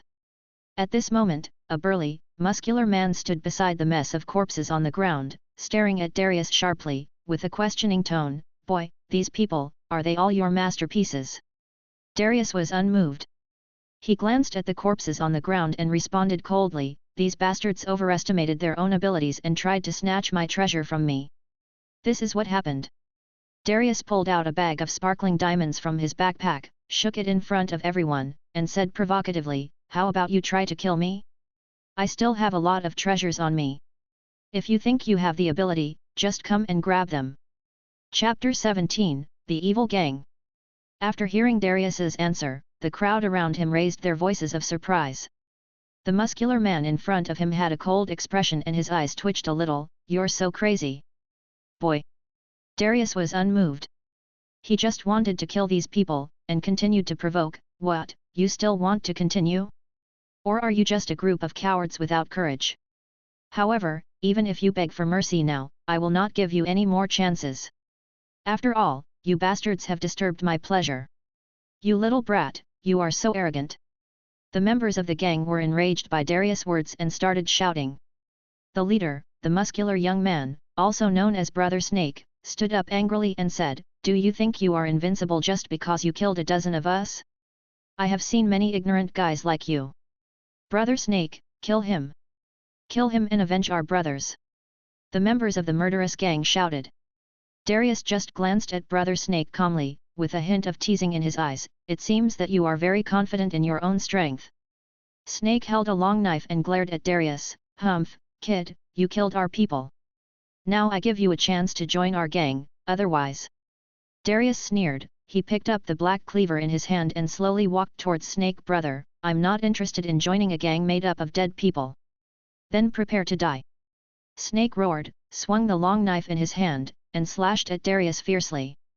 Darius went forward calmly, and a fierce battle was about to begin. With a ping sound, the axe blade and the knife blade clashed fiercely in the air. The sound of metal collision was particularly harsh in the silent night. Darius' eyes flashed with a hint of coldness, and the corners of his mouth slightly raised, mocking, "You have good strength, but unfortunately, you can't even use the most basic domineering power. But then again, this is just the West Sea." His words were like a sharp blade, piercing directly into Snake's heart. Snake's face suddenly changed, a trace of fear flashed in his eyes, and he swung his sword frantically. Darius quickly blocked Snake's long sword, and then the black axe in his hand chopped down like lightning. Although Snake tried his best to resist, the axe wrapped in armed color domineering was like a bamboo-breaking force, easily chopped off the long sword, and continued to chop at him with thunderous force. Black Cleaver's axe blade chopped into Snake's body with undiminished force, instantly cutting into half of his body.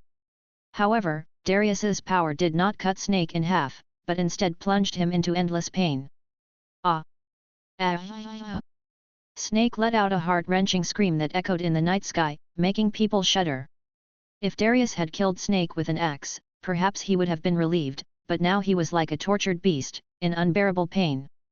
When Darius pulled Black Cleaver out of Snake's body, blood gushed out like a fountain, dyeing everything around it red. Snake's body instantly turned pale and weak, and blood continued to flow out from the wound, dyeing the entire ground red. The gang members who saw this scene screamed in horror, "Brother Snake! Brother Snake, are you okay?" Their voices were filled with fear and anxiety. "Who the hell is this guy? Even our brother Snake is no match for him. Damn it! Who the hell are you?" "That's right, even if it's a gunfight, you have to give your names." Some people whispered, their voices full of fear and confusion. They found that up to now, they didn't even know the enemy's name. "My name is Darius, and I'm a pirate." Darius did not hide anything and directly gave his name. Regardless of whether it was the Vicious Gang or the Axe Gang, they all looked confused after hearing this name. They had never heard of this name, and there was no such person among the pirates of the West Sea. But it is true that when Darius received the bounty, that was 3 years ago, and it was in the New World, so it is normal that people in the West Sea don't know him. However, on this dark night, Darius's reputation must be deeply engraved in the hearts of every gang member. Darius's eyes were like the cold wind in winter, sweeping mercilessly over the gang members. His eyes became colder and colder, as if foreshadowing the coming storm. In his eyes, these gang members were nothing more than experience points that were about to be increased. He tightly grasped the black cleaver in his hand and slowly walked towards the other party step by step. At this time, Carlo, the leader of the gang of evils who led this group of people, was also panicked. Although Snake Brother was not ranked high in the gang of evils, he was still considered a master. However, he was killed so easily by the young man in front of him. "Damn it! Brothers, don't retreat, come together and kill him!" Carlo, the leader of the gang, roared and gave orders. The name of the gang, as the name suggests, is a group of desperate criminals who ignore life and death and take human lives. Even in the face of such a terrifying existence as Darius, they never retreated. On the contrary, they waved their machetes in their hands, like a group of crazy beasts, roaring and rushing towards Darius. In their eyes, Darius was just a lone warrior, while they were a group of countless brothers. They believed that as long as they worked together, they would be able to defeat this powerful enemy. However, they did not realize that Darius's power was completely different from theirs. Seeing these gang members rushing in like a tide, Darius felt an inexplicable excitement. He knew that if these guys chose to escape, he might have to go through a lot of trouble to catch them. But now, they chose to confront him head-on, which undoubtedly made the battle more direct and exciting. On the other side, the Axe Gang had already opened up a clear distance from Darius and the Murder Gang. They watched Darius knock down the Murder Gang members one by one like autumn wind sweeping away fallen leaves. No, it should be said that he killed them. Everything seemed to be chopping melons and vegetables. The effortless sharpness and swiftness made them feel a surge of shock. Originally, they were going to wipe out the gang's branches on these dozen streets and take control of these streets, but the development of the situation far exceeded their expectations. This young man unexpectedly became the focus of the fight and faced the siege of the gang alone. The leader of the Axe gang was holding a den mushi and talking to an important person. His voice was full of tension and anxiety. "Yes, boss, the situation is a little unexpected. We have encountered an extremely strong opponent here. His strength is beyond our imagination." He took a deep breath and reported the current situation in detail, and Den Mushi also gave him an order. After hearing the order, he said seriously, "This person is indeed a strong man who cannot be underestimated, but I am not sure whether I can invite him over. In order to prevent any accidents, please send some people over, boss." In just 1 minute, Darius had chopped down more than a dozen members of the gang. Each swing of his axe seemed to carry the force of thunder, and the gang members finally began to feel unprecedented fear. They found that no matter how they struggled, they could not resist Darius's axe. Faced with this obvious gap in strength, even those gang members who were known for their ferocity and desperateness could not help but choose to flee. However, facing the fleeing gang members, Darius did not choose to chase them. He knew that these people were fleeing in different directions and he could not chase all of them at the same time. So, he stopped and looked at the Axe gang members not far away again. He walked towards them step by step, and every step seemed to carry a heavy sense of oppression. The members of the Axe gang were terrified after witnessing Darius's strength. They held their axes tightly, trying to give themselves courage. However, as Darius approached, they seemed to be repelled by some invisible force and retreated step by step. They always kept a considerable distance from Darius, as if they were deliberately avoiding direct conflict with him. At this moment, the leader of the Axe gang stood up. He held a den mushi in his hand, and his voice was trembling. "Wait a minute, Mr. Darius. Our boss wants to tell you something." He tried to ease the tension between the two sides in this way, and at the same time hoped to buy a little breathing space for the Axe gang, at least until the reinforcements arrived. Chapter 18. Join the Axe gang. "Darius, right? I'm the boss of the Axe gang. I heard that you seemed to have easily killed more than a dozen people from the vicious gang. I want to meet you. Are you interested in joining the Axe gang?" A man's voice came from the other end of the phone, enthusiastic and tempting. After hearing this, Darius raised his lips slightly, revealing a scornful smile. "Invite me? Is your Axe gang very strong? I am not interested in fighting with small gangsters." At this moment, the forehead of the man holding the den mushi was covered with fine beads of sweat. The man on the other end of the phone did laugh and continued, "Young man, you are really straightforward. You must have just arrived and don't know much about Boluo City. Otherwise, you would know that our Axe gang is one of the 8 major gangs in Boluo City." Darius really knew nothing about the gangs in this city, but he was almost arrogantly confident in his own strength. Even if it was the gangs in the West Sea, what could they do? Compared with the strong men in the Rox Pirates, they were just a drop in the ocean. Since he left the Rox Pirates 3 years ago, he has devoted himself to training. Now his two-color domineering has reached a considerable level, and he also possesses the ability of the mythical beast species, the snake fruit. Now he is like a big man entering the novice village. Darius really doesn't think that the gangs in the West Sea are that powerful. Even if he really encounters some civilian strongmen who are difficult to match, he has the skill of destiny to escape at any time. Therefore, he is not afraid of any force in Burrow City. However, Darius knew that he needed to be cautious during his stay in Burrow City. Especially since he had signed up for the Flower Kingdom's martial arts competition, it was easy to dodge an open attack, but difficult to defend against an arrow from behind. In order to better integrate into the local environment, he decided to temporarily join a gang as a way to gain experience points. After a round of enthusiastic lobbying from the other party, Darius finally decided to join the Axe gang. This Axe gang cadre was called Le Huo and his subordinates respectfully called him Brother Huo. Darius did not pay much attention to these titles and just agreed lightly. At this time, Le Huo rode a motorcycle to Darius and greeted him enthusiastically. "Darius, come on up. We will go back to the base camp now." As a pirate, Darius rarely had the opportunity to come into contact with these land transportation tools. Curiously, he got on the motorcycle and drove with Le Huo to the Axe gang's base camp. When Darius stepped into the vast manor, he was amazed by the scene in front of him. The manor was so large that it was comparable to a small town. It took more than 10 minutes to ride a motorcycle in the manor to reach the destination. As the motorcycle moved forward, Lihuo led Darius to a picturesque golf course with green grass, which contrasted sharply with the rows of black-clad bodyguards standing around it.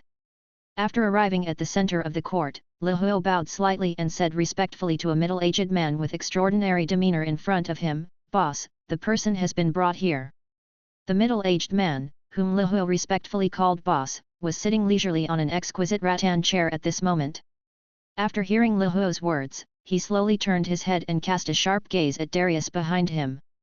He grinned, revealing a mouthful of white teeth, and his laughter was as shocking as the sound of a loud bell. "Ha ha ha ha, a hero is born young.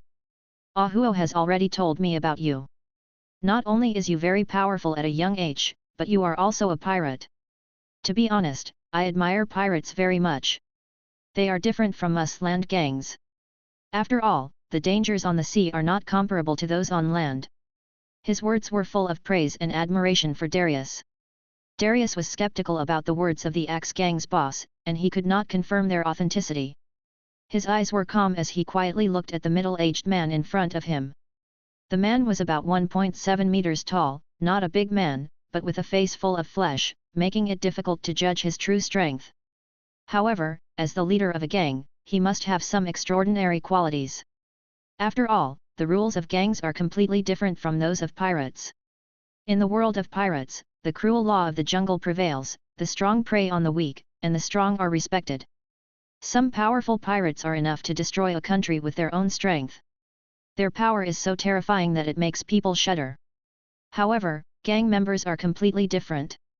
They live on land and frequently deal with officials from the kingdom and the world government, and are well aware of the complexity and subtlety of the situation. Therefore, when dealing with affairs, they are often more tactful and sophisticated, and know how to maintain a balance in complex politics and interpersonal relationships to protect their own interests. The leader of the Axe Gang, Nancy, introduced herself calmly, "My name is Nancy. Friends on the underworld, please give me face and call me Brother Nan. In the past years, I have had many encounters with many pirate heroes in the West Sea. Each of those pirates is extraordinary in strength and has a distinct personality. After all, pirates who dare to set sail and fight against the wind and waves are by no means ordinary people." Although Darius didn't know whether what he said was true or not, he raised a smile. However, as a pirate, Darius also inherited the characteristics of pirates. He had no patience for polite words. He laughed teasingly, "Ha ha ha, Nan brother, I'm not a person who likes to beat around the bush. And I hate those red tapes the most. Now that I have stepped into your base camp, you might as well be direct and let me see who is the strongest person in your Axe Gang." As soon as Darius finished speaking, some Axe Gang members behind Brother Nan showed anger on their faces. The Axe Gang was known for being arrogant and domineering on the street, but the pirate in front of them was even more arrogant than them, which was undoubtedly a provocation to them. "Ha ha ha ha, young man, it seems that you are quite confident in your own strength." Nan Ji's voice revealed a bit of surprise, and he was obviously shocked by Darius's arrogance. Although he had already seen the unruly pirates, the arrogance displayed by Darius was far beyond any pirate he had encountered before. As a gang leader, how could he tolerate such provocation? But the smile was still on his face, and he called out calmly, "Axing." Following Brother Nan's call, a young man of about 21 or 22 years old walked out of the crowd. He was about 1.9 meters tall, slightly shorter than Darius, but he had an upright posture and a stern face, revealing an aura that should not be underestimated. He saluted Brother Nan respectfully, his voice low and powerful, "Brother Nan." Brother Nan put away his previous gentleness at this moment, and a hint of coldness appeared on his face. He stared at Darius with a sharp gaze, and his voice was full of provocation, "Axing is about the same age as you. Since you are so confident in your own strength, why don't you have a fight with him? I only ask you to last 3 minutes under his hands, how about it?" As he spoke, a strong sense of oppression spread, making the atmosphere around him instantly tense. As the leader of the Axe Gang, the young Ah Sing has won high recognition from the gang with his extraordinary martial arts. As the leader of the gang, Nan Ji has full confidence in Ah Sing's strength, and he expects Ah Sing to use this strength to intimidate the arrogant Darius. Darius, this young man, is arrogant and looks down on others, and he really needs someone to teach him a profound lesson. At this moment, Ah Sing walked over with a firm step, his eyes revealing an indescribable coldness. He said calmly, "Boy, you may not know that I once wandered on the sea. As a bounty hunter, I personally killed a pirate with a bounty of 2,500 million baileys." Darius was a little surprised to hear this, and he became a little cautious about the young man in front of him who was about his age. Ah Sing continued his preparations, and he took his iconic double swords from a younger brother. He was a double sword swordsman, and each sword seemed to be an extension of his arm and a symbol of his strength. However, Nan Ge stopped him at this time, axing, "This is just a sparring match. There is no need to use real swords and guns. We can just use fists and feet to communicate. Darius, you have no objection to this, right?" After hearing this, Darius firmly inserted the giant axe behind him into the ground and agreed, "Okay, although I can't show my full strength without using weapons, I am looking forward to seeing how strong you are as a bounty hunter who can defeat a pirate worth 2,500 million berries." "How arrogant!" Ah Sing's face was cold. Although he was somewhat dissatisfied, he had to obey the boss's words. He put down the two swords in his hands, but the determination in his eyes did not weaken. When he learned that Darius was a pirate, he was ignited with rage. He wanted to kill him directly and not give Brother Nan any chance to recruit him. However, Brother Nan had his own plans and considerations. Chapter 19. Red Star. Suddenly, Ah Sing was as fast as a cheetah. He kicked his feet hard and shot out like an arrow, heading straight for Darius. His clenched fists were wrapped in strong winds, and he rushed straight to Darius's defense. Darius saw this and was not in a hurry. He mobilized almost 50% of his strength to firmly defend his defense line, and did not care too much about the opponent's strength. However, Ah Sing's speed suddenly increased at this moment. His fist seemed to be endowed with magical power, turning into a continuous rainstorm, hitting Darius fiercely and swiftly. "This is armament haki." Darius was shocked. He had never taken axing seriously before, even though he knew that he had defeated 2,500 million pirates. But now he clearly felt that there was a special power wrapped around the opponent's fist, haki. He hurriedly adjusted his posture, trying to resist this sudden attack. Although he tried to defend himself, axing's attack was like a bamboo breaking force, making it difficult for him to resist. After a successful block, Darius tried to launch a counter-attack, but Ah Sing seemed to have seen through his intentions and once again resolved his attack with a precise block, and then hit Darius' chest with a lightning-fast elbow. This was so powerful that Darius had to take 2 steps back, and it also shocked him again. The opponent had just predicted his attack trajectory, using his observation haki. In just a few rounds, he was in a passive position. In the next few punches, although Darius tried his best to resist, Ah Sing's attacks were as dense as raindrops, and he was hit by several heavy punches in succession. He realized that he had spent too long on the deserted island and had not experienced a real battle for more than 2 years. Even if he encountered a battle, it was a one-sided battle. And now that he had met a powerful man with considerable strength, he was unable to adapt to the situation for a while. After a brief confrontation, Darius gradually stabilized the situation. After all, Darius was stronger in overall strength, but the opponent's initial fierce attack caught him off guard. Darius took a deep breath, calmed himself, and began to fight back with all his strength. His fists became harder with the blessing of armament haki, and he kept hitting axing like a hammer. Under Darius's fierce attack, Ah Sing began to feel a little powerless. Although he tried his best to resist, he was hit by Darius several times in a row. Every time he was hit, he felt a sharp pain all over his body, making him scream with grimace. However, he did not give up, and looked at Darius opposite with a fierce look. After a brief fight, Ah Sing found that he was no match for his opponent. If he was just an ordinary gang member, he would have lost, but this battle was about his dignity and honor. As a genius since childhood and the #1 in the police academy, he would not allow himself to lose to a pirate. "He's really quite capable," Darius commented to Ah Sing in his heart. Although he suffered a small loss at the beginning, the strength he showed now was completely overwhelming Ah Sing. Even in this unarmed duel without weapons, Darius was still able to continue to stack Conqueror, and his strength was continuously increasing. If he used weapons, he would have already stacked up Blood Rage. Ah Sing's face was as solemn as a dark cloud at this moment. He had never expected to meet such a strong opponent. Close combat was not his forte, but Darius in front of him was also unarmed, and the two seemed to be standing on the same starting line. However, Ah Sing soon realized that Darius not only knew how to use domineering power, but his two-color domineering power was even better than his own, which was really beyond his expectations. How could this be possible? In the Four Seas and the first half of the Grand Line, strong men with domineering power were extremely rare, but today he encountered one here. This made Ah Sing feel an indescribable astonishment in his heart. This guy is definitely not an ordinary pirate. Ah Sing was horrified, and at the same time, he was a little worried about his undercover plan. Yes, it was not accidental that Ah Sing chose to join the Axe Gang. He had a more far-reaching plan. Although he did work as a bounty hunter for a period of time in the past year, that was just a stopgap measure he took to cover up his true identity. His true identity was a policeman who graduated with honors from the police academy and was highly regarded by his superiors. He was entrusted with an important task and went undercover to investigate the Axe Gang. In the Axe Gang, Ah Sing gradually gained a firm foothold with his own strength. However, just when he was about to get more information, he unexpectedly encountered Darius, a real pirate. This pirate was no ordinary person, and his strength shocked Ah Sing. Facing such a powerful enemy, Ah Sing was filled with mixed emotions.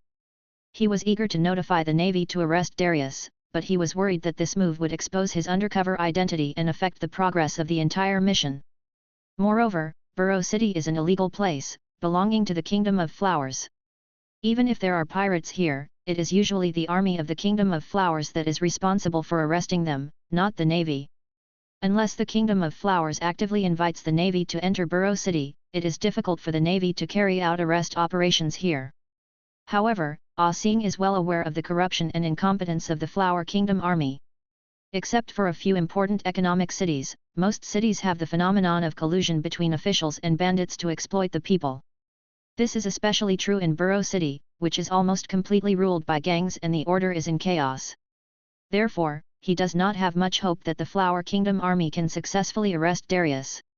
This puts Ah Sing in a dilemma.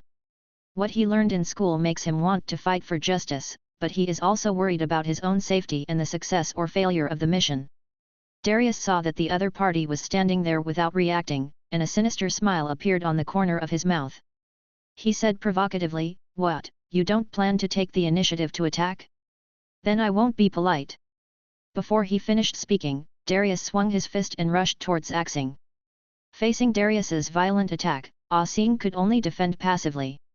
Every time he blocked, his arm felt as if it was burned by fire. Finally, Darius's heavy punch hit Ah Sing's shoulder hard. The force directly made his left arm lose consciousness instantly. He was forced to stagger back, looking at the punch, his eyes full of shock and unwillingness. After Darius punched Ah Sing with a powerful punch, the atmosphere at the scene suddenly froze. At this moment, Brother Nan stepped forward and shouted, "Stop it!" His words were like an order, instantly easing the tense atmosphere. Darius turned his head and saw the bodyguards raised their guns in unison, aiming directly at him. He frowned slightly, knowing that unless these bodyguards had mastered the armament haki, his armament haki would be enough to block any bullet attack. However, despite such confidence, Darius still chose to stop. After all, he had already chosen the Axe Gang and decided to join them, so there was naturally no need to make things too awkward. Nan Ji's face also changed at this time. He knew Ah Sing's strength very well. He was a strong man who could defeat hundreds of Axe Gang members. He was so fast that he could even split bullets with a knife. After joining the Axe Gang, he defeated all the masters of the Axe Gang and became the undisputed #1 master of the Axe Gang. However, it was such a strong man who was defeated by Darius, which made Nan Ji feel unbelievable. At this moment, Nan Ji had a new understanding of Darius's strength. He looked at Darius seriously and said with emotion, "I never thought that you are so young and yet you have such profound strength. It seems that our Axe Gang, this small temple, really can't accommodate a great god like you." Nan Ji's tone was full of admiration and emotion for Darius. He knew his own weight. He couldn't control a person like Darius. Darius was much stronger than him. And it was too dangerous to control such a person, so he just gave up. Darius raised a playful smile and said leisurely, "No, your gang is actually quite strong, and I don't have anywhere else to go at the moment, so I decided to join you." After hearing this, Brother Nan couldn't help but be stunned for a moment, but then he was overwhelmed by great joy and asked, "Really? Darius raised his lips with a wicked smile, no way? Then I will just have to join another gang.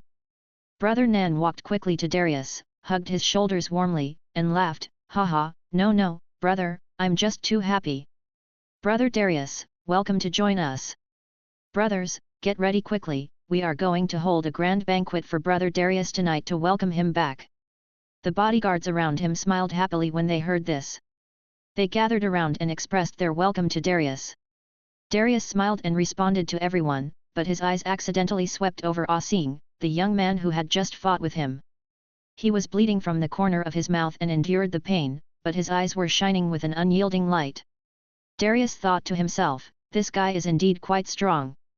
He was able to stand up after taking so many punches.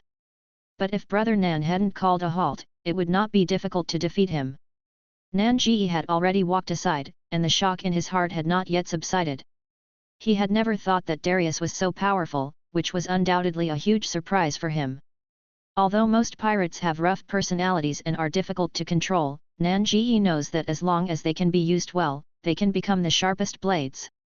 Now that Darius has joined, Nan Ji has undoubtedly seen more possibilities and hopes. He wants to make good use of Darius's force to make the Axe Gang the most powerful gang in Burrow City and even in the Kingdom of Flowers. Darius turned his gaze to Ah Sing at this time, his eyes revealed a bit of admiration, and he slowly said, your strength is really impressive. What is your name? Chi Sing.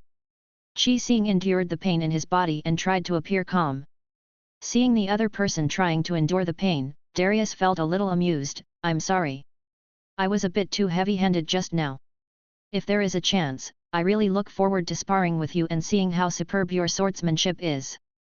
Darius' voice was calm and firm, as if he was issuing a challenge. Ah Sing was attracted by Darius' words, and he responded, okay. But, Darius, with your strength, you are unknown in the Kingdom of Flowers. I think you must have come from overseas. The purpose of coming to the Kingdom of Flowers should be to participate in the martial arts competition, right? Darius nodded slightly, looked directly at Chixing and said, you too.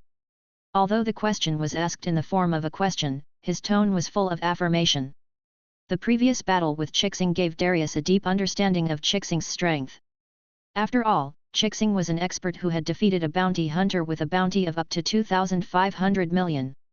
Facing Darius's question, Chi Sing just smiled faintly and did not answer directly. His smile seemed to hide some deep meaning that was hard to understand. Chapter 20. Li Yulai. The next morning, Darius slowly woke up in the soft duvet. His eyes inadvertently fell on the side, and he saw a childish girl sleeping quietly. She should be young. Recalling the banquet last night, Darius remembered that when he returned to the room, the woman was already waiting quietly. He knew that this was carefully arranged by Brother Nan for him. Looking at the woman next to him, with many red marks on her body, Darius' eyes flashed with pity. He knew very well that this was her first time, but because he drank too much last night, he was a little rough with her. Sir, you're awake. At this moment, the woman next to him was also awakened. There was still some fear in her eyes when she looked at Darius, but she had to endure the fear in her heart. After all, she was ordered by Brother Nan to serve Darius well. If she made the sir in front of her unhappy, she would definitely be dealt with by Brother Nan. The woman wanted to get up, but Darius stopped her and said, just continue sleeping. Then Darius got up and put on the clothes next to him. The woman immediately got up from the bed, completely ignoring her own exposure. No, sir, the master asked me to serve you. If you don't accept, Brother Nan will definitely not forgive me. She won't blame me.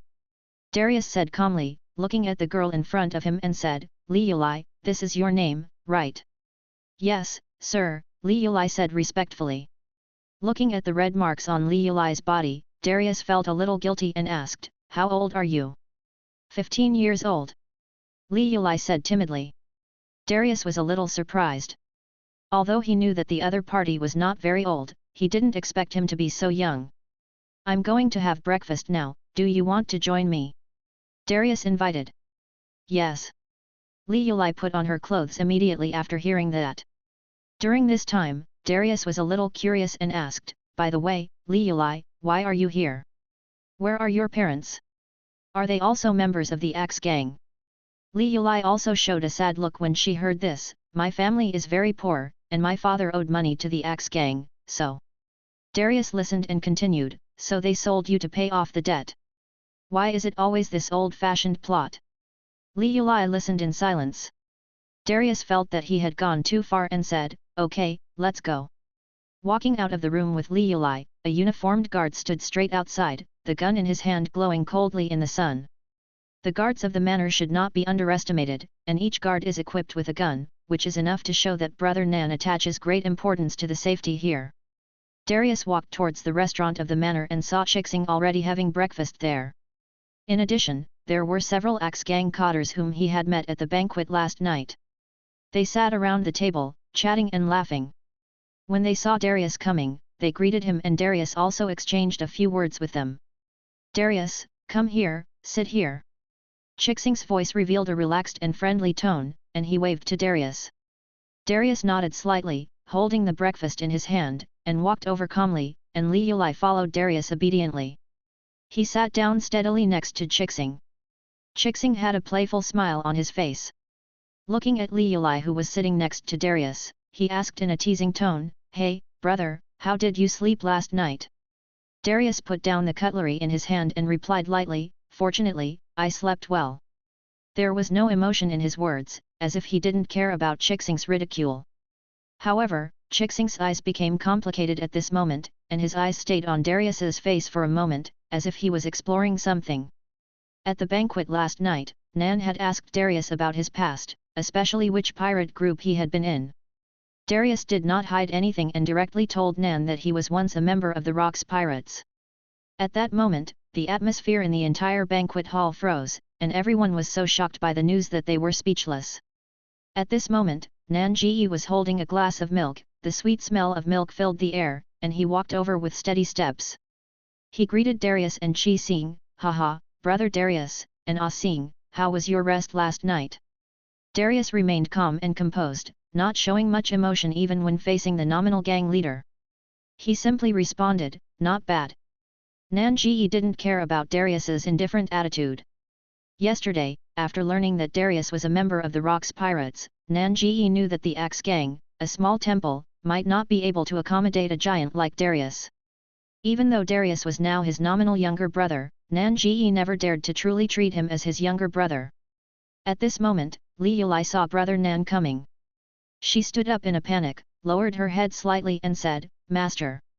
Nanj nodded calmly, and turned his gaze to Darius. He noticed that Darius actually brought Li Yulai down to eat with him, and he couldn't help but feel satisfied. He said to Li Yulai gently, Li Yulai, from now on, you should concentrate on serving brother Darius. Li Yulai responded respectfully, yes, sir. Her voice was full of obedience to the order and respect for Darius. Brother Nan continued, today is the day when the martial arts competition officially begins. Although we cannot go to the preliminaries to watch the competition in person, I am confident in your abilities. I believe that you will be able to pass the preliminaries easily, and I will definitely cheer for you then. In the early morning sunshine, Darius and Akahashi quickly finished their breakfast, and then they headed to the martial arts competition venue together. When we arrived at the competition venue, it was already full of people, but these people were not spectators, they were all contestants who were going to participate in the preliminaries. Chixing looked around, his eyes swept over the many contestants, a cynical smile appeared on the corner of his mouth, and he said softly, it seems that this competition has attracted many masters. Darius, have you heard what the prizes prepared by the Kingdom of Flowers are this time? Darius frowned slightly, his curiosity aroused, and asked back, oh? Do you know anything? Akahashi approached Darius mysteriously and said in a low voice, I heard that the prize for this competition is a devil fruit, and it seems that it is not an ordinary devil fruit. Darius' eyes immediately became hot when he heard the word devil fruit. Although he was already a superpower, he knew how precious the devil fruit was to pirates. He thought to himself that although he didn't need it now, if he formed a pirate group in the future, this devil fruit would definitely play a huge role. At this moment, the lights on the stage were focused, and the host's voice was loud, beating the heartstrings of every contestant present like a drum beat. Dear distinguished contestants, the preliminaries of the martial arts competition that the Flower Kingdom has been looking forward to every 3 years are about to kick off. At this moment, the 1089 warriors standing on this stage have solemnly signed a life and death agreement, which means that in the next competition, you will not only fight for honor, but also for survival. Since you have chosen this path, then in this arena, there is only the choice of victory and defeat, life and death. The rules of the competition are also very simple, except for the prohibition of using hot weapons. You can freely choose to use any cold weapons, including various weapons that we have carefully prepared for you at the venue. The competition is conducted in a one-on-one format, and each match lasts 10 minutes. Within 10 minutes, your goal is to knock your opponent off the ring or force the opponent to surrender. If the time runs out and the winner is still not determined, experienced referees will make a fair decision. Although we understand that each player has signed a life and death agreement, I still want to emphasize that if we can avoid killing each other during the competition, that is the most ideal result. However, in martial arts competitions, accidents are inevitable. If casualties occur, we will be deeply saddened, but according to the regulations, we will not pursue any legal responsibility. At this moment, I ask for the last time, does anyone want to withdraw from this life and death contest? The venue was completely silent, and the contestants' breathing sounds intertwined. Obviously, no one chose to back down. Seeing this, the host nodded and continued, "Very good, it seems that every warrior has made up his mind to fight for honor and belief. Then, please come to draw lots in order, and we will assign you to your respective competition areas based on the results of the draw. I hope you will show your style in the competition and win glory for yourself, your family, and the Kingdom of Flowers." Chapter 21. Qualifiers. Qi Xing had a sly smile on his face, his eyes flashing with determination, and he said, "Anyway, we all have to work hard in the next game. This time, not only our gang has contestants, but the other 7 major gangs have also sent experts to participate. There will also be many civilian experts and experts like you who come from overseas. Remember to be careful and don't take it lightly." Upon hearing this, Darius just nodded slightly and responded with a calm hum. Soon, the draw ceremony was over, and Darius was assigned to the first group, while Qixing was assigned to the 8th group. Qixing said with a wicked smile, "It seems that our fate has separated us temporarily in the preliminaries. This is also good, at least we will not meet in advance in the preliminaries, and each of us will have the opportunity to show our strength." Darius nodded slightly and came to arena number 1. The arena was 8 meters long and wide, and the size was moderate. Because the rules of the competition stipulate that it is a one-on-one competition, even if there are 8 arenas competing at the same time, the progress of the entire competition still seems relatively slow. Darius stood at the side of the ring, watching the fierce battle, but his heart was not surprised. Although these contestants all had certain strength, in Darius' eyes, their strength was not fast enough. So far, Darius had not seen anyone who could use domineering power, which made him a little disappointed in this game. However, he also understood that this was just a preliminaries, and there must be a lot of guys who were just filling in the numbers. For the next match, please invite contestants Darius and Gorilla to stage number 1. An excited voice echoed over the radio. Darius, who was sitting in the audience, gradually focused his eyes from the haziness. He had watched several matches, and the fatigue at the moment seemed to be dispelled by this sudden call. Hearing his name, he immediately stood up and walked slowly towards the ring with firm steps. Across the ring stood a burly contestant, he was the gorilla. The gorilla is about 2.5 meters tall, as majestic as a mountain, with exaggerated and powerful muscles, giving people a strong sense of oppression. However, in sharp contrast to his tall body, his relatively short legs seem a bit out of proportion. The gorilla looked at Darius with a flash of disdain in his eyes. He grinned, revealing a mocking smile, and shouted loudly, "Hey, shorty, if you don't want to be beaten black and blue in this ring, then be smart and get out of here now." Darius is not short, he is 2 meters tall, but compared with the gorilla, he is indeed a dwarf. Standing on the ring, facing the provocation of the gorilla, he was much calmer. He looked at the gorilla and secretly assessed the strength of his opponent. He smiled contemptuously and responded, "People who say such things are usually small fry." When the gorilla heard Darius' words, his eyes widened in anger. He waved the machete in his hand, pointed it at Darius, and roared, "Boy! How dare you look down on me like this? Do you know who I am? I am the 3rd in command of the murderous gang, the gorilla. Who cares who you are?" Darius' voice was cold and resolute. He glanced at his opponent with contempt, raised a trace of disdain at the corner of his mouth, and said coldly, "Referee, hurry up and start." The referee saw that both sides were ready, so he announced loudly, "Okay, 2 players, the game officially begins now." As soon as he finished speaking, the gorilla let out a deafening roar like an enraged beast, and the muscles in his thick arms instantly tensed. He swung the heavy machete in his hand and rushed towards Darius swiftly. However, Darius did not show any fear. He held the black cleaver tightly and calmly faced the gorilla's attack. The collision of the 2 weapons made a crisp ding sound. At the moment of metal collision, Darius' eyes flashed with surprise. He found that the gorilla's machete was wrapped with a mysterious airflow that was domineering. There were actually people in the West Sea gang who could use domineering. The gorilla also showed an expression that was more shocked than Darius. Domineering, this kind of power, was purchased from the police academy at a huge cost by their gang. It was said that only a very few people could master this power.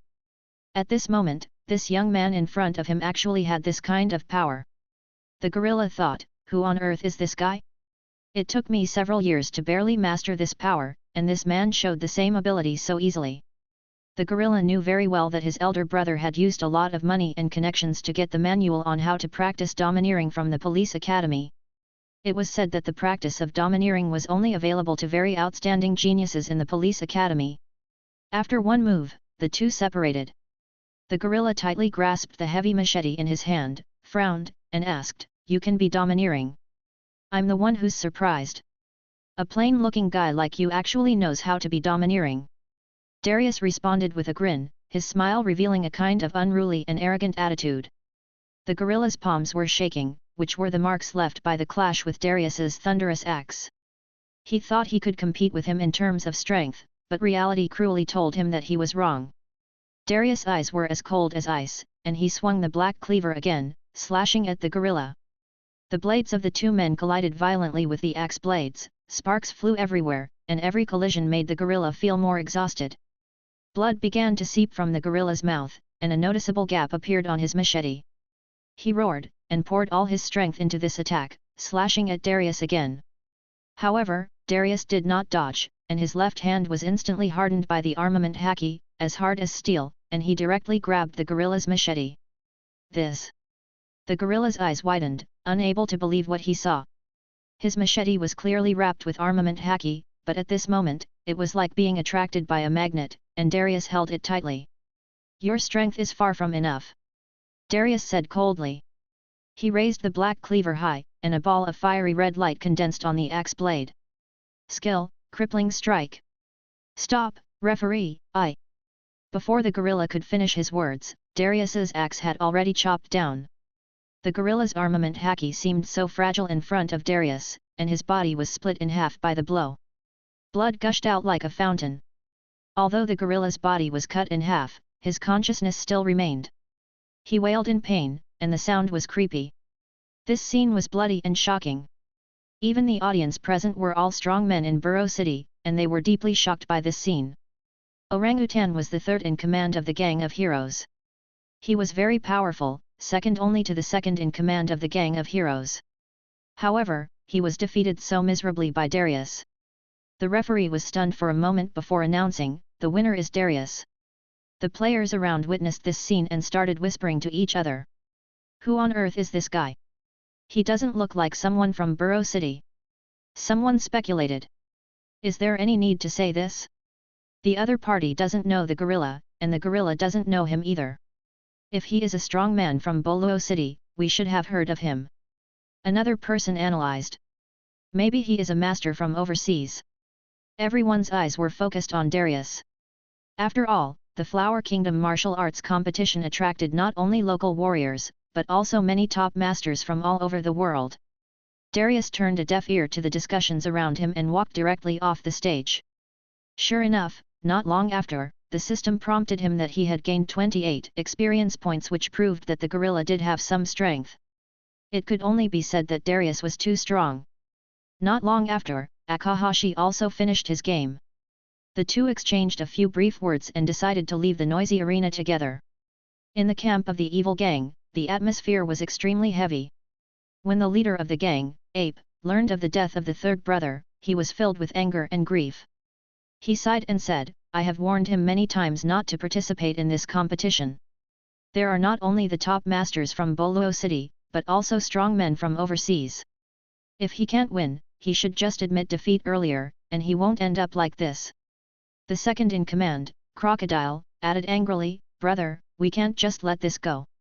I already know everything." The third brother wanted to surrender, but that guy, Darius, didn't even give him a chance to surrender and killed him directly. "This Darius is the one who killed more than a dozen of our brothers last night." After hearing this, the ape sighed again. No matter what, the third brother also signed a life and death agreement in the competition. Then, the ape sighed and said, "The Axe Gang is really in a good mood.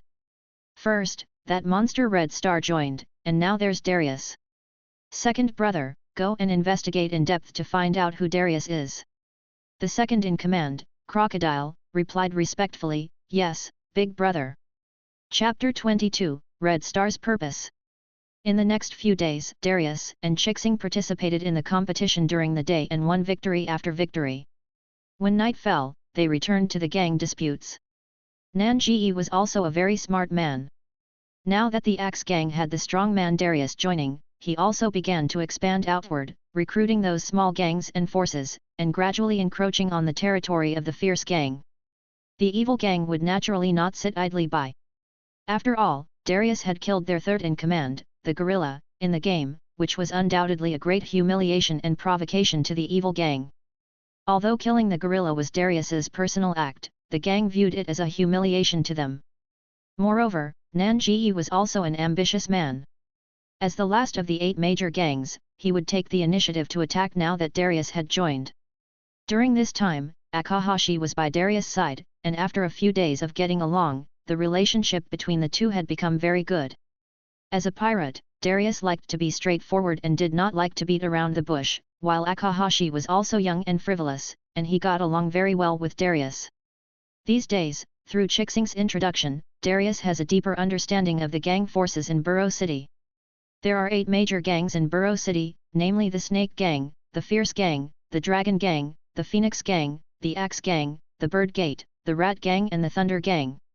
Among them, the Phoenix Gang has the largest number of people and the greatest power, and is the leader of the 8 gangs, followed by the Dragon Gang. Before Darius and Red Star joined, the Axe Gang had always been at the bottom of the 8 major gangs, almost on the verge of being forgotten. However, since Red Star joined the Axe Gang 3 months ago, the situation has changed dramatically. Red Star's strength has given the Axe Gang a rare high-end combat power. In a fight between the Axe Gang and the Killer Gang, the Axe Gang defeated the Killer Gang and jumped from the first place in swordsmanship among the 8 major gangs to the second to last. Later, Darius joined the Axe Gang. The status of the Murder Gang, which was originally at the bottom, further declined due to Darius's killing of the third in command of the Murder Gang and the encroachment of the Axe Gang, and it became the real bottom of the 8 gangs. However, Darius was not very enthusiastic about the fight for these territories. His main goal was always the same, which was to gain experience by killing people in order to continuously improve his strength. As for the so-called expansion of sphere of influence, for him, it was just some extra gains in the process of achieving the main goal. If Darius stayed in Burrow City long enough, he would probably integrate all the gangs in Burrow City, and then use these gangs as the basis for the future pirate group to go out to sea. Darius is not Luffy, who only needs a few companions. What he needs are subordinates, not companions. Now, Darius was in a room in a manor in Burrow City. He didn't have his own residence in this city, so Brother Nan invited him to live in his manor. Darius naturally accepted this kindness. Nanji's manor is huge, covering an area of more than 30 square kilometers, and is home to many gang cotters, numbering more than 1,000 people. However, most of them are not gang members, but maids and servants who are responsible for the daily operation and maintenance of the manor. In Darius' room, he was enjoying a comfortable life. Li Yulai prepared food for him carefully, and 2 maids provided him with massage services. This was one of the reasons why Darius chose to join the gang. After spending more than 2 years on the deserted island, he longed for a better life. The gang could just meet his needs and provide him with such a comfortable environment. In addition, Burrow City is one of the most chaotic cities in the West Sea. Even if the Navy knows about Darius's existence, they often turn a blind eye to him for various reasons. This allows Darius to move freely in this city and continue his killing spree. Hey, Axe, you are so relaxed. Just as Darius was immersed in his thoughts, a slightly frivolous voice came from outside the door, and the figure that appeared next was Chixing. He walked into the room, his eyes lingered on Li Yulai and the two maids, and waved to them, "You guys go ahead and do your work, Axe, and I have something to discuss." In the Axe gang, members like to call him Axe Brother because Darius' nickname on the bounty list was called Big Axe. After the members of the Axe gang knew about it, the nickname Axe Brother naturally fell on him. Darius looked at Chixing with a hint of displeasure, frowned and asked, "What's the matter?" Chi Xing didn't seem to notice Darius' displeasure. He walked to the sofa and sat down. He unceremoniously picked up the coffee pot on the table and poured himself a cup of coffee. Then he smiled and said to Darius, "Don't be so cold, Axe. We have known each other for some time. Now we are partners fighting side by side, right? You are really outgoing." Darius looked at Akahashi. During the few days in the Axe gang, Darius had come to understand the strength of the so-called gang members. The Axe gang had about 3,000 people, but the strength of these gangsters was far inferior to that of pirates. With Akahashi's strength, he was definitely the number one in the Axe gang. Of course, with Darius joining, he could only be second. Darius also sat directly on the sofa and poured himself a cup of coffee. Although he prefers to drink alcohol, it is also nice to drink coffee occasionally. Seeing Darius didn't say anything, Chi Xing didn't feel awkward at all and continued, "Now, both of us have passed the preliminaries. The official competition will be tomorrow. What do you think of those opponents?" "Humph, what can you think of that?" Darius said contemptuously. "You are really confident." Chi Xing also complained after listening to it. Darius listened with a teasing smile on his face and asked, "So, you came here hoping that I would go easy on you?" Akahashi did not answer this question, but asked in return, "By the way, I am very curious, how could someone like you join the Axe gang? You used to be a member of the Rox Pirates, why did you join such a small gang?" Over the past few days, the Axe gang, or the 8 major gangs in Burrow City, have already investigated Darius's background. After all, Darius is also a pirate with a bounty, so it is easy to investigate. "A small gang? This is one of the 8 major gangs," Darius said jokingly. Akahashi sneered, "To a former member of the Rox Pirates like you, isn't the Axe gang just a small gang?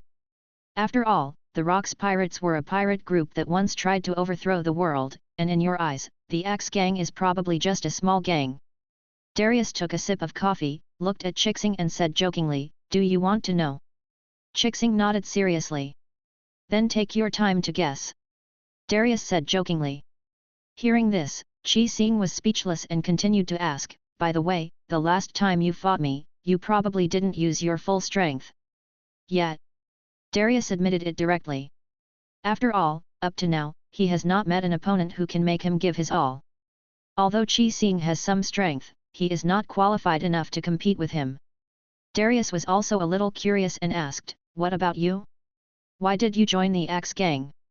With your strength, you should be able to join a stronger gang. Why did you join the Axe gang, which is the lowest among the 8 major gangs?" "That." Chixing smiled. He joined the Axe gang for another purpose, but he couldn't tell Darius, the pirate, about this. He just made up an excuse and said, "Because I'm tired of living in fear all day long, so I want to find a comfortable place to eat and wait for death. Moreover, after I joined the Axe gang, I was indeed promoted very quickly. If it weren't for you, I would still be the strongest fighter of the Axe gang." Darius did not show much interest and just looked at Chixing coldly. Chi Xing was also a little frightened by Darius's look, so he stopped beating around the bush and said directly, "I watched your game carefully. Since you defeated that gorilla, your subsequent opponents chose to surrender without hesitation. Obviously, they are afraid of you." Darius sipped his coffee gently and did not respond immediately. Instead, he waited quietly for Chi Xing's next words. Seeing Darius so calm, Chixing also said straight to the point, "I want to make my intentions clear. Have you heard of the 3 major families in the Kingdom of Flowers?" Darius shook his head slightly, indicating that he had not heard of it. Seeing Darius's reaction, Akahashi nodded secretly in his heart. He knew that Darius's strength was unfathomable. Although the bounty was 3,000 million berries, his real combat power was far beyond the reach of those pirates in the West Sea. So, Qi Xing further explained, the three major families in the Flower Country are the Ning family, the Wang family, and the Murong family. These three families play an important role in the Flower Country. Darius looked up at Qixing, his eyes revealing a hint of doubt. Why are you telling me this? Qi Xing smiled with a bit of cunning. To be honest, I want to join the three major families and become a noble. His eyes were fixed on Darius, as if waiting for his reaction. Chapter 23, The Combat Strength of Burrow City. Want to become a noble? Do you have a way? There was an indescribable coldness in Darius' voice. After hearing this, Qi Xing frowned, obviously a little dissatisfied. Do you think this matter is that simple? He explained, originally, I planned to stand out through the martial arts competition held by the Kingdom of Flowers and join the three major families. However, your unexpected appearance completely disrupted my plan. Darius did not respond immediately, but just listened quietly. Seeing this, Akahashi continued, this martial arts competition will be held in the 16 cities of the Kingdom of Flowers. Each city will select the most outstanding warriors, and eventually these top masters will gather in the capital of the Kingdom of Flowers for the final showdown.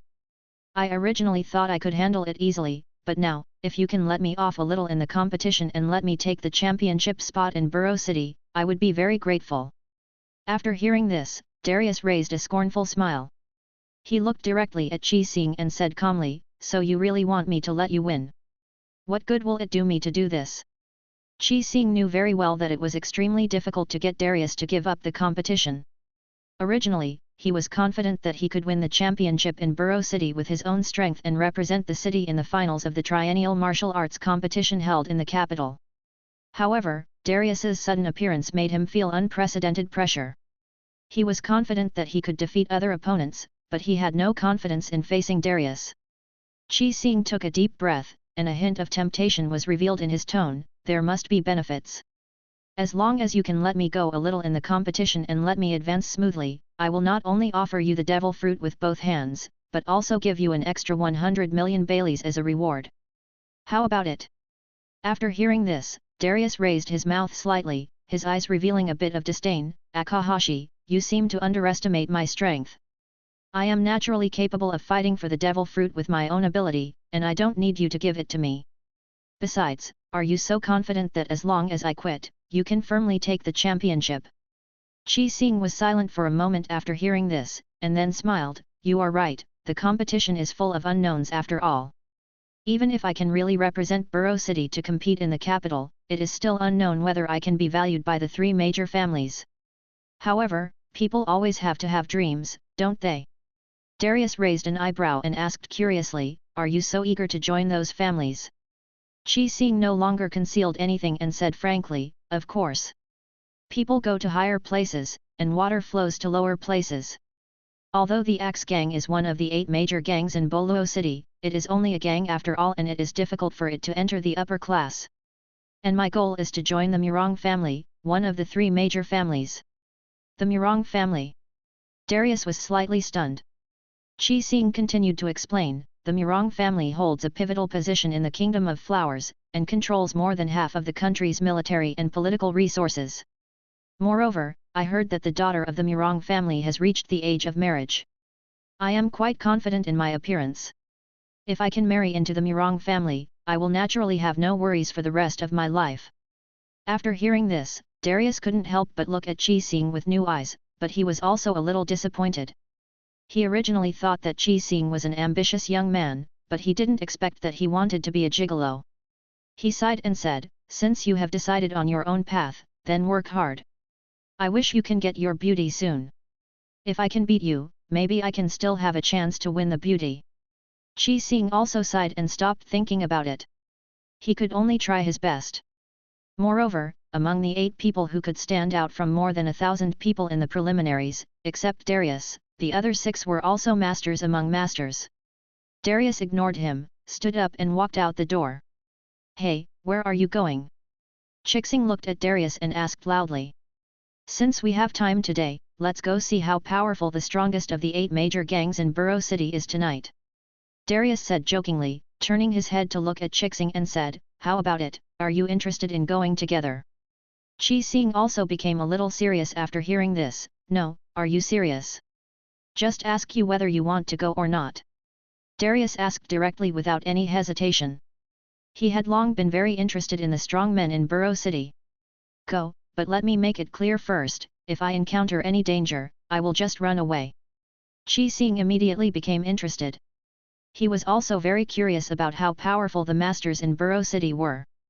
At the same time, he wanted to know how strong Darius was. He immediately went up and said, by the way, Darius, where are you going? Darius also said immediately, of course it is the Tianfeng gang. Aren't they the leader of the 8 major gangs? And you also said that they have the 7 ghosts of purgatory? I am very interested. Okay, I also want to know how strong they are. Qi Xing was also looking forward to it. Previously, he met Kuang Long, who was ranked 6th among the 7 ghosts of purgatory of the Tianfeng gang in the competition. It was very difficult for him to win the battle with Kuang Long. The two of them did not tell Brother Nan about their actions this time. They rode their motorcycles directly towards the headquarters of the Tianfeng gang. Sitting on the motorcycle, Darius sat on the back of the motorcycle. Chixing also introduced Darius. Before you go, let me introduce you to the powerful people in Burrow City. Although I know you are very powerful, you still have to be careful when you meet these people. Afterwards, Qi Xing thought for a moment and said, to put it simply, the strongest fighting force in Burrow City is divided into 3 kings, 4 generals, 5 dragon heads, 6 demons, and 7 ghosts. This is the strongest fighting force in Burrow City. Then he explained seriously, the 3 kings are Shen, the boss of the Tianfeng gang, the tyrant, the boss of the Tianlong gang, and the rat king, the boss of the rat gang. The 4 generals refer to the crow in the east of the Feniao sect, the sea of purity in the west of the thunder gang, the jade in the south of the snake and scorpion gang, and the crocodile in the north of the fierce gang. As for the 5 dragon heads, they are all from the Tianlong gang. The Tianlong gang has a total of 13 dragon heads, but 5 of them are extremely powerful. The 6 demons behind are the black and white impermanence of the Asuka sect, the wind and lightning of the thunder gang, the rattlesnake of the snake gang, and me of the axe gang. The 7 ghosts are the 7 ghosts of purgatory, and all 7 of them are members of the Tianfeng gang. Darius listened and said jokingly, you gangsters like to give people nicknames no matter what. The names are quite interesting, but I don't know their true strength. Qi Xing said with a bit of seriousness, don't underestimate them, these people are quite powerful. Have you ever fought with these people? Darius also asked. Qi Xing said, well, Crocodile among the 4 generals is the second in command of the Xiong gang. He is also the strongest fighter of the Xiong gang. I fought with him a month ago. He is very strong. So did you win in the end? Darius asked curiously. Qi Xing also smiled and said, just barely. In the end, I narrowly won by half a move. Darius also became interested and asked, so, the most powerful ones are the 3 kings? Yes and no. Qi Xing replied, the 3 kings are all the bosses of the gangs, and their combat power is extremely high, but the 4 generals, 5 dragon heads, 6 demons, and 7 ghosts behind them are also very strong. It's not the case that the smaller the number, the stronger it is. I guess we can only know their specific strength after fighting them. After an hour, Darius and Chixing finally arrived at the Tianfeng gang's territory. Looking at the large manor in front of them, which was more magnificent than the Axe gang's base camp, Chixing said, this is it. How are you going to get in? Why don't we just go in? Darius said. Qi Xing listened and shook his head and said, if we get any closer, the people from the Tianfeng gang will come closer. If we force our way in, we might be killed before we even see their boss. Darius listened and stroked his chin and said, then let's use courtesy first and force later. Go and try to talk to them and see if you can meet them. Okay, leave it to me. Wait here for me. Qi Xing said as he walked towards the gate of the manor. Darius did not go over. After watching Akahashi walk over, he quickly started talking to the people from the Tenho gang. The other party also made a phone call using Den Den Mushi, probably to report on the situation on their side. Chapter 24, Tianfeng Gang. A moment later, Chixing walked steadily towards Darius, his eyes flashing with evil charm and confidence. He said loudly, done, let's go. But we have to take their car to get there. Darius nodded his head to show that he had no objection. Soon, a convertible as black as night slowly drove up, exuding a low-key and luxurious atmosphere. The members of the Tianfeng gang politely signaled the two to get in the car. Darius and Chixing stepped into the car without hesitation. As the car started smoothly, an unknown meeting was about to begin. Although the journey was short, it seemed as if they had crossed the boundaries of time and space. A few minutes later, they arrived at a secret training base deep in the manor. Outside the base, a member wearing the uniform of the Tianfeng gang stood solemnly and reported in a steady voice, "The boss is waiting for you two inside, please follow me." His words revealed an unquestionable majesty. Darius looked at the members around him. Each of them had a strong aura, as if they had practiced some special skills. Qi Xing looked around and his eyes fell on the towering stone door. He couldn't help but chuckle, with a bit of teasing and curiosity, this place is definitely a military stronghold. Darius, once you go in, whether you can get out safely is really unknown. Darius heard this, a playful smile appeared on his lips, and he responded, "Why, you are scared at this time? How is it possible? Akahashi is a pure person. Although he knows that what is coming next is very dangerous, he still chooses to follow Darius in. However, what Akahashi doesn't know is that Darius dares to enter because he has absolute confidence in his own strength. Darius has never revealed the fact that he is a devil fruit user from beginning to end, because these gangs in the West Sea are too weak and are not worthy of Darius using his ability. The moment I stepped into the base, it was as if I had traveled through another world. The outer area was filled with various arenas, each of which witnessed the collision of sweat and effort. The trainees were either sweating profusely or concentrating their minds. Every punch and kick they threw revealed their extraordinary skills and tenacious will. Darius, with his keen insight, quickly assessed the strength of these trainees and secretly admired them in his heart. At this time, Qi Xing seemed to have become Darius' guide, and whispered, "There are 8 top masters in the Tianfeng gang. The leader is naturally Ah Shen, followed by the 7 ghosts of purgatory. These 7 ghosts are Red Chain Snake, Explosive Ghost, Silver Wolf, Yellow Dragon, Blue Crystal, Mad Dragon, and Blue Sky." Following the guidance of the Tianfeng gang members, Darius and Chixing went deeper into the base step by step, and they began to feel a little nervous. Qi Xing stepped heavily onto the stairs leading to the underground, and ripples appeared in his heart. Although he looked very handsome just now, he was still a little afraid to face the 7 demons of purgatory and Ashen. After all, he had fought with Kuanglong before, and Kuanglong was only ranked 6th among the 7 demons of purgatory. If he faced the number 1 Red Chain Snake, or even the stronger Ashen, could he still win? Thinking of this, Chixing couldn't help but turn his head to look at Darius, and found that he was still calm, which made Chixing even more curious about the strength of the speedster, and asked, "Next, are you going to challenge Ah Shen directly?" "It depends on whether he gives me this opportunity or not." Darius's answer was brief and firm, but it made Qi Xing feel inexplicably nervous. This was undoubtedly stepping into a dangerous place. Now that Qi Xing's passion had worn off, he became more nervous. But then he thought, if he couldn't win, could he still join the gang? He didn't have any sense of belonging to the Axe gang, so at worst he could just switch to the Phoenix gang. As the two of them stepped into the huge underground arena, the scene before them was shocking. The venue was vast, and the audience seats were large enough to accommodate tens of thousands of people. Several members of the Tianfeng gang were exchanging martial arts here, but it was just a brief contest, and there was no trace of blood in the air. At this time, a middle-aged man in his 40s with sharp eyes came slowly with several men and women. They were the core members of the Tianfeng gang. Darius only took a glance and felt the strong aura emanating from this group of people. He had seen 2 of them before, Kuanglong and Huanglong, who had participated in the competition. "Red Star of the Axe Gang, Big Axe Darius, I didn't expect you to dare to come." Ah Shen's voice was deep and full of authority, his eyes scanning the 2 of them, as if assessing their strength and courage. "You are so young, yet you have made a name for yourself in the martial arts world. The Axe Gang is so lucky. I heard that you are here to challenge us." Darius remained calm and responded calmly, "Well, I heard that you seem to be one of the 3 strongest fighters in Burrow City, so I couldn't help but come here to challenge you." "Humph, kid, you are so arrogant." Huanglong, the middle-aged man who also stood out in the preliminaries, sneered, "I wanted to compete with you in the competition tomorrow, but I didn't expect you to be so impatient to come to me. Darius looked straight at Huang Long with sharp eyes. Of course I remember you, Huang Long. And you, Huang Long, I remember you lost to Qi Xing in the preliminaries.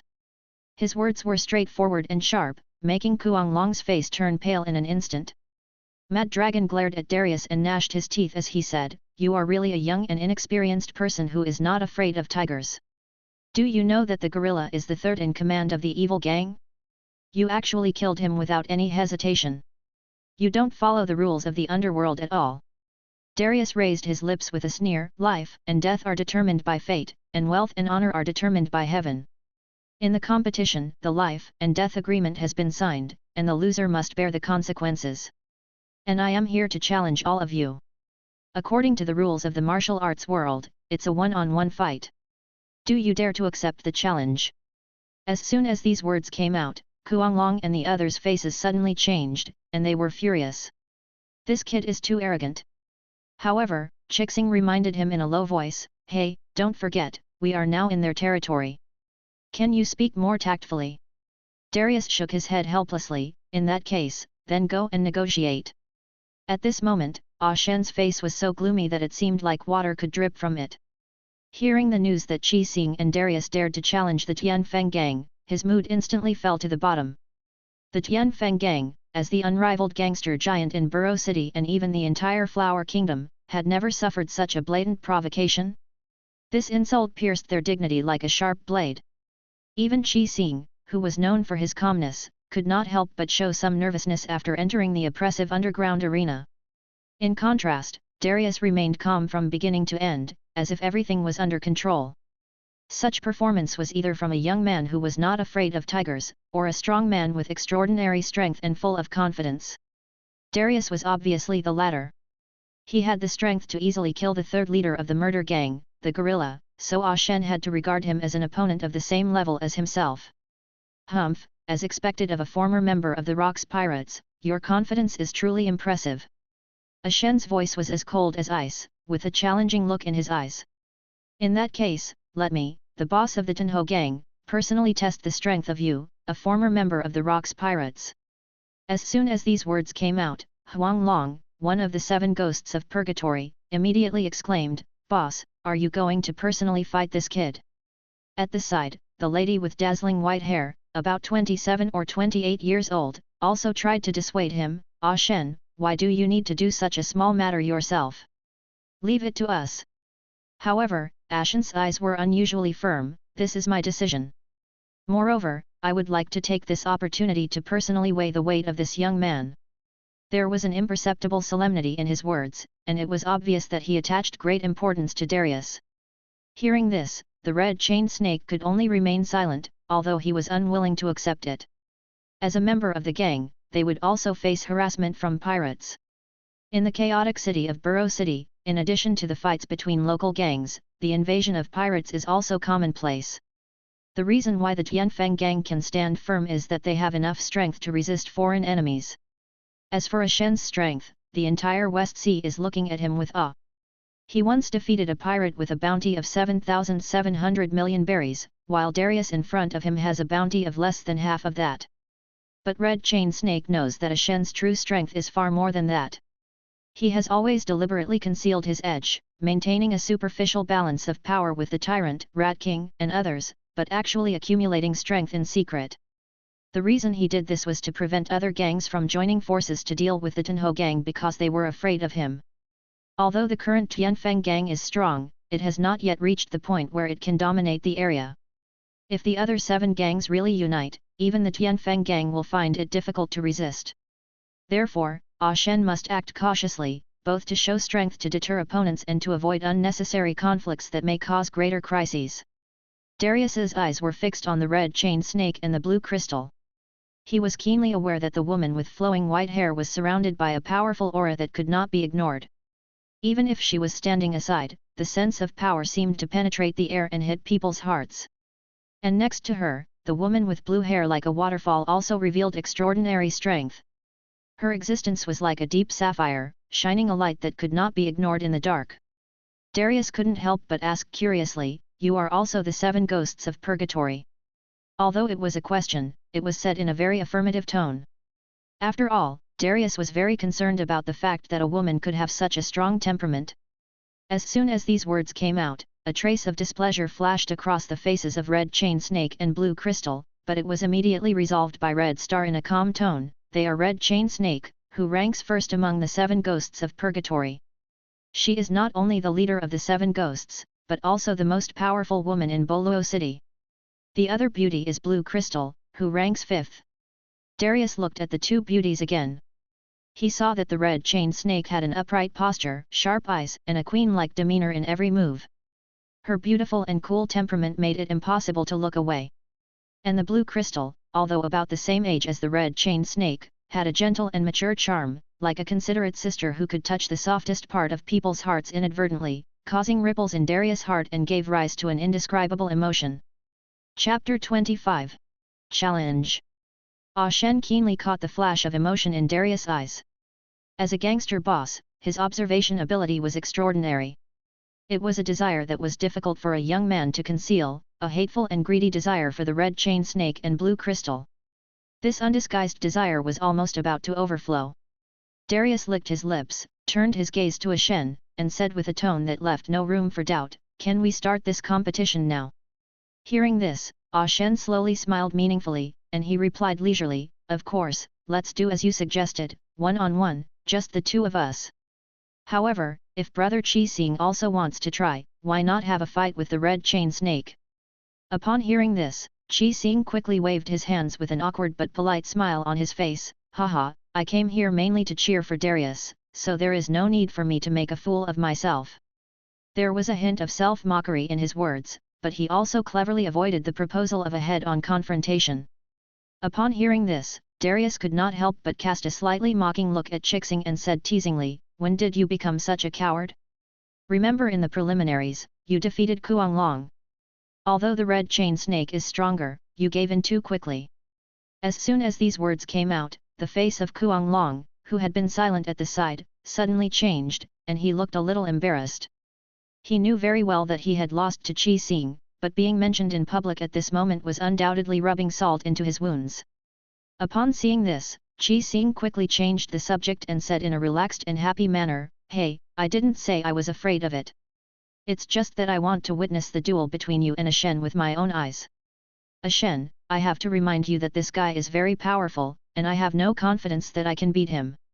In short, you all should do your best." There was a hint of cunning in his laughter, and he was obviously making excuses for his caution. This is the enemy's base camp, and Qi Xing didn't want to waste his energy on unnecessary things. What's more, he came here just to see Darius's true strength. "Okay, let me see your true strength." Qixing looked forward to the next battle between Darius and Ah Shen. If it was Ah Shen, he should be able to see Darius' true strength. After Qixing finished speaking, Ah Shen's expression unconsciously became more serious. He once again focused his deep gaze on Darius, and his tone was filled with unquestionable indifference. "In this case, you, Darius, are the only one who dares to challenge me. Okay, I accept your challenge. But the conditions must be clear. If I win, you and Qixing must unconditionally join the Tianfeng gang." Qi Xing was also surprised when he heard it. "No, I didn't even challenge you." Ah Shen was silent. "What do you really think his Tianfeng gang is? Is it a place where you can come and go as you please? How can you do this without paying a price?" Darius smiled playfully when he heard this and asked, "Sure. So, what if I'm lucky enough to win?" Qi Xing was immediately unhappy, feeling as if he was offended, and said, "I say, Darius, is it really okay for you to talk to yourself like this? I haven't agreed yet." Darius sneered, "Does it matter whether you agree or not now?" Qi Xing was also unhappy and said and said no more. Ah Shen responded calmly, "If you win, I promise to let you leave safely and give you an additional 300 million baileys as a reward for the brave." However, Darius shook his head slightly, his eyes flashing with disdain for ordinary wealth. "I don't have much interest in money. If I win, I want them." He stretched out his hand and pointed at the Red Chain Snake and the Blue Crystal. As soon as these words were spoken, a hint of anger and coldness suddenly appeared on the pretty faces of Red Chain Snake and Blue Crystal. They had never thought that they would become the stakes of this gamble. Although they were women, they were also very competitive. How could they allow themselves to be bought and sold like goods? This was undoubtedly a huge humiliation for them. Blue Crystal couldn't help but throw the flying knife in his hand directly at Darius. Just when the flying knife was about to land on Darius' face, it was caught by a hand. Darius played with the flying knife and said jokingly, "You have such a fierce temper. I thought it would be the red-banded snake that couldn't help but attack first. I didn't expect it to be you. You look so gentle on the outside, but you have such a cruel heart. You're trying to sneak attack me." The next second, Darius quickly threw the flying knife wrapped in domineering power towards Blue Crystal. Blue Crystal subconsciously dodged it. With a bang, the flying knife pierced into the wall, just like a cannonball, and immediately blasted a big hole in the wall. Seeing Darius's move, Ashen and the 7 ghosts of purgatory were also surprised. They knew that this was domineering power. To be able to have such destructive power, one can imagine how domineering Darius is. Shen's face was extremely gloomy at this time. He had never expected that Darius would challenge his authority so directly and try to poach his right-hand men. He secretly complained in his heart that the pirate's style of doing things was indeed rough and direct. Shen's voice was as cold as ice as he refused firmly, "Impossible. Red Chain Snake and Blue Crystal are not only my right-hand men, but also indispensable core members of the Tianfeng gang. There is no way I would use them as a bet." Darius's momentum suddenly rose when he heard this, like a beast about to be released from a cage, and he grinned fiercely, "There is nothing I cannot get if I set my eyes on it. Since you think the bet is not tempting enough, I will raise the stakes and bet my life and Chixing's life as well. If I win, we will let you do whatever you want, but if you lose, both of them must belong to me." As soon as these words came out, the whole scene fell silent, and everyone could feel the strong killing intent emanating from Darius. Even the battle-hardened gang members couldn't help but feel a chill. Akahashi shouted anxiously, "Darius, you have to risk your life. Don't drag me down with you." Darius just smiled coldly, his tone full of determination, "From the moment we set foot here, we have been placed in a life-and-death gamble. Either you win and leave as a winner, or you lose and become his dog or be killed. There is no other way." His words revealed a deep understanding of the law of the jungle, which is a cruel logic that the strong are respected and the weak are preyed upon by the strong. Finally, Darius declared in an unquestionable tone, "It is settled. If I win, they are mine." Shen's face became colder and colder. He realized that he was intimidated by the young man's aura. This was undoubtedly a shame for him. He said coldly, "That depends on whether you have the life to enjoy this victory." He secretly made up his mind that for the sake of the Tianfeng gang and his own dignity, he must defeat Darius no matter what.